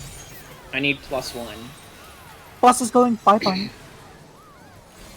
Our need first safe plus spot is 1. going to be 2. Head to 2 to be safe. Please resolve Cardinal of 2. Go opposite of 1? your This temperature way. to resolve. I need plus 1. There Perfect job. Our second safe spot is going to be 4. Head to 4 to be safe. Head to Cardinal 4 to resolve. It's actually not Find the sword you super need to get hard hit to by read and them. go to that side that it is cleaving. I just let my brand go. Boss comes back with a raid white, stack up together to Ether Shield and Mitigate. Ta-da! Stack together for Ether Shield and Mitigation. Wow, this boss is already almost dead. Tier 4s, make sure to heal everyone back up. How close are we to LB3s, by the way? Everyone get everyone get behind the boss. Get behind the boss now. Behind the boss, sorry. Get behind the boss now. Next up, everyone is going to get to the sides or inner cardinals of the boss to dodge some line AoE. We are going to get to the sides of the boss. Get to the left and the right of the boss. Left and right of the boss is safe. Press sprint now. As soon as you see orange, run to D. Run to D now. Run all the way past I saw that D. fire. I saw that fire And kill the boss LB3 if you have it. Kill LB3 if you have it, but otherwise kill the boss. Boom. Very good job. Couple dead bodies Yes! left over, make sure to pick them up. Please make sure to pick up your treasure chest. We're not going to do the normal ceremony for new people. If someone wants to go grab the trap, please do. That was not crazily hard. I will say that having Opal calling out, like, get in front, get beside, get behind, like that, and calling out the safe spots was useful. I think I might be able to notice the safe spots myself. Go and take that jump pad, but please do not head to Queen. There is a secret encounter we need to do before we can do Queen. I think I might be able to figure out the safe spots on the swords myself. Wait for someone with enemy trap to go on through. But it was easier having someone call him out. But like calling out in front of the boss, behind the boss, to the left or right of the boss, stuff like that was very useful. Because I'm not really sure exactly how Opal knew when to go in front or behind or beside or things like that. Go ahead, go down the stairs. Please be careful as there are traps ahead. Wait for them to inevitably be blown up or percepted. Stigmoloch or whatever. Wait for those traps to inevitably be blown up and then walk new. around It wasn't them. even in normal. Be careful, there are traps in there. Please wait for them to be blown up or percepted. Again, please wait. If a tank wants to pop their invuln or mitigation, just one tank ideally. Yep, there we go. Perfect, and then sweep the bridge. Just hug the right wall. Perfect, right wall is safe. Please hug the right wall. Oh, there's so much for that. All the traps are gone. Make sure to Forgot to pick them hug the up. right Welcome wall to there. Stigmoloch Lord. We're gonna do assignments real quick. We're gonna do this one's a little weird. explanations real quick. I watched the video of this one and I didn't understand. So like, we could half put out the mechanics markers that 1, were 2, 3, going 4, A and D, or I guess B and D. Welcome to the Stigmoloch Lord. This is the boss that is not a boss. The actual boss of this encounter is not that scary. However, it does have an ad space that is going to be our main point of struggle. The ad space always takes down a couple people with it, no matter what, without fail. Great. But I'm going to try and make sure it takes down as few as possible. With that said, if I can have a tank on 1, 2, 3, and 4 for me. Do any tanks need an off tank? If you need an off tank, this is your first time tanking it, please say something now. Otherwise, I'm going to go ahead and move on. Takes your job is simple. You're going to kite the ads around the arena, pull them out to your assigned cardinal, and you are going to make sure to invuln the traps ahead after 1 rotation. I think that's only on yourself. So tanks, you're going to rotate. You're going to pick up your ad, rotate 1 cardinal, so 1 will Can you go to actually 2, use 2 to 3, re-raisers 2 on to 4, other 1. people? Because it sounds Then like you're going to that's what pop people invuln are and run through the offering here. next inter-cardinal section to sweep some traps. I really should be paying attention to the discussion here. Healers, I will need you guys to split between B and D. B for Reflect, D for Dispel. If you have Reflect or any light curtains whatsoever, please stand on B. If you have Dispel at this time, please stand on D. If you have both, please stand in between the 2 markers. I mean, is it only healers? Because I have light curtains, but I'm not a healer. Healers, please keep in mind that if you do slot Dispel here, you will need to hold it until the next encounter on Queen. Queen also has a couple Dispels, not nearly as many as Stigmoloch Lord, but they are equally as important. It looks like there's at least one person over on B who's not a healer. With that said, I'm going to go over a couple general mechanics. For any new healers, if you're starting, anyone who is on B or D, actually, that'll come up in a second. So, welcome to Second Walk Lord. As I said before, the only scary part of this is the ads phase. During the ads phase, there are going to be a couple hard mechanics. But also, if you look on the ground, you will notice that there are large parts of the arena that are this deep blue. Yep. Everything that is that deep blue is going to turn into a death wall during the ads phase. Yep. And You that basically is have also to going to use affect how we these resolve lighter mechanics. parts to sort of like dance between, and then they But there are get going to be two cleaved distinct across rings the that whole form. circle, and you have to like There's get an in these inner little ring. gaps here, That is like where little all the healers safety are going to be. zones. If you're on B or D, you will stand on that inner ring. You will need to use your Dispel on the balls of earth, and your Reflect to stand under the balls of fire.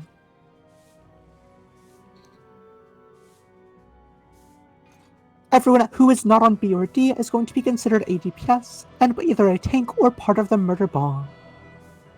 If you are not assigned a 1, 2, 3, or 4 position, you are part of the murder ball. At the start of the ads encounter, you are going to go towards the south of the arena, and you're going to kill any ads that are brought to you. By the way, if someone wants to put out the field markers, would be appreciated. But yeah.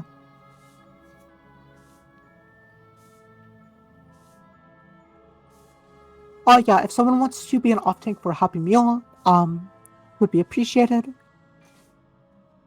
Perfect, thank you, Cher. Cher, you're gonna cover the info for Happy Meal. Happy, all you need to do is kite your out around, use the range attack, use your provoke, pull it out to your cardinal, which is going to be the west, and then you're just gonna rotate around. I highly recommend as soon as it is like in the purple, you go ahead and start rotating around. Make sure you do not get hit by it, as if you are in melee range, it will attack you and give you a ruin stack. Oof.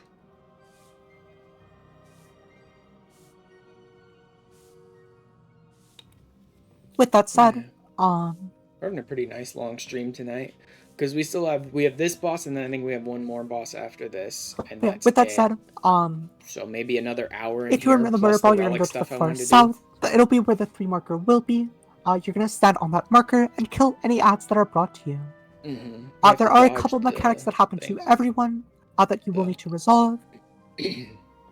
First of which is going to be the fateful word. Actually, first of which is going to be entrapment. During entrapment, everything that is not one of the 1, 2, 3, or 4 markers on the arena will be unsafe. Please make sure that you are in the far north, far south, far east, or far west notches, and nowhere else. If you are on an intercardinal in any way, shape, or form on the outer ring, there's a possibility there's a trap that spawns under your feet, and you just blow up. Yeah. Don't get blown up. Please just make sure that you stand south until I call for you to move.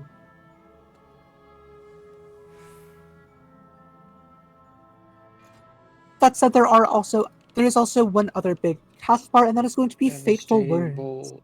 When the boss casts Fateful Words, it is going to give you a debuff. Some traps spawn This on debuff will either cardinals be too, a though. suck or a push. Very important, if you have the spaghetti suck debuff, you will need to be in one of these outer rings that you see Wobble jumping in right now. There are rings on there. If you are not in that outer notch, as Sacrifice with the spaghetti pull you. debuff, you will get pulled Wonder into a death pushes wall. you, so you just need to be Inversely, on the if you have the inside or push outside debuff, notch, you will need to be in one of these basically, inner notches to get pushed to get into the pulled or outer pushed notch. to the other one. If you are not in the correct notch, you will get pushed into the death wall. Please, please, please, please, please, please, please, please, please resolve your words when they go out. The debuff is pretty when you see the first set of words, I will start chanting like it is going so to summon an eldritch hard. being to do your word, do your word, do your word, check your debuff, do your word. At the time, if you do not start to resolve your debuff, then there is nothing I can do to help you. It is between you and God and your re-raiser. Yep. There's one other important cast, and that is going to be devastating. It's between you, your re-raiser, and that is just going to be you need to get into any of the notches. Just do not be in the main pathway, be in any notch. After this goes off, there will be some puddles under people's feet. Make sure to dodge out of them. Do not stand in orange. Just be proactive about dodging puddles, just like in Dahu. With all of that said, that is just for the ads phase. Again, if anyone has the markers, can put them down. Otherwise, I'll bug Carter too.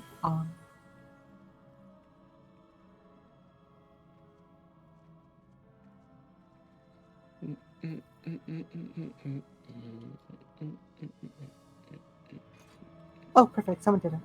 With that said, please stack up on 3 if you're ready. Why do they put them in the middle?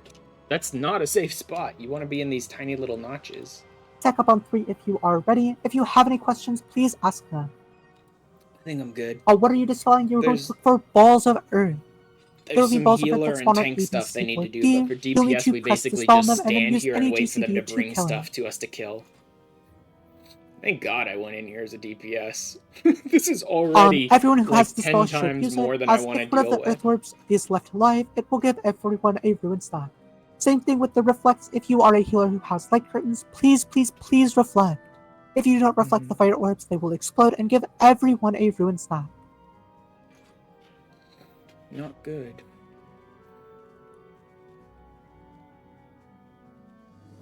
If there are any other questions, please ask them, but I do see pretty much everyone stacked up on 3. With that said, please feel free to start a 10-second countdown.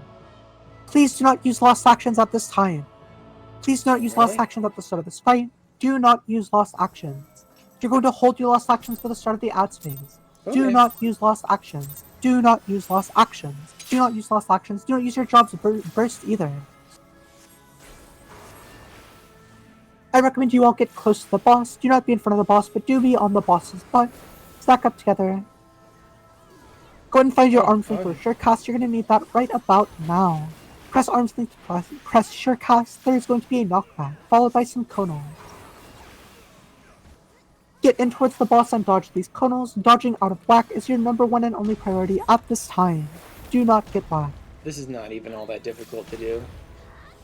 I should probably use Next up, my range, gap get out away from the closers boss. and Melee, stuff. get out and away from the boss. Everyone get away from the boss. Get back in on the boss. Next up, maybe some rocket bolts. If you get a marker above your head, take it out to any of the dark blue. Never mind.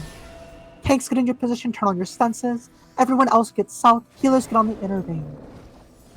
Murder ball south. Everyone else in position. Pull those ads out. Pull those ads out. Please pop your lost actions now and kill the ad. Get back on the south cardinal at this time. Get into a cardinal at this time. Do not be outside of the cardinals. Tanks, you're gonna pop invuln and sweep ahead. Healers, make sure to watch your tanks. Everyone else, get ready to do your words. Debuffs are going out. Please do your word, do your word, do your word. Check your debuff So and do your word. Check your debuff, do your He's word. gonna pull me in. See? Fellas who succeeded, good job. If you pre-raise, please walk out of the death wall. Everyone get into a notch now. After this goes off, dodge the orange at your feet. Dodge puddles at your feet, do not stand on orange. Nope, none at my feet. Now there are. There's one ad left, it's rotating backwards. Just go kill it. Next up, there will be some debuffs put on you, but they will not go off yet. Instead, please kill the ad and get into any notch. Kill the ad and get into any notch at this time. Pulled. Get into the notches, get into the notches. After this, dodge orange at your feet. And get back in on the boss. Do not stand on D. Get away from D, get away from D. Perfect, get back in on the boss and kill the boss. Healers focus on arising anyone who is dead. Everyone else just focus on doing mechanics and building game. With when we kill TA, we will probably be good on damage for Queen, but that said, please still build gauge, as the less mechanics we see, the less mechanics people will die to. Oh, please shit, take these out and away from the group, take them out and away, and get out of the puddles that they leave. Whoopsie. Next up, you're gonna have to dodge. You're gonna have to get away from the boss. Get away from the boss now. Get out and away from the boss now. I think it's out to like here. Back in on the boss, 2 more sets of rocket bolts going out. If you get a marker above you, please take it out and away, and then get out of the puddle that it leaves. Take these out and away, and then get out of the puddle that they leave. 1 more set going out, take them out and away. Feel free to save your lost actions, you shouldn't need any more uses of them. Get away from the proximity, about half the arena away. Actually, get all the way to the north wall and do not go back in. All the way against the north wall, do not go back in. Simply outrange the black, so once the conals... And feel free to go back in towards the boss now. Back in towards the boss now. Next up is going to be the funny tank buster. I recommend you all get towards the boss, but away from the ignore one.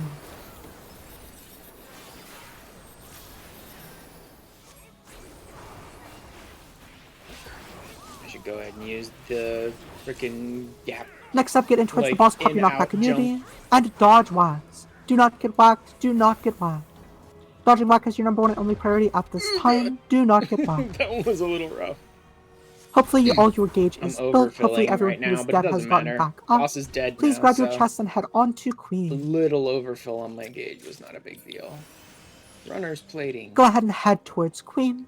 Thing is, you need like 10 of these plating to do any one piece I will of need to yap gear, for about 4 minutes to advancing, make sure Carter has augmenting, invuln. whatever. In those 4 minutes, I will do my best to explain the few things that you do need to understand for Queen. And I don't know that I'm gonna run DRS. I probably will run DRS enough times eventually.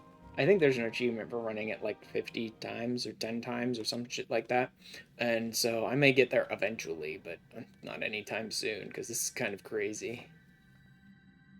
Welcome to Queen. Thank you for whoever put out waymarks. At this time, if you at this time, tanks, you're going to slot over your ether shield with Lost Shell 2. Please slot over your ether shield with Lost Shell 2. So this fight has a little Get that bit out of to like everyone in the party everything. yet again. This boss basically Once you uses have like Shell 2, please all step the across the mechanics from purple all the line. other, or a handful Once of you have Shell mechanics 2, from all step the other across the bosses. purple line. Tanks, if someone clicks off Shell 2, don't keep giving it to them, just let them keep it off.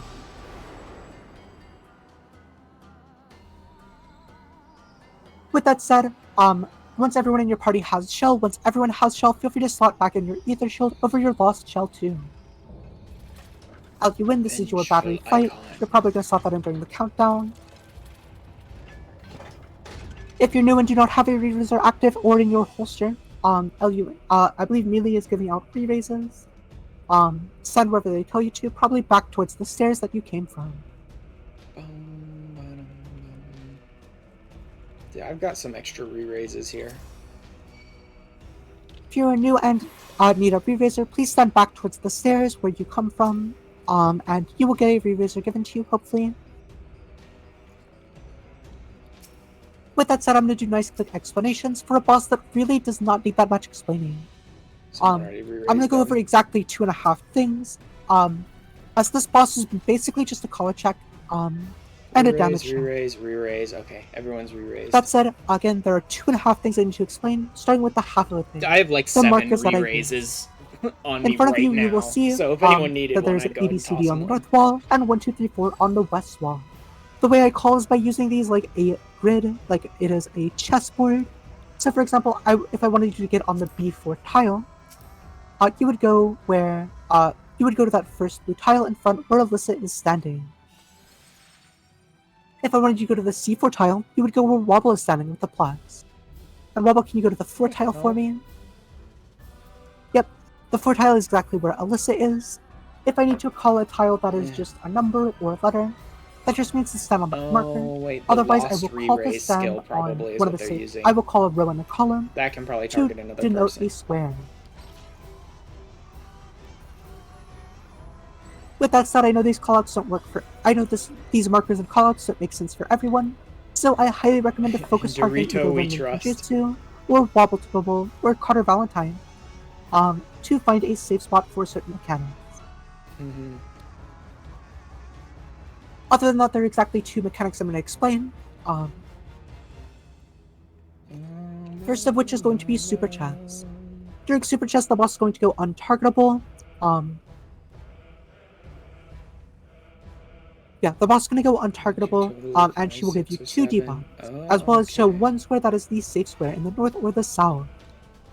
At the start of this mechanic, I will ask you all to stack up and essentially turn your camera towards the north or the south, wherever the safe square is.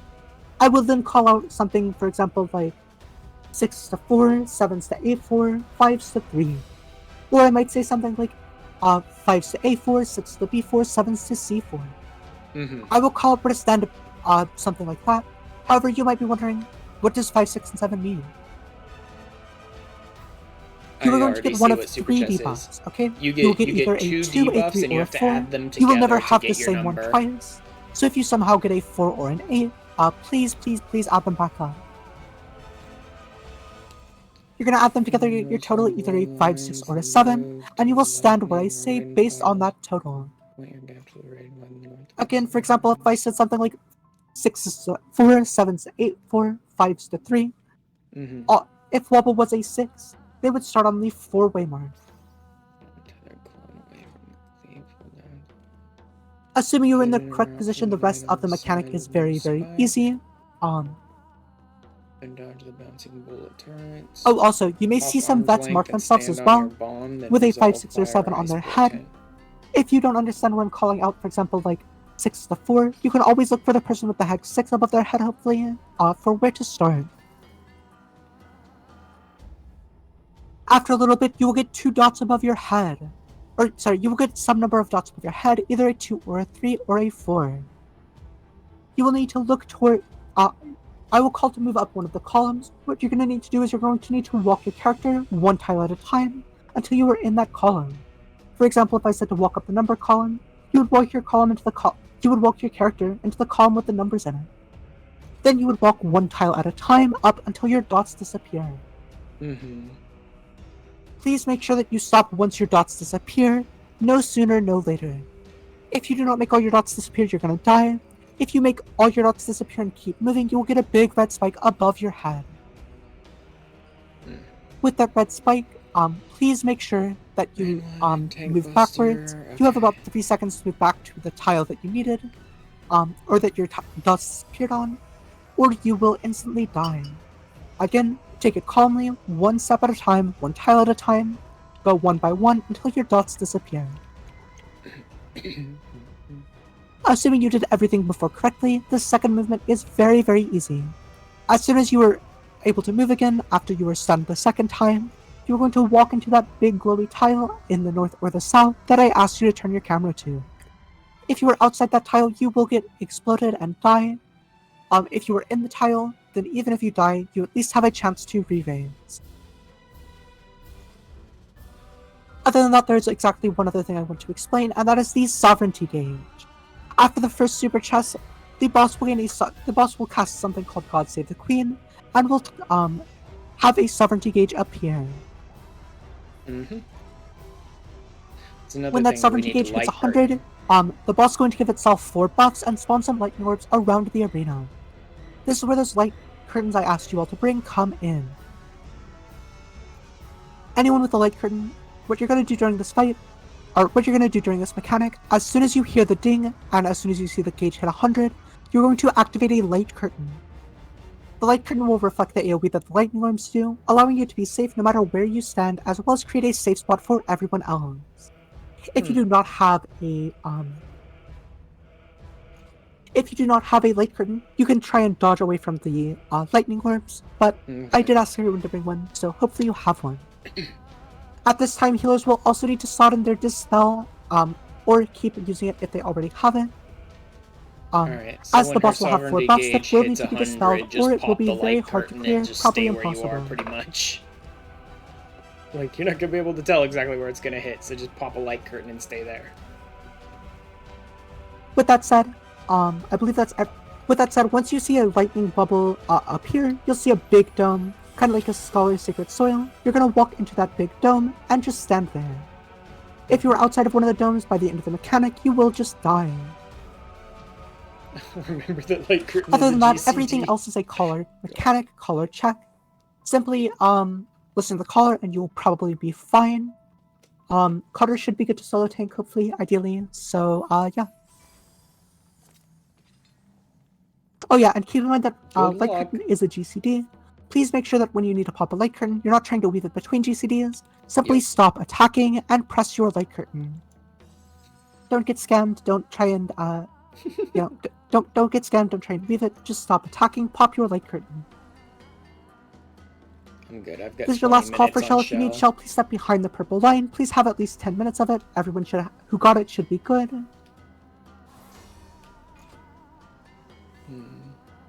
And once you are ready, please step up to the B4 tile. Once you are ready, please step to the B4 tile for me. Casters, Lumen will slot in their Excellence Font of Magic. As soon as the countdown goes out, 20 physical jobs, Kiyosato has Excellence Font of Power. Okay, I got no more stuff to slot. Okay, yeah, I'll go over Super Chest real quickly once again. You're gonna get one of 3. You're gonna get 2 of 3 debuffs: a 2, a 3, or a 4. You will need to add them together to get your total of 5, 6, or 7. You will stand where I tell you based on the total.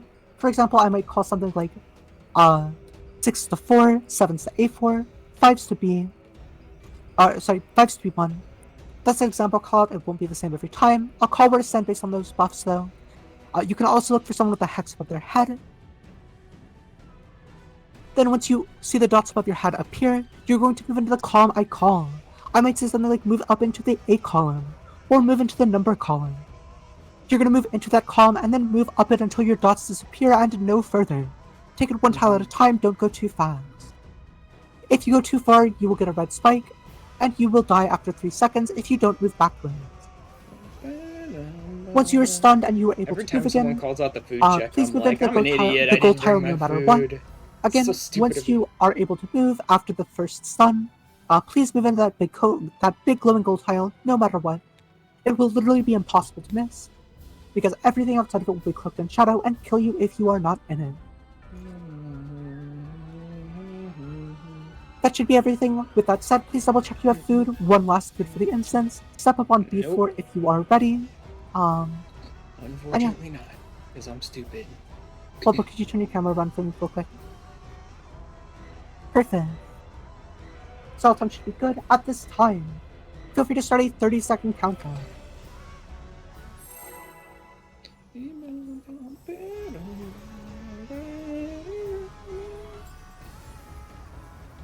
Magic battery has been slotted. Please go ahead and mimic them if you are a caster. Get ready to do big openers, big damage. The more damage we have, the less mechanics we have to see. This fight is going to start with a raid bite. Please stack on the ignore one as soon as we pull to make sure we get maximum uptime and healing efficiency. Big openers, big damage, use your potions, use your gauge, use your lost action. Stack together for a raid bite, Ether Shield and Mitigate, Feint Out of Reprisal, Dismantle are all appreciated here. Feint Out of Reprisal, Dismantle, and Ether Shield, Ether Shield, Ether Shield. Cure Force heal everyone back up. And get ready for our first chest mechanic. Get ready for our first chest mechanic. Please turn stats off if you are not Carter. Back is unsafe. One is unsafe. Okay, C unsafe. Numbers unsafe. Let's see which direction we are going. We are heading towards the east. Please go into the D column. D2 and D3 are both safe. Be against the back D wall. Do not be on D1. Perfect. Then feel free to move into the C column. Move into the C column now. B and C columns are both safe. Do not be on that back wall though. Next is going to be our first tank buster. Carter's going to invuln it, disrespect it. Keep pumping damage. Get ready for Super Chest 1. But first there's a tank buster. By the way, everyone stack up for a raid bite after this.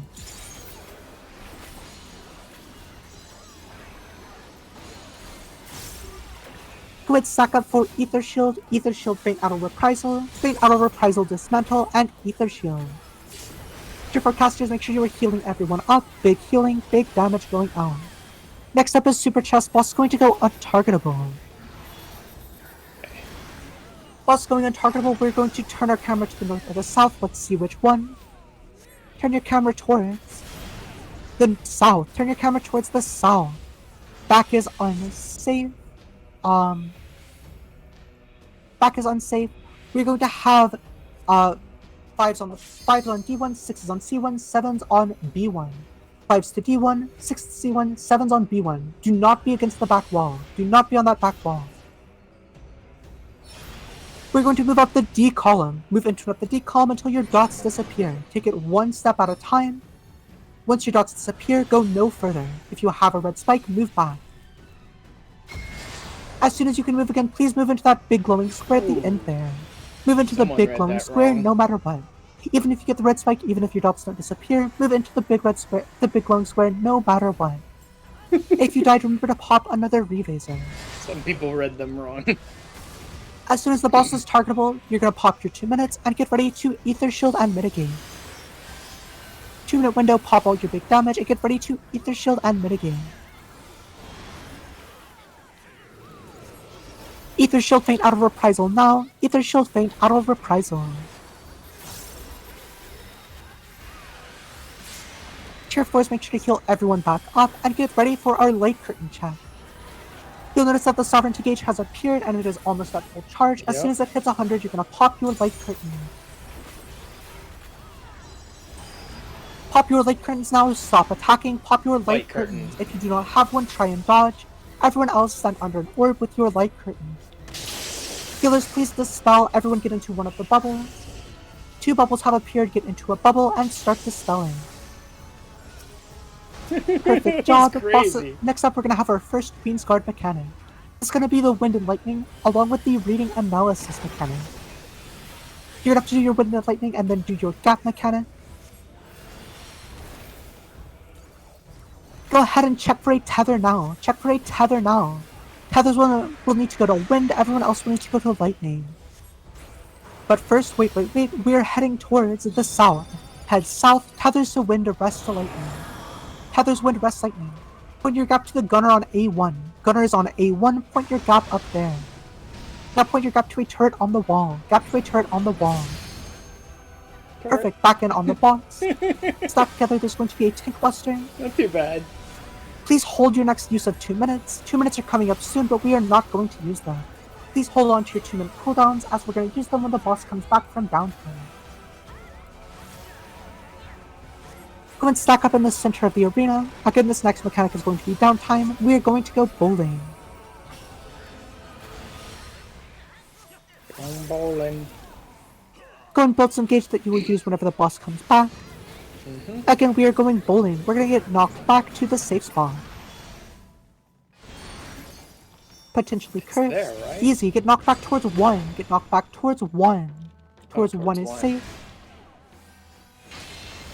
Oh! After that, our safety boys are on 2 and... Okay, easy. Go back to the 1 tiny corner in the north of the 1. Go above the 1 and stack up there. Perfect. Back in on the boss. Pop your 2 minutes. Pop your potions. They should all be back up. Big opening. Stack together for Ether Shield and Mitigation. Ether Shield faint out of reprisal now. I can go ahead and grab my... Therefore, get ready to heal everyone back up and get ready for a second super chat. And then I'll go ahead and at this time, if both your healers are dead, please mark them. If both healers are dead, please mark them. Boss is going untargetable, say bye-bye, Miss Queen. Once again, stack up in the center. We're going to turn our camera towards the south. Turn your camera towards the south. Back is unsafe. While looking north, wall is unsafe. Okay. 5s are going to go to B1, 6 to C1. Sorry, 5s to B1, 6s to A1, 7s to 1. 5s to B1, 6s to A1, 7s to 1. 5s to B1, 6 to A1, 7s to 1. As soon as dots appear, move up the C column. Move into and up the C column. The C column, not the D column. Do not be against the wall, be in the C column. If you get the red spike, please make sure to move back. And as soon as you can move into that big glowy safe spot, no matter what. Move into that there big glowy safe spot, no matter what. Even if your dots don't disappear, even if you get the red spike. Unless you're cringe like Carter. Unless you cringe like Carter. Unless you cringe like Carter. As soon as the boss is targetable, you're going to get back in on the boss, stack together for the last tank muster. But also if you're a healer and have LB3 and have 2 people in your party dead, please use healer LB3. Perfect. Done. Congratulations on your clear. Sorry it was more cursed than usual. Yes! With that said, thank you all so much for coming out. I'm Opal. I'll be hosting this until I get tired and fed up and quit, or until the content dies and no one wants to join. With that said, again, congratulations to all the new clears. Oh man! If this was your first time, then you are now entitled to 1 free dog from Jonathan and Cardania or your achievement menu. You can only claim that after you leave, but before you leave, please make sure that you get raised off the ground and grab your full chest. That chest will have 1 full augment, as well as a very, very rare minion. I hear some people have 1 billion of them, somehow. Just really lucky drops, I guess. You'll also get some extra fragments. Once you've gotten that, feel free to go back against the tree to take some screenshots if you would like. And once you've taken all the screenshots that you would like, feel free to leave the instance and grab your dog. You can get the DRS cleared role in this server by taking a screenshot of yourself on the dog with your username visible, and going into role requests to post a picture of yourself on the dog. Once again, thank you so much for coming out. I hope to see you guys on more runs in the future. If you would like to see when more runs are, there is a helpful cross in a schedule that I try and keep up.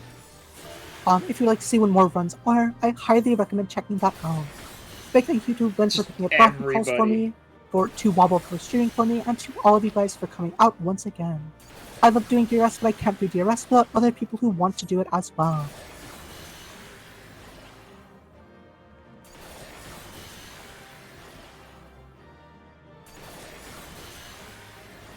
Let's go ahead and lose. You are free to leave at this point. Again, thank you so much for coming out. Hope you guys enjoyed and hope to see you on more runs. Thank you. Oh yeah, before you guys leave, real quick, please make sure that you go into PB. PB does a lot of reclears. They're very, very fast. They're very fun. Usually you're in and out of the instance in about an hour. Make sure you sign up for Lynn's reclear. Lynn does a lot of fun reclears. Again, you're in and out in about an hour, easy clear, and you kill the boss very quickly, do a lot of damage. Can try out new roles. You want to try Irreg, you want to try Save Your Tank, you want to try C2ing, you want to do any weird shit, go to Lynn's friends. She will probably let you do it. If she still lets me duel, then she will probably let you do anything.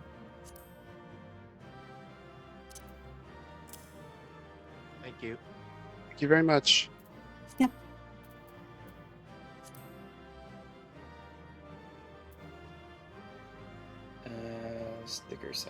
Sticker size.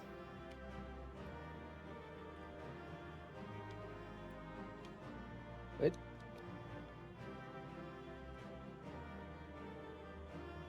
Screw it then.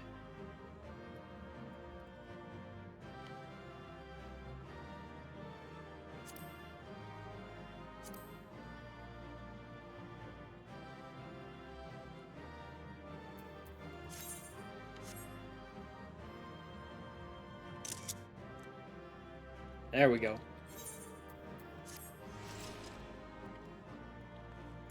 Spoils.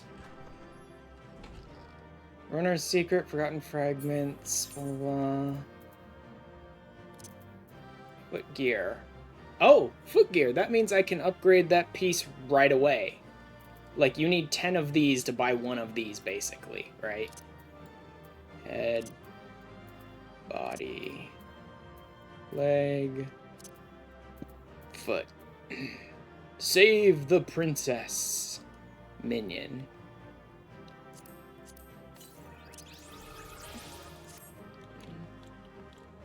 Alright. Leave. Huzzah. Whew. Now then, they said it was the achievement, right? Yep. Cerberus horn. And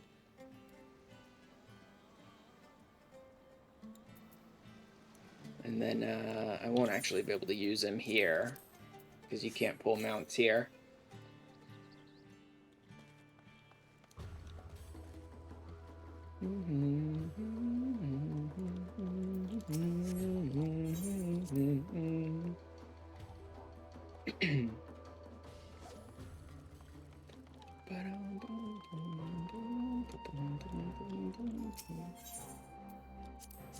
Go to One River. Holy moly. Alright, Nuggies, time to go. Withdraw. List. Now I'm gonna need to mount.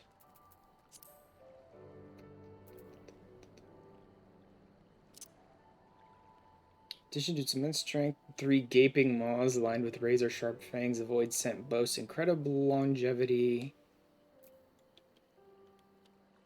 I think I can just dip out now, right?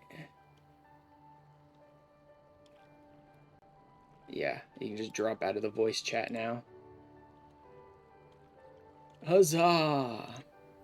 Incredible longevity, having lived since Third Astral Era. The collars of elegant design are believed to make it as tame as a puppy, though it may simply be biding its time before devouring its keeper. A nice little doggy, nice you. Cerberus Mountain warned, however, that riding into a peaceful village on the back of a gigantic slavering 3-headed hellhound may cause quite a stir amongst the locals.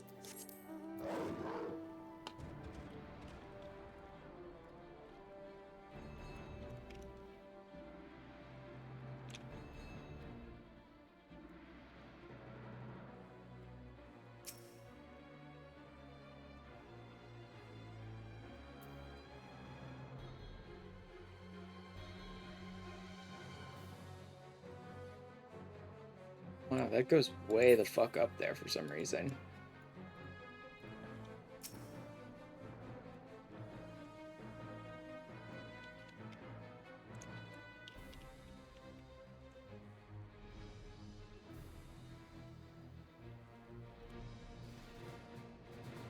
Alright. Shot of that. I can edit that later to upload to them if I really want the title or whatever the role that's associated with it. And then... Boom, boom, boom, boom, boom. And the minion. Save the princess. Save the princess minion. For every person who has ever dreamed of owning a wheeled, spindly-legged, trumpet-blowing mammoth, there is this wheeled, spindly-legged, trumpet-blowing mammoth. Deep in Delubrum Reginae, this bizarre contraption is believed to have been modeled after a much larger but equally bizarre contraption that once protected the ancient Bojans from the Allied Empire. Mystery of the trumpet, however, has yet to be solved. What's our little princess doing?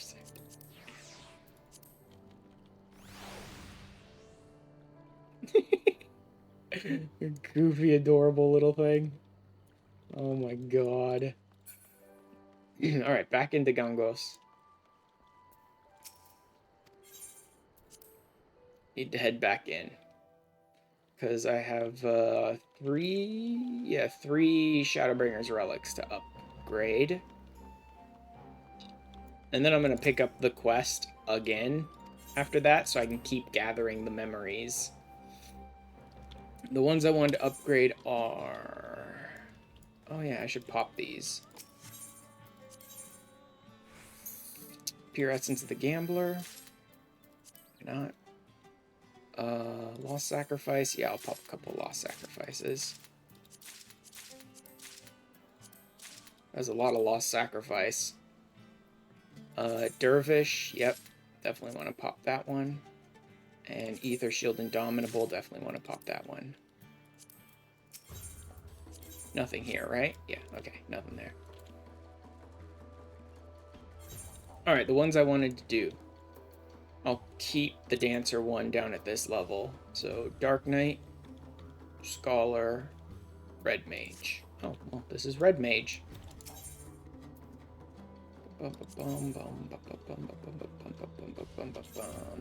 Although the one I'm actually currently turned on is Dark Knight. "2020.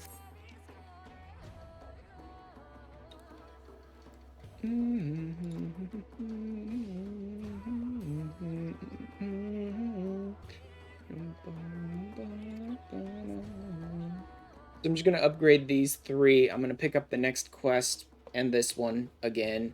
And then I'm going to go and start doing the Heaven's Ward stuff to grab those items. Boom, boom, boom. Augmented Woeborn. Like, let me pick up this quest.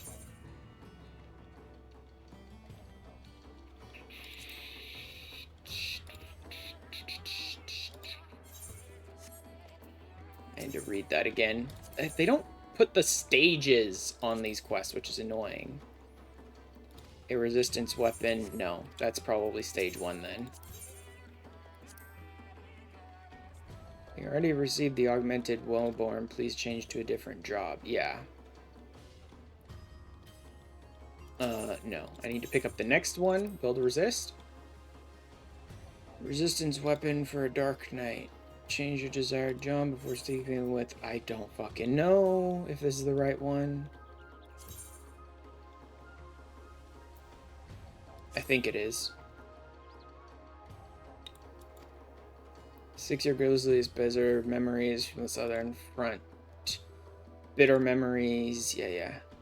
Leveling Roulette. Yeah, that's the one. That's the one. Alright, that one's done.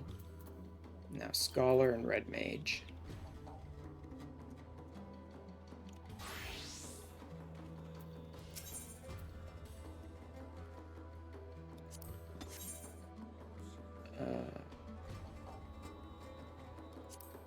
Memory? As Scholar. And I've already got them.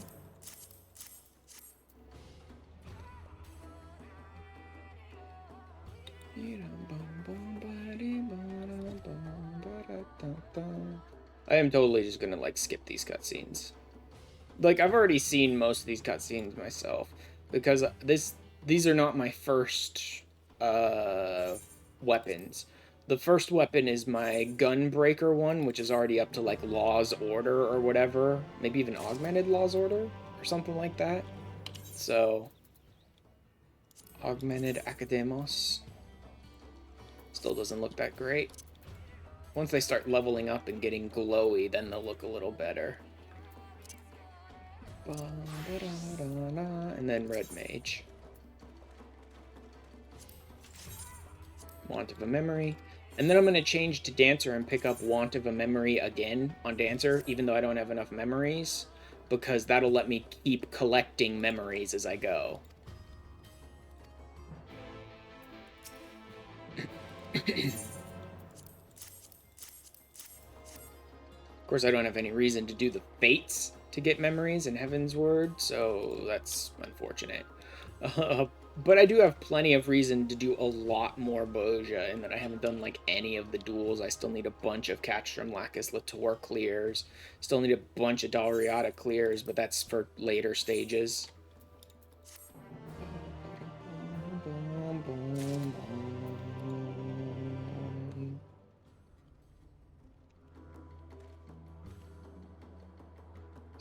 People have like 2 to 10 clears expecting more freshies. Yeah, well.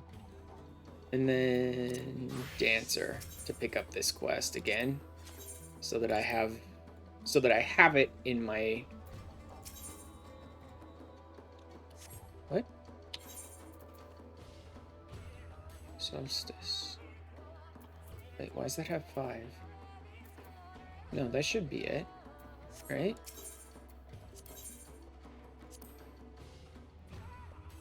Oh. Sure that your pair of Enschlufa. Wait, is that not Dancer? Oh, that's Astro. It's Astro. Okay. I assumed Dancer because it looks like a frickin'... like, it super looks like a Dancer weapon from the picture. I just assumed Dancer. Want of a Memory. As Astro. Because the Astrologian Shadowbringer weapon is actually pretty cool looking. I'm basically going for the ones that have some cool phases. Alright, so now I have the quest. So now I can stick you guys back in here. And then I can toss all 4 of these back on my retainer.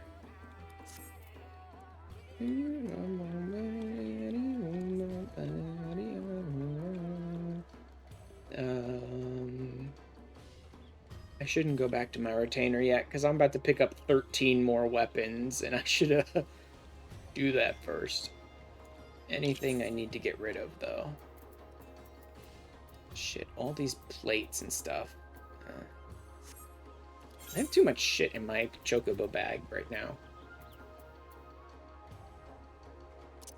I really should just keep the food on me, so I never have to worry about being like, well, I zoned in and I don't have the food. I should just keep the food and the tinctures. Although the tinctures of mind are no use to me there. Keep the echo drops. Maybe the antidotes as well. Antidotes are like even rarer than echo drops. You only need them for like one thing in one zone. Echo drops you tend to use in deep dungeon when you're a caster, because if you pop the trap that like silences and pacifies you, you can clear that off with echo drops, so you can keep fighting. Bombard cores, those are for ARR relics. My fishing stuff. I like to have that on hand if I last moment go, well, I want to go out ocean fishing, so I don't have to go back to a retainer to pick that stuff up.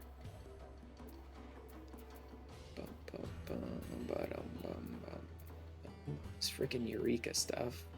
All these lock boxes. All these coins are annoying. Across the course of Boja, there's like 5 different coins you get, and 2 of them, literally the only benefit to having them is to upgrade them to the next tier. So, there's a bunch of just wasteful stuff. These sacks I can pop at some point. Once I upgrade this to a Kinna War Scythe, I'll just stick it in my dresser. That'll buy me some space. I don't want to upgrade to a Kinna Scythe yet, though. I have to sacrifice 66 Ether Pool, and I'll have almost none left at that point. Anyway, let's go to... Start with Limsa to make ourselves a little closer. Because Limsa's completely free teleport. And then we'll go to Foundation from here. There's about 360. I don't know, this may not be much cheaper. And then from here to Azizla. It was a little bit, it's about 500 to teleport this way. Probably would have been a bit more to do it the other way.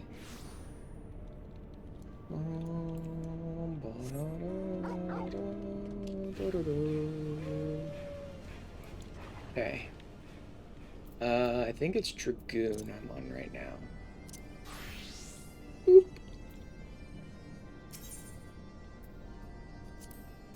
No?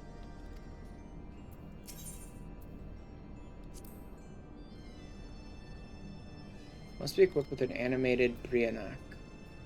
Okay, so what did I pick the quest up with, then? Yeah, it was on Dragoon. Oh. Yes, wrong place.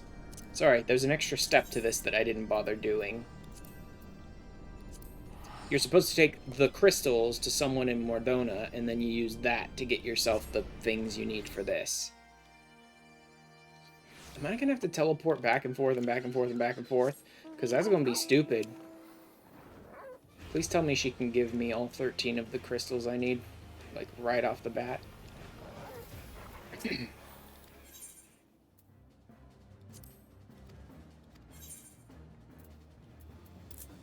Okay, good. I can give her all of them right off the bat. Nice. Boop.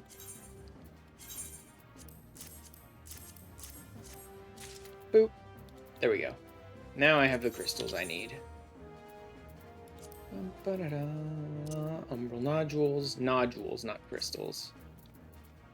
Astral and umbral nodules. Alright, now back to Azizla.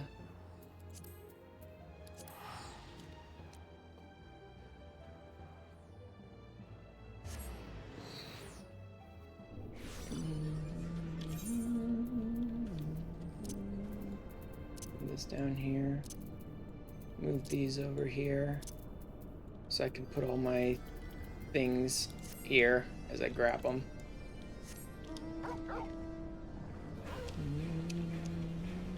Part of the reason I wanted to get the level 1s of the Heavensward relics done is because you can overlap the Heavensward and ARR relics a bit in stage 2 of Heavensward.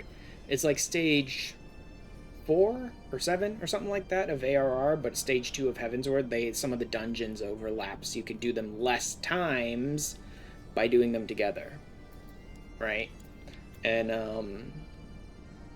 I figured since I needed the memories for the Shadowbringer relics anyway, I just get all the Heavensward ones out of the way right away at the same time. Just do all 13 of them. It costs you, but you have my sincerest thanks. The girl is forged strong enough to contain the resulting animal, which will soon be the proud parents of a living weapon. Huzzah.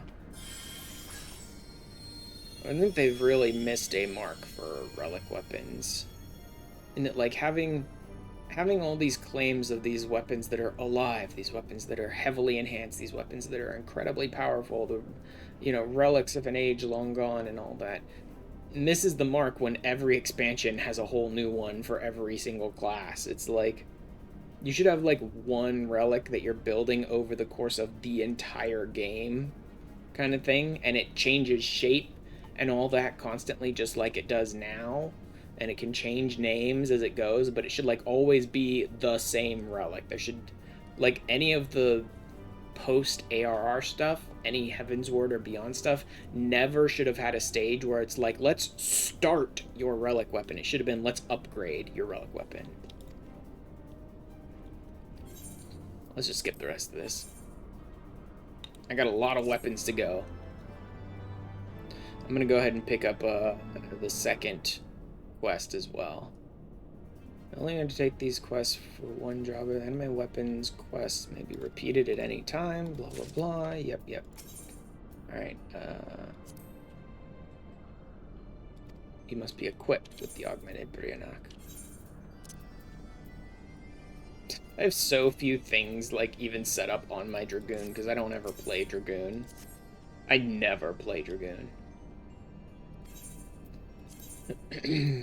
I'm doing Dragoon first because it's the canon job of that expansion, so I'm doing that one first.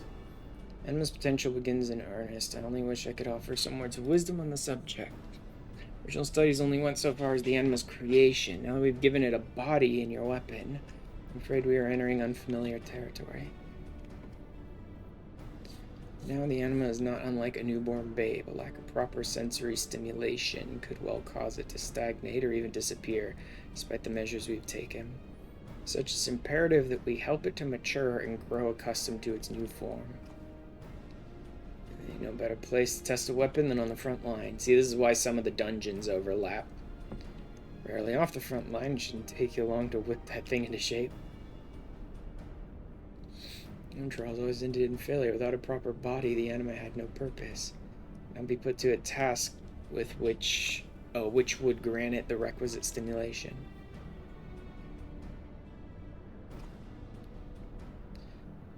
Your old Mistress Rowena claims you to be. I have no doubt you'll find a suitable challenge for your young charge. Not sure where to go. Just think back on some of your more bowel-loosening adventures. Stroll through a few of them dank, dark holes. Yeah, you lot like, say 10 or so. And I bet my next round at the Druthers, your weapon will have... There's so many fucking slurred and conjoined words and shit in Geralt's dialogue. It's lucky if you can pronounce any of it. Sweet things. I'd much like to accompany you on your travels. As I said before, there's uncharted territory in the growth of anima. It would be a disgrace to my profession if I let any developments pass unrecorded. I mean, you're not going to the dungeons with me, but sure, I'll keep you apprised as we grow it. Promise to stay out of harm's way, observing your progress from a safe vantage point as possible. So he's just outside the dungeons waiting for me, basically. I need a few tweaks when you come back. You leave that to me. I'll work out any faults you find in her. And pound her into a weapon worthy of the House of Splendors. Okay.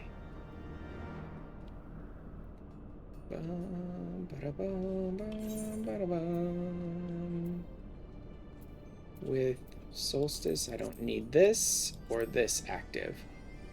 Equip Animated Briannock, enter Snowcloak. Yep, that's the overlap. There's some dungeons you do as part of your ARR relics growth that you overlap. Boop. And then I'll take the Briannock back out again. Let's go ahead and actually gear him up a bit. May as well while I'm here. Alright, any class that was available in Heaven's Word will have one. So, Bard.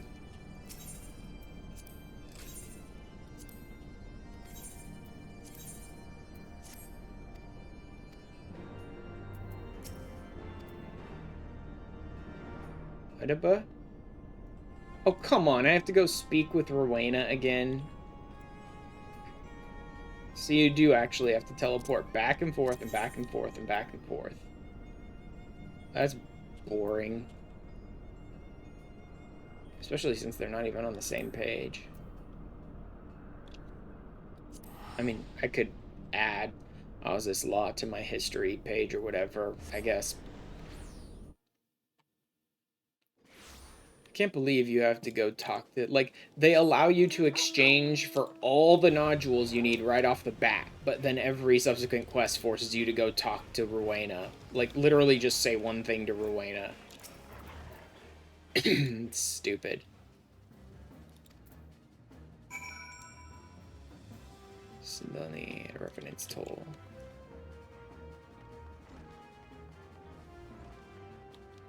Suddenly...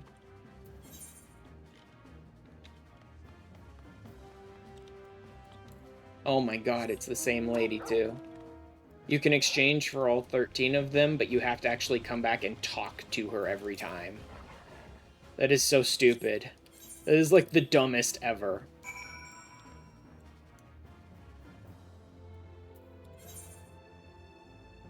Okay, and then back to Oz's Law.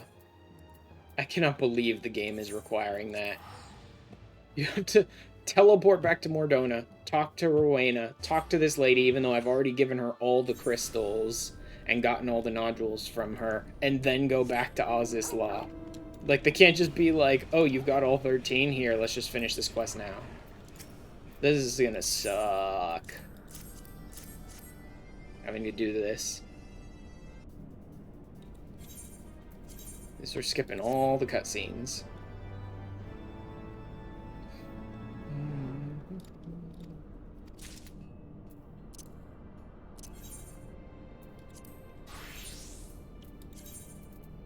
Wow, it's been forever since I, It really has been forever since I played...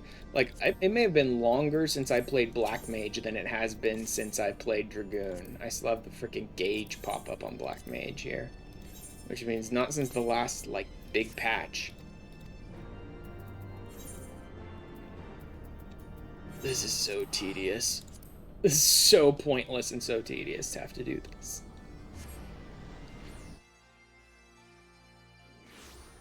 I am glad not to be doing them one at a time and having to go and do all the fates and stuff every time. I'm still glad that I did it this way, but this step is so, like, pointlessly tedious. Go talk to her. Go talk to the lady who you've already exchanged the crystals to. Now you could go back with the crystals you already had and finish the quest. Because it's the same thing every time. Oh, you're looking to build a weapon. Go talk to her and exchange crystals. Here, exchange crystals with me. Every single time. I can't believe they didn't just bypass this stage for every subsequent relic you do. This absolutely should have been a first-time quest thing. That, like, oh, you've already got a Heavensward relic in your inventory. You've already completed this quest once. Then we're not going to make you do this stage again.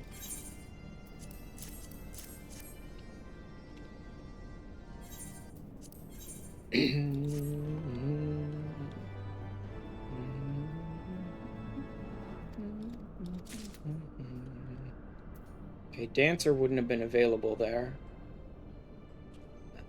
Machinist would have been added.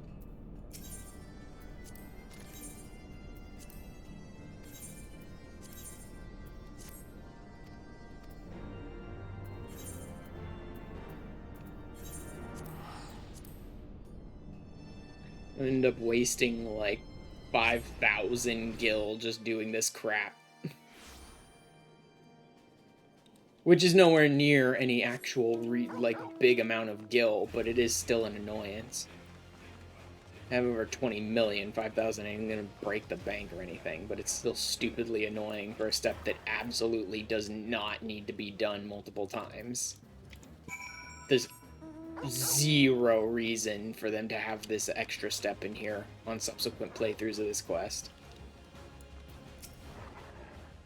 Even back with people that were doing the relics like at launch, at drop, you know what I mean, that were doing the relics right when they were released or whatever, they would usually do like every one step for all of their relics all at once in bulk like that. So the fact that they even added in this part of the quest where it's like go back and forth, go back and forth, go back and forth every time over and over again, and then just bypass it in subsequent playthroughs of the quest is so stupid.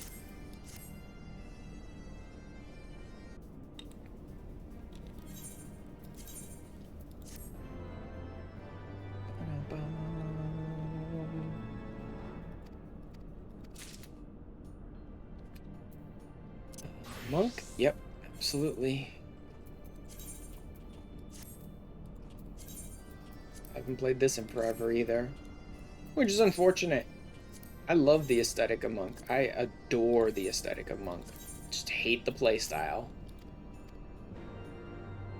And it's not like it's the worst thing in the universe. Oh god, I never want to play Monk.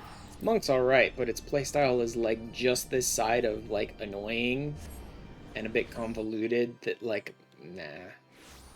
I'm good. There's a bunch of other stuff I can do. You know, I don't think there is a single melee DPS that I just straight up always want to play.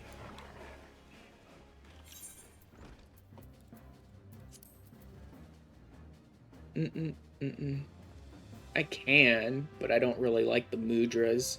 I liked Rogue better than Ninja. I don't really like all the Ninja crap on Ninja. I liked Rogue a lot better. Yeah, Reaper. I guess I'd go Reaper if I had to pick. I suppose if I had to play a melee DPS, I'd go Reaper. I have plenty of fun with Reaper. I don't have any problems with it. Samurai's not too bad either, but that being said, melee DPS is kind of like the last thing I ever choose. I pretty much always will choose a caster or a ranged over a melee DPS. Or a healer or a tank too. So I rarely play any of them.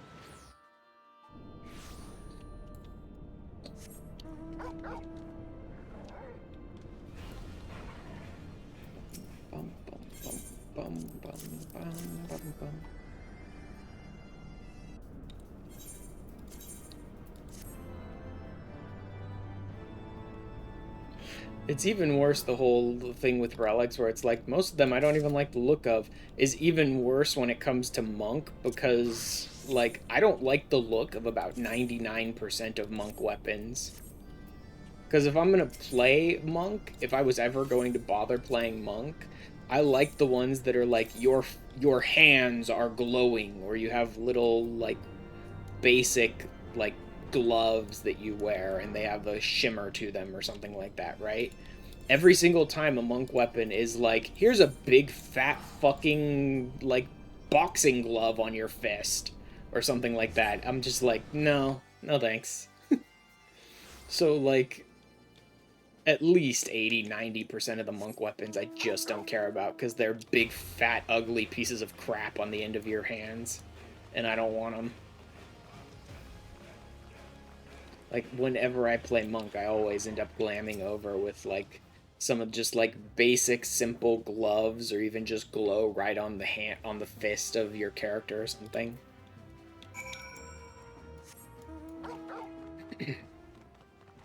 At least you're not required to give this lady more crystals every time. That would have, like, killed me tonight. If I went, got all 13 of all the different crystals, came back, got all the nodules from this lady, and then part of this quest was, like, requiring you to give her another set of crystals or something, that would have been, like, the end of it. Like, I would have thrown every Heavensward relic in the freaking garbage at that point and just walked away.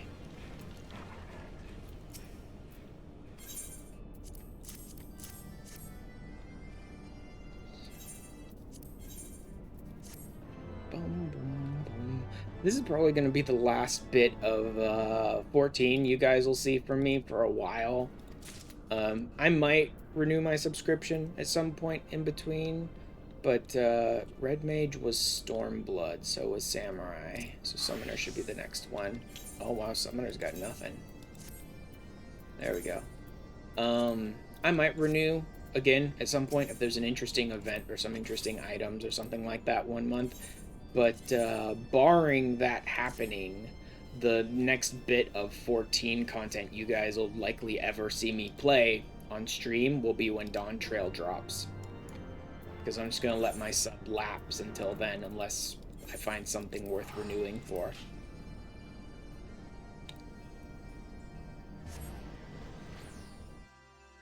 I do always end up, like, laughing at people who are like, content drought, content drought. It's like, you were never meant to play Final Fantasy XIV every single day for the rest of your life. That's not the purpose of it. There's not supposed to be infinite content forever. There are millions of other video games out there for you to play. And it's exactly how I treat it. I play 14. I always renew my subscription 1 month at a time. I never do a like auto resubscribe, blah blah blah, whatever. I always renew it at the basic level because I don't need any of the extra features of like 8 characters per server or any of that nonsense, right? And I don't think that really saves me any money. And I always manually renew it 1 month at a time. And then I spend that month really digging into 14 and doing a bunch of stuff like I did this month, right? When I renewed this month, like every single stream this month has been 14, even though there's a couple of other games I was kind of in the middle of. Because I had it for a month, so I did a bunch of 14 stuff. And now I'm good. I could keep working on some relics or keep working on some Boja or Eureka stuff, but I don't need to. So I'm just going to let the sub lapse, and when Dawn Trail comes out, I'll resub. And if I resub again before that for some event or item or whatever, then I'll spend the rest of that month, you know, burrowing in and working on other stuff like Eureka or Boja or whatever.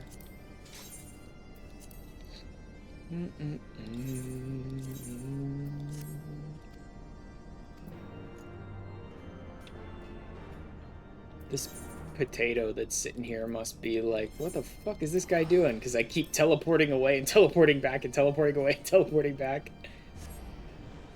Although if he's working on his Heavensward Relic, he might already know the pain that is this annoying quest. And having to like leave and come back and leave and come back and leave and come back 13 times in a row.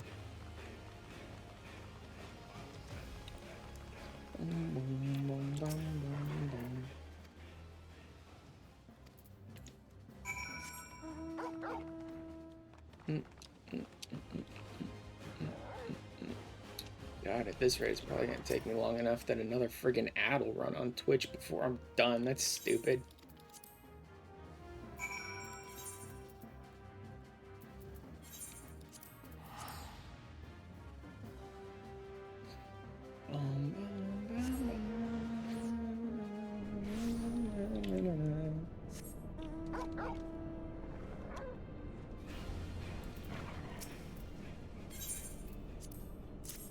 Oh, we're down to 5 more, I think. So maybe not. This should be done pretty quickly. Didn't realize I'd gotten through that many of them. Gunbreaker wasn't added yet, so next to be Paladin.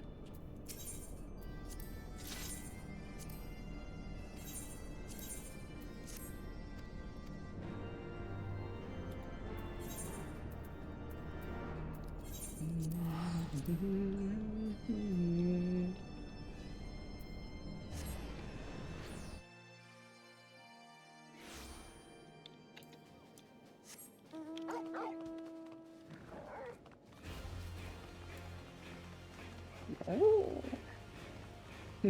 Torgal. Torgal's great. I like the music too. Nodules for another animal weapon. Nodules for another animal weapon? It's almost like you shouldn't come back here and talk to me every time because you already know what to do. It's almost like, why are you walking through my door and asking me the same question 13 times in a row, you idiot?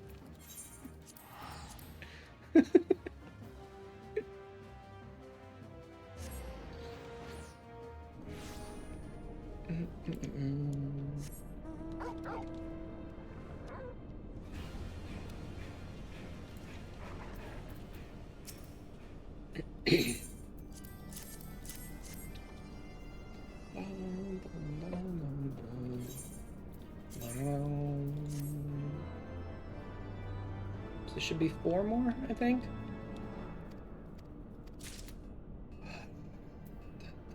Warrior, Astro, Scholar, and White Mage. Yep, 1 more.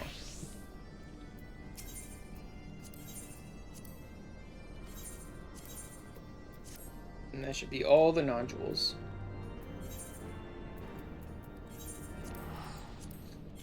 Right? Yeah, 4 more. I'm just gonna go dump all of these things on my retainer to sit until sometime, 5 years from now when I get another urge to make some prog on the relics. And hopefully even remember that my ARR relics and my Heavensward ones overlap a bit, so that I don't forget to do that. Because you can, like I said, you have to go to some of the same dungeons. It's not perfect overlap, but there's a little bit of overlap at like the end of an ARR phase and the beginning of a Heavensward phase, right? And it's just like 3 or 4 dungeons, I think, worth of overlap. And you don't have to have your ARR relic equipped, but I think you do have to have your Heavensward relic equipped. So you can get to that stage in the ARR relic and then run it with your Heavensward relic equipped and make progress in both.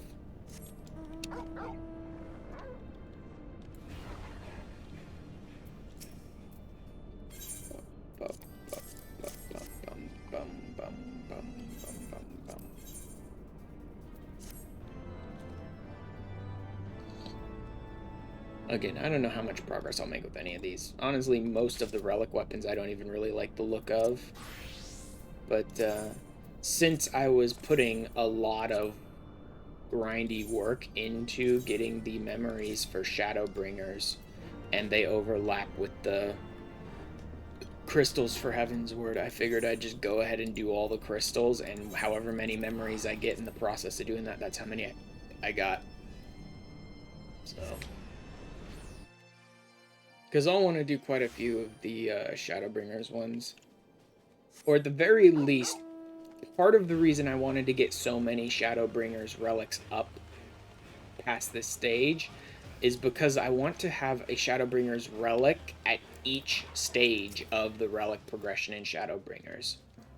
Because each section of the Shadowbringers progression will basically have something that's like, oh, are you in Boja or Zadnor or Castrum, Lacus Lator or Dalriada or literally any of the Boja content, then you can be making progress towards your relic.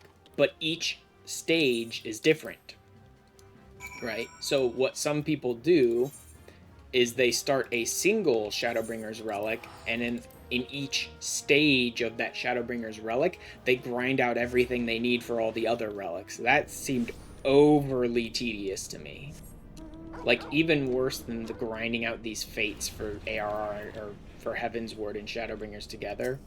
Grinding out all of the stuff you needed for all of the Shadowbringers relics at each stage before progressing to the next stage seemed like it would just be a nightmare of, like, infinite time and grind.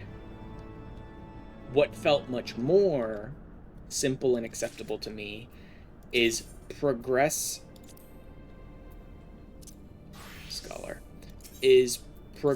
a Shadowbringers relic to each stage. Have every stage active at the same time, and that way whatever I happen to be doing at the time in Boja will be making me some progress, right?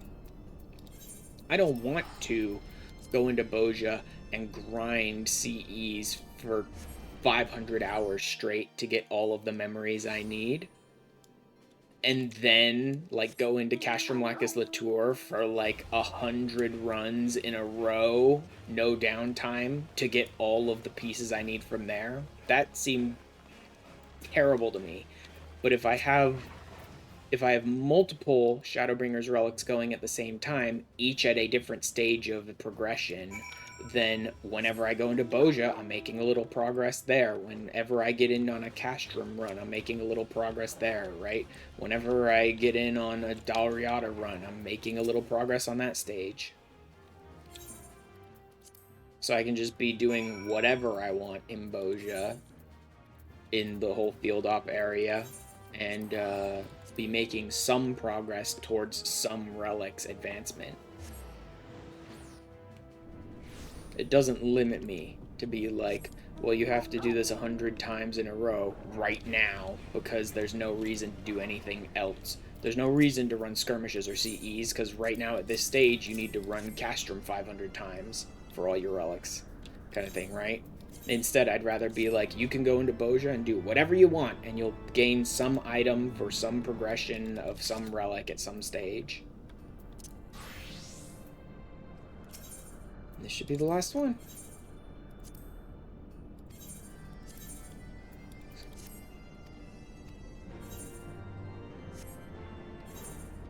Look at all these friggin' relic weapons. And these ones here, too. Alright, last one. And then my retainer gets to hold on to all of these for me for years.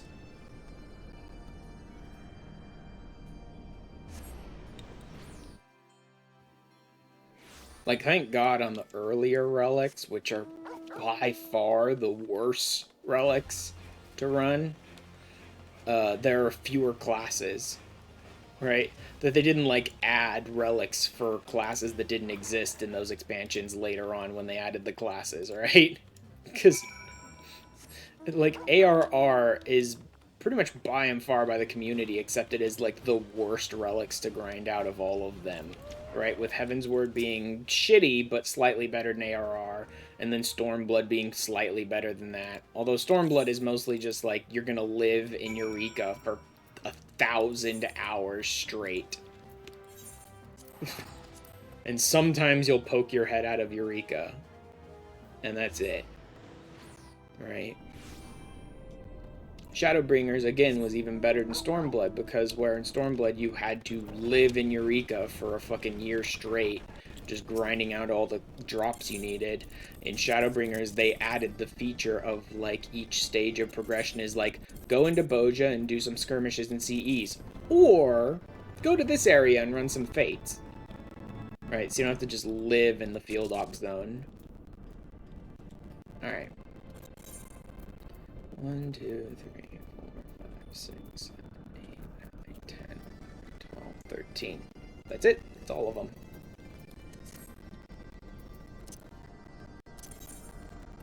Back to Linza.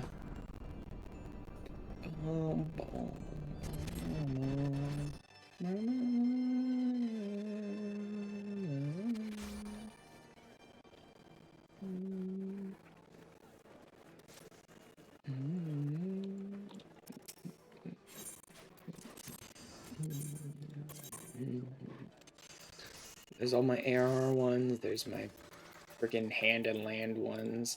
So Heaven's Word goes here.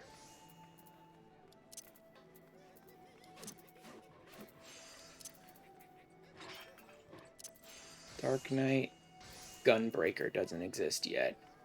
And then my healer ones. Let's do my DPS ones.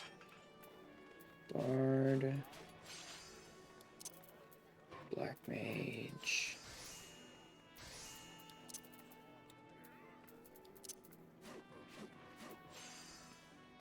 no, let's do ranged, melee,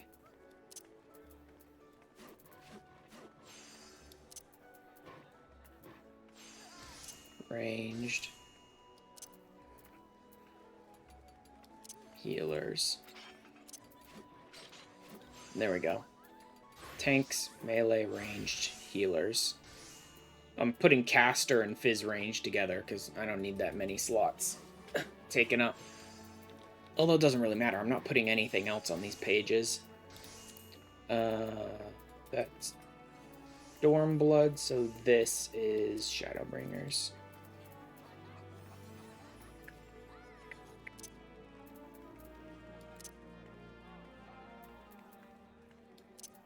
Astro. Scholar. A lot of healers here. No melees. Huh. Interesting. I guess they all look like shit, all the melee ones, probably. And then there's totems and stuff like that. There's, you know what? I'll keep some Boja stuff in here.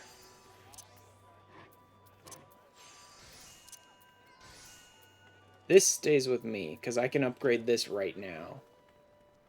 Although I think... Let me look real quick.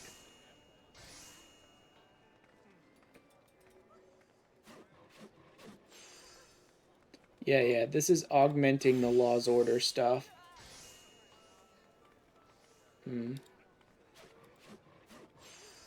I don't care about that right now. Close that, close that, close that. I'll go ahead and drop this in here for now. I don't think I need this runner's plating, though. Because I think the runner's plating is used to get these, and if I already have this... Although I might get multiple sets. I might augment some multiple sets of some stuff, but who knows. Next. More Bojin stuff.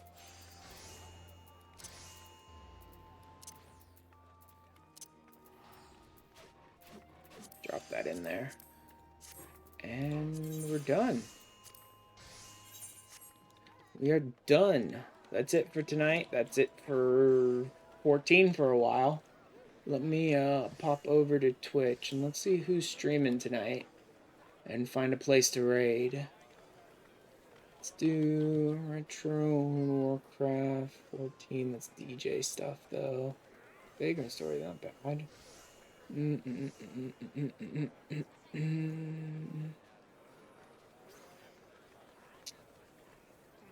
Ultimate stuff. I don't... Oh no, that's 7 Rebirth. I don't want to do that. 7.0 prep. PF stuff. Not a whole lot of people I know are streaming tonight. You know what? I don't even think I'll bother today. There's really not a ton of people I know are streaming tonight or doing anything really interesting. Slow night tonight. Anyway. I will just say goodbye to you guys. Thank you for being here tonight, and thank you again for the resub, Mello, and holy crap, I managed to clear Delubrum Reginae Savage once. By the time I come back and can even run it again, I'll have forgotten everything, undoubtedly. But, barring any big events or new items or things like that, I will see you guys again, in 14 at least, around the time Dawn Trail releases. So since my sub is ending, I'll be... expect more like No Man's Sky and Back to Minecraft and stuff like that, probably. Maybe I'll try and get another game I can play with some friends. Divers ain't too expensive. We'll see. Anyway, thank you guys for being here tonight, and I will see you again in Friday, Saturday, Sunday, or Monday probably will be my next stream. But we shall see. Anyway, night everyone.